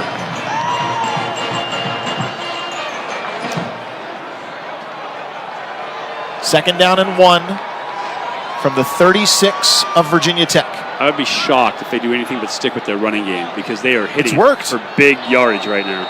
I mean, Hawkins has had 156 on the ground, and he's averaging 8 yards per carry. They give, no, it's a fake, and running to the right side is Drones to the 50-yard line, to the 40-yard line. Drones is hit hard by Paco Austin. Another one of those fakes, and they bring Drones in motion to the right, and it's a big game. And they are already in field goal range. They are.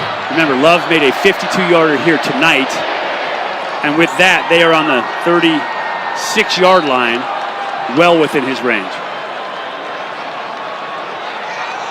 Now they're going to slow down and try to kill this clock. Just trying to get a few yards. And Coach Wilcox has 3 timeouts to use here. Drones waiting to take the snap with 90 seconds left here. He does. Hawkins bouncing his way up the middle, hit hard after a 2-yard gain, and Coach Wilcox will call for his first of 3 timeouts.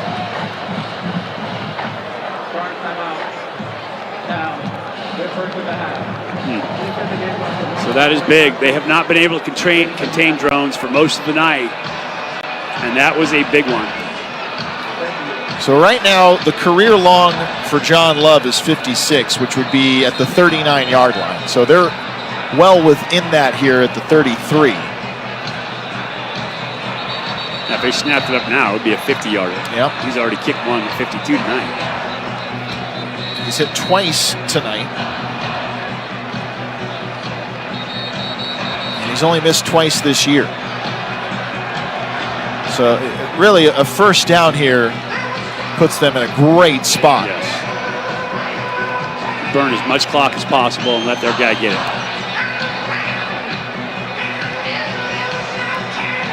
Tied at 27 with 1:25 to go.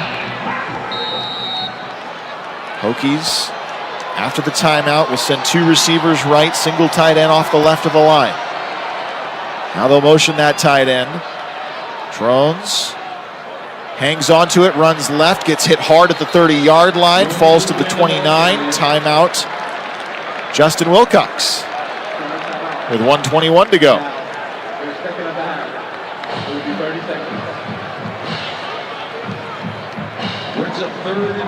They got to get this stop here. This is essentially the game here. Yeah, because they have to get the stop and figure at this range, Love is pretty good. Probably going to make this kick. You get the stop, you still got about a minute and 10-ish. Yeah, when all is said and done. Because you get the stop, you call timeout. Yep. And so now they got to kick it on 4th. And kickoff, add that in, so you get the ball back with about 1:12. The difference is, if you're Virginia Tech, you get 3 yards here. You can run the clock down to 0 and kick your field goal. Yep. Drones. Drones keeps it here. That's what he's been doing. It's been effective here. And now a whistle for motion pre-snap. Such is Virginia Tech right now. It's a false start. It's their 9th penalty of the night. This is why coaches get ulcers. Yeah, you had a 3rd and 3, and a first down puts you in great position. Instead, now it's 3rd and 8. It's still within the field goal range, but a long one now. 8 yards to go for Virginia Tech. They'll send 3 receivers left. Hawkins in the backfield next to Drones. Fake the handoff to Hawkins. Drones out to the 30-yard line, falling at the 28. He's not going to get enough for the first down. Timeout, California, their final timeout used, and it will be 4th and 2 from the 28-yard line. Yep. Now you kick. You take your points if you're Virginia Tech. About a 45-yarder from this range. Yep. If you're Cal, you come after it, you try to block it. But if not, you're thinking about, you're talking right now with the offensive coordinator, Brian Harsin, is talking about what do we have to run this 2-minute drill, which is going to end up with about a minute and 10 when all is said and done. There have been games this year where the defense has come up with big plays to win games. They're going to need the offense to come up with a big play in this game. And that's with the assumption that this is a field goal that is made. But it still needs to be made by John Love, who's missed twice this year. One from inside 50 yards. This one from just beyond 45. Ball set nearly midfield. Snap is good. Kick is up from left to right. It is on its way. It's got the distance. And it doinks off the upright! Off the right upright. It's no good! Plenty of distance from John Love, and for the 3rd time this season, he misses in a critical spot with 1:12 to go. It worked. The announcer's hex. We tried. Did everything we could to make that happen. Oh my goodness. Man. And you know, the Hokie fans are silent because I don't think they're surprised. Right. It's been that kind of season. It has been this kind of season. They had one like that versus Wake Forest. And it would have been the difference maker in the game for them. Now a much different feel for this Cal team. They can get into field goal range and try and win it. JKS takes the snap. Handoff, Raphael bounces to his right side, falls. They can't stop the clock here, so they're going to have to move. 1:05 to go. JKS trying to organize here. Bears are going to have to get down near the 35-yard line for Meyer to throw. JKS flush from the pocket, rolls to his right side. He's going to try and get to the first down. Cuts inside, stays in bounds. Clock will stop with the first down. So he's going to have to come off. And they can't call a timeout, so JKS is going to have to get off the field for one play here with 46 seconds left. Yeah, they have to get a quarterback on the field. They're going to run the ball here. It is Devin Brown coming onto the field with 46 seconds. Brown probably ice cold right now. Claps the hands, takes the snap. And it's a handoff to Raphael. Raphael moving forward to the 47. Still cannot stop the clock here. They got to move. 33 seconds. They got to get it moving. This has got to be the sideline somewhere. 26 seconds now. JKS is back out there. 3 receivers left and 1 to the right. 20 seconds to play. Here's the snap. Looking downfield over the middle and completes to Mason Minnie, who takes a hit, hangs on. Multiple flags come in at the 32-yard line. A personal foul, defenseless receiver. That's going to give him an extra 15 yards, which means on top of that catch, where he's down, that puts him well within field goal range. Personal foul, targeting, defense number 6. The play is under further review. So they can remove the targeting. They cannot remove the personal foul. Well, and it's pretty clear. He left his feet aggressively here. While they review this play, let's pause 10 seconds for station identification. This is Cal Football from Learfield.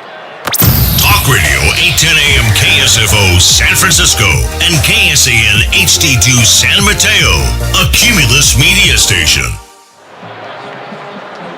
Justin Allegri, Mike Pulowski, Ben Ross with you in a dramatic fourth quarter here from Virginia Tech. 12 seconds remaining, 27-27, and a review here on a targeting call on the field after Mason Minnie made the catch at the 35-yard line. And it checks every box. Every box. Targeting. Launching, striking to the head or neck, hitting with the crown of the helmet to a defenseless receiver. So that is very clearly targeting. He is out of the game, so Jordan Bass, it's time for him to hit the showers. Cal gets the 15-yard penalty. It's going to take you down to the 17-yard line. So now all they have to do, well, they got 12 seconds left. They're not going to run any more plays. It will start on the snap. Yeah. But you said it not that long ago. It's the team trying to lose it, it feels like. Trying to lose it most. That's definitely what it feels like. The Hokies with 2 really bad plays in this drive. Missing the field goal with a kicker who's 90%. Snake bit. Yep. Boy, Mason Minnie sure is tough, though, isn't he? To take that hit and hold on to the ball. Hold on. And that was a blow to the head. That's exactly the shot that they're trying to eliminate from the game. Those are the shots that create the concussion. After further review, there is no foul for targeting. Number 6 may remain in the game. What? Wow. What? How is that possible? He left his feet. It was helmet to helmet. That literally checked every box. All right, so the offense is staying on the field here. Because you can always spike it. You can spike it. And JKS will do just that. So it sends it to 8 seconds on the clock. And they're staying out to do it one more time, it looks like, just so there's no time to 9 seconds. No time remaining here. So they were just trying to kill the clock. They're going to take one play. If it's not there, you throw it away, but you can't burn it all. Virginia Tech now calling for a timeout. Well, this has got to be precise. Yeah. It's got to be either an incompletion or a play to the sideline. At the sideline, get that ball out of bounds to stop the clock. Yes. And it doesn't need to be a first down. It just needs to be something fast. Timeout, Virginia Tech. We're talking about Chase Meyer right now. It would be about a 47-yard field goal, 48-yard field goal. Chase Meyer's long this season is 43. We should make a note that Abram Murray is available in this game, but he has not set foot on the field yet. And it's Meyer warming up. I'm still confused at how that was not targeting. It's just not been the best officiated game ever. No. JKS with 9 seconds to play. Takes the snap, looking quickly to the outside, throws it out of bounds. Smart. If it wasn't there, just airmail it. Yeah, and they were playing that roll coverage, so they had somebody in the flat. They were going to try to defend the sideline. Tron wasn't going to get anything because they had a safety on the top, so he saw it, threw it away. Fine, good work. Let's go kick this thing. With 6 seconds left, it's on the right leg of Chase Meyer. His long this season is from 43. This, as they're lining up, will be called another timeout for Virginia Tech. They had one to use.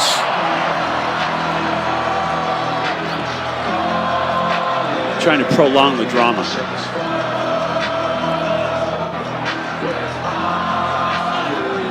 Chase Meyer has hit a couple of times tonight for the Bears. This makes her from 38 and 34 this evening. This is right at the top of his range. We're at a little bit of elevation. 2,500 feet. I like the optimism. Yeah, anything it can get him. A little extra boost. VTech is obviously going to come after this. 49-yard attempt just inside the far hash. Here's the snap. It's down. The kick is up from right to left. It's on its way, and it is no good. Wide to the right with 1 second remaining. Looks like we are going to overtime. I don't know if it had enough distance either. Maybe. It's right at his distance. 49 is a long kick for Chase. It was a missed field goal from John Love that hit flush off the right upright. And Chase Meyer, after the Bears get down into range, cannot convert. So there is 1 second left here. Yeah. And yet another missed opportunity to win this game, to put it away. Nobody wants to put this game away.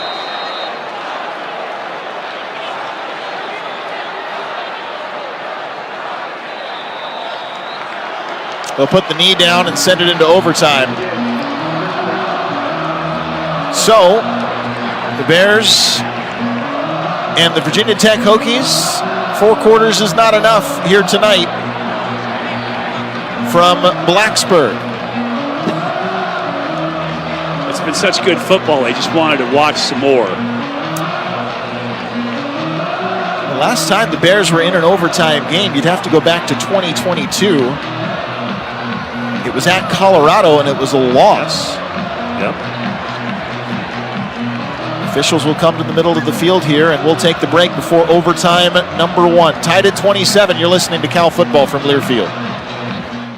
Which schools will take home the prestigious Learfield Directors Cup for the top college athletic programs for the 2025-26 college athletic season? Check out the criteria and follow the year-long standings of your favorite team at L Directors Cup on the X platform or online at thedirectorscup.com. Trophies will be awarded in June 2026 to the winning institutions in all college sports divisions. The Learfield Directors Cup, powered by NACDA, the crowning achievement in college athletics.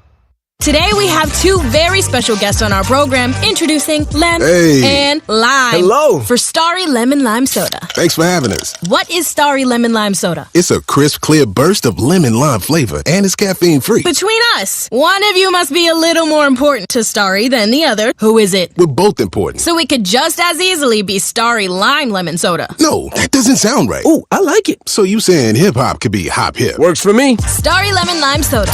Starry hits different.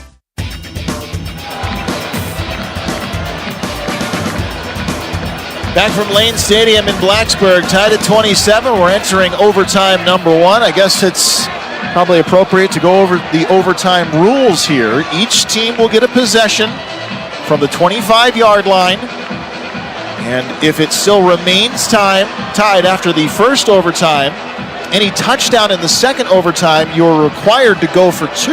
Yep. And if we progress to a third overtime, it's just 2-point conversion attempts from there on out. Yes, and they call it the Dick Tomey rule because Dick Tomey, when Arizona was playing Cal at Memorial Stadium, they went into overtime. Back when Pat Barnes was actually playing for the Bears. And they had so many overtime periods that Dick Tomey was worried about his guys getting hurt because they played so much football that he decided to go for 2. He missed it. The Bears won. Pat Barnes had like 27 touchdowns in that game or something because of all the overtimes. But from there on out, it became the Dick Tomey rule to try to go for 2. And so I like the rule. It makes it more difficult to finish it out. But there have been some insane overtime games last season and this season with that rule in place. There's been a lot of debate about the rules of overtime in college football, and I think the starting position has been one of the topics of debate. It's 1st and 10 from the 25-yard line. Cal gets the ball first. This is the top half of overtime 1. No game clock here, just a play clock. Kolbasha in motion from right to left. JKS takes the snap, fakes the handoff, deep drop to throw over the middle, and he completes at the 5-yard line. Mason Minnie takes a hit at the goal line, hangs on, touchdown, California. Just 1 play into the overtime, and the Bears strike first. It's 33-27. JKS and Mason Minnie made that look like it was easy. Just throw the vert right down the middle of the field, drive a touchdown, fantastic play. You're in, hit this PAT, and the Hokies know what they have to do. That's the beauty of deferring the opening kickoff. Chase Meyer on for the extra point from left to right. This kick is on its way, and it's good. It just took a play, but the Bears are back in front, 34-27, as now we move to the bottom half of overtime number 1. Virginia Tech knows they need to score a touchdown to keep this game going. Our touchdowns are brought to you by Newmark, Northern California Capital Markets, your trusted partner in real estate investment solutions. And if you're wondering why you would start on defense as the Hokies, A, you're at home, so you're hoping you get that home advantage, but B, you know exactly what you have to do. If the Bears kick a field goal, you can win with the touchdown. If the Bears don't kick a field goal, all you have to do is kick a field goal. And so you know exactly how you have to respond. And since you're at home, you could go for 2 on this one if you get into the end zone for the touchdown. Ground game has been efficient tonight for the Hokies. They have Hawkins in the backfield. Shotgun snap, toss play to Hawkins. Hawkins cuts to his right, turns back to his left now, tries to reverse field. He's hit. He breaks free. TJ Bush finally pushes him out. There was a chance for Jordan Sanford there, but he just couldn't get enough of him to bring him down. And it ends up being a gain of about 8 yards when he reversed field. And you cannot bring Hawkins down. He just does such a great job. You can't ankle tackle him. He's shown that over and over and over tonight. But he is dynamic as a runner. Yeah, Hawkins up to 167 yards on the ground. 328 on the ground overall for the Hokies tonight. And now it's the quarterback keep to the right side. Drones breaks a couple of contact. He's into the end zone fighting with Cam Sidney, who couldn't bring him down. Touchdown, Hokies. It took him 2 plays. Wow. And now what do they do? The extra point would tie. Going for 2 here would win. And they're bringing the kicker on, John Love. And that puts Drones over 100 yards rushing too, right? 128, so he's already over 100. Second touchdown for him. Extra point to tie it up and send it into the second overtime. From left to right, on its way, and it's good. Tied at 34. So we head to overtime number 2. You couldn't buy offense at some points of this game, and then you get a couple of quick strikes in overtime. Crazy. Again, so overtime number 2 now will require any touchdown to be followed by a 2-point attempt. 345 yards rushing tonight for the Hokies. That is a ridiculous number. Cal with the sack yardage, Cal's rushing number is 39. JKS once again, game 8, over 200 yards passing as a true freshman. I believe that we said last week that broke a record, right? Yeah, Phillip Rivers had the record for consecutive true freshman games with over 200 at 6. Last week was 7.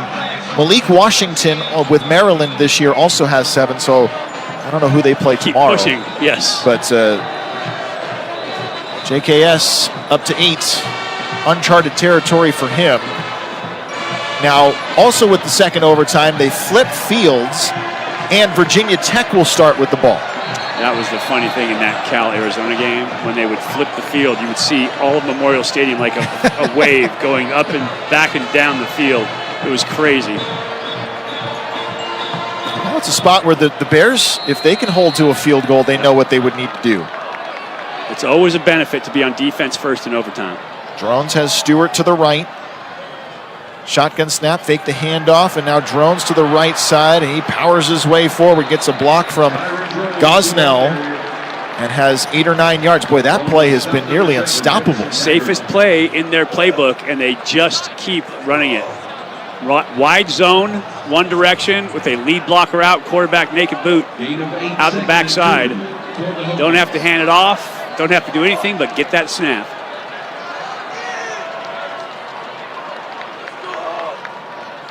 Drones on second down and 2. Stewart to give. Stewart up the middle is going to have enough for the first down to the 14-yard line as he falls into the arms of Kedu Luave and also Jaden Wayne there.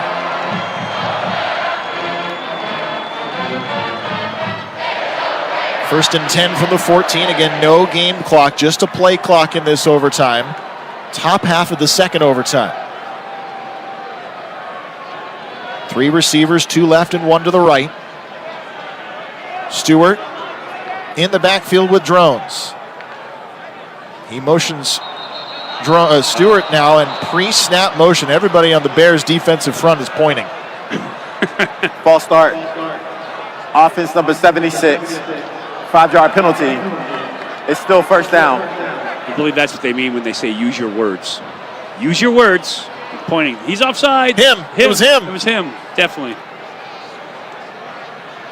That's their 10th penalty. There have been 19 combined penalties in this game. Wow.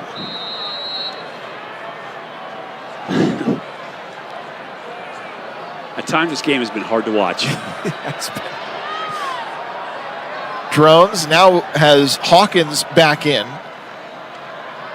Sweeping handoff faked. Drones keeps it left side. This time the edge is set very nicely by Harrison Taggart, who makes a one-on-one stop on Drones after a gain of just 2.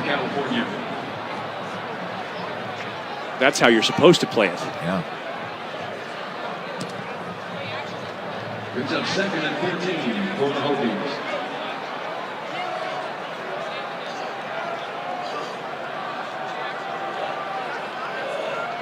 And you can feel it getting chillier in the air still. Yeah, it is getting crisp. I mean, we're approaching, it's 11:18 here local time. Tight end motion left, Drones to throw, looking to his left, throws to the 10-yard line. A cutback is made inside the 10 by the tight end, Gosnell, who's got room to the 7-yard line where they'll mark him. And it will be 3rd and about 4.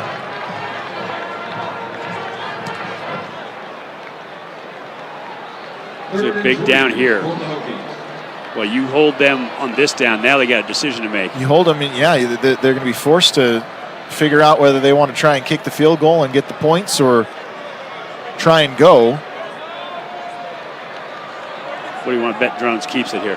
This has got to be the play. It's just been too efficient for them.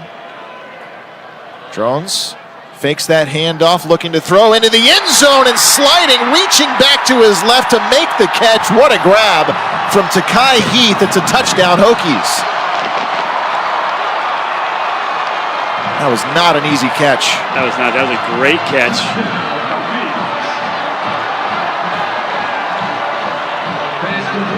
Heath, the one who got the big touchdown on the post route, that inside receiver spot, also dropped the big route down the sideline.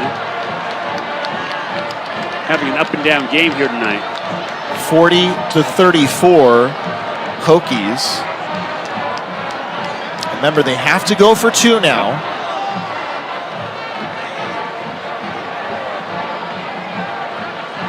And this is a spot where if you're going for 2, with the way they've run the ball, a lot of options when you only need a few yards. Hawkins 167 on the ground, Drones 137 on the ground, Stewart 48 on the ground. It's Hawkins in the backfield, double tight end left side, 2 receivers right, Drones in the gun, and a timeout used by interim head coach Philip Montgomery. So I think everybody in the stadium was shocked that they had Drones throw that last ball. Yeah. I know I was. And he tried his best to miss that. Back shoulder, but Takai Heath wasn't going to let him do it. Literally, that was a bad ball. It was behind him. It was low. It made it a super tough catch. But Heath found a way to come down with it. We're at the top of the second overtime. Bears will get the ball back, knowing that they need a touchdown. But this play to determine whether they'll need the extra point, the 2-point conversion on top of that. Yes. Well, they'll need it one way or the other. They will. But whether they can tie without it is the question. Hawkins now to the right side of Drones. 2-point attempt. Here's the snap. Drones fakes. Now runs. One-on-one. He's into the end zone for the score. Cut to his right, and he only had Drew Polidor there to try and make the tackle right at the goal line. That has just been the play that has found them so much positive yardage tonight. 42-34, Virginia Tech. That is a huge play. Drones has been, as a running back tonight, he has been exceptional. And now the crowd that is left over here from Lane Stadium is jumping in unison, knowing that the Bears have their backs to the wall. Bottom of overtime number 2.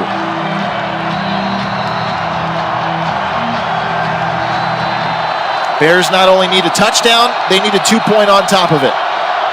JKS fakes the handoff, rolls to his left, throws on the run, downfield, and out of play, incomplete to Mason Minnie. Yep, and that's okay. You can come back and get it. This is all 4-down territory.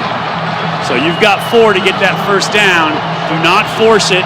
Do not turn the ball over here. There's going to be opportunity in the next 3 plays. Raphael has scored 3 times on the ground in this game. He's to the right of JKS. Now he adjusts him to the left.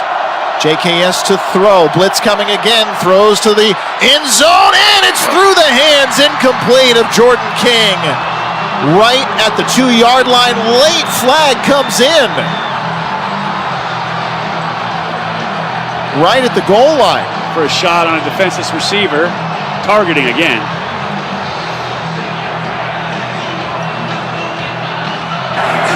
Personal foul, targeting, defense number 11.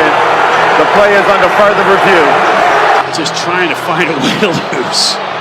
Tyson Flowers. And I feel like we can't have an opinion now, because the last one seemed like it was so easily. The last one was easy. Hal Ramey said, he texted us saying that review they determined was a shoulder-to-shoulder on the television broadcast. Well, that's going to be a shoulder-to-shoulder again here. Because as I watch this one, it's far less aggressive than the first one. Yeah, I mean, there is helmet-to-helmet contact, but it's definitely not. is, and you can see Jordan King's helmet. The thing about this one to me is that he could have peeled off. It could have easily peeled off. That ball was dropped. It was an incomplete pass, and instead he took the shot. On 2.5 steps. Yeah. After further review, there is no foul for targeting. Number 11 may remain in the game. I agree with that. That was not targeting. The first one was definitely targeting. Yeah. but it's the same guy that they're calling for it both times.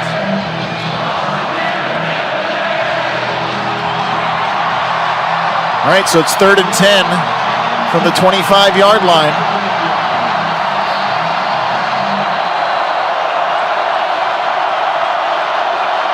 JKS motions to Jesus here. Jogging to the right, stops toward the boundary. Here's the snap, dropping to throw, steps up into the pocket. He's hit, he tries to break free of it, stumbling, throws toward de Jesus, incomplete. So the Bears will be faced with a 4th and 10 to keep this game alive in the second overtime. The ruling on the field is an incomplete pass, 4th down. Well, it all comes down to this. One play, and this is the time when guys have to center themselves, right? It can't be bigger than this moment. You just have to make the play that's there for you. Bears will use their timeout. Timeout. Cal, their first and final of the period. It will be 30 seconds. This play has to be to the 15-yard line to keep the drive and game going. 42-34 in the second overtime. Virginia Tech with the lead.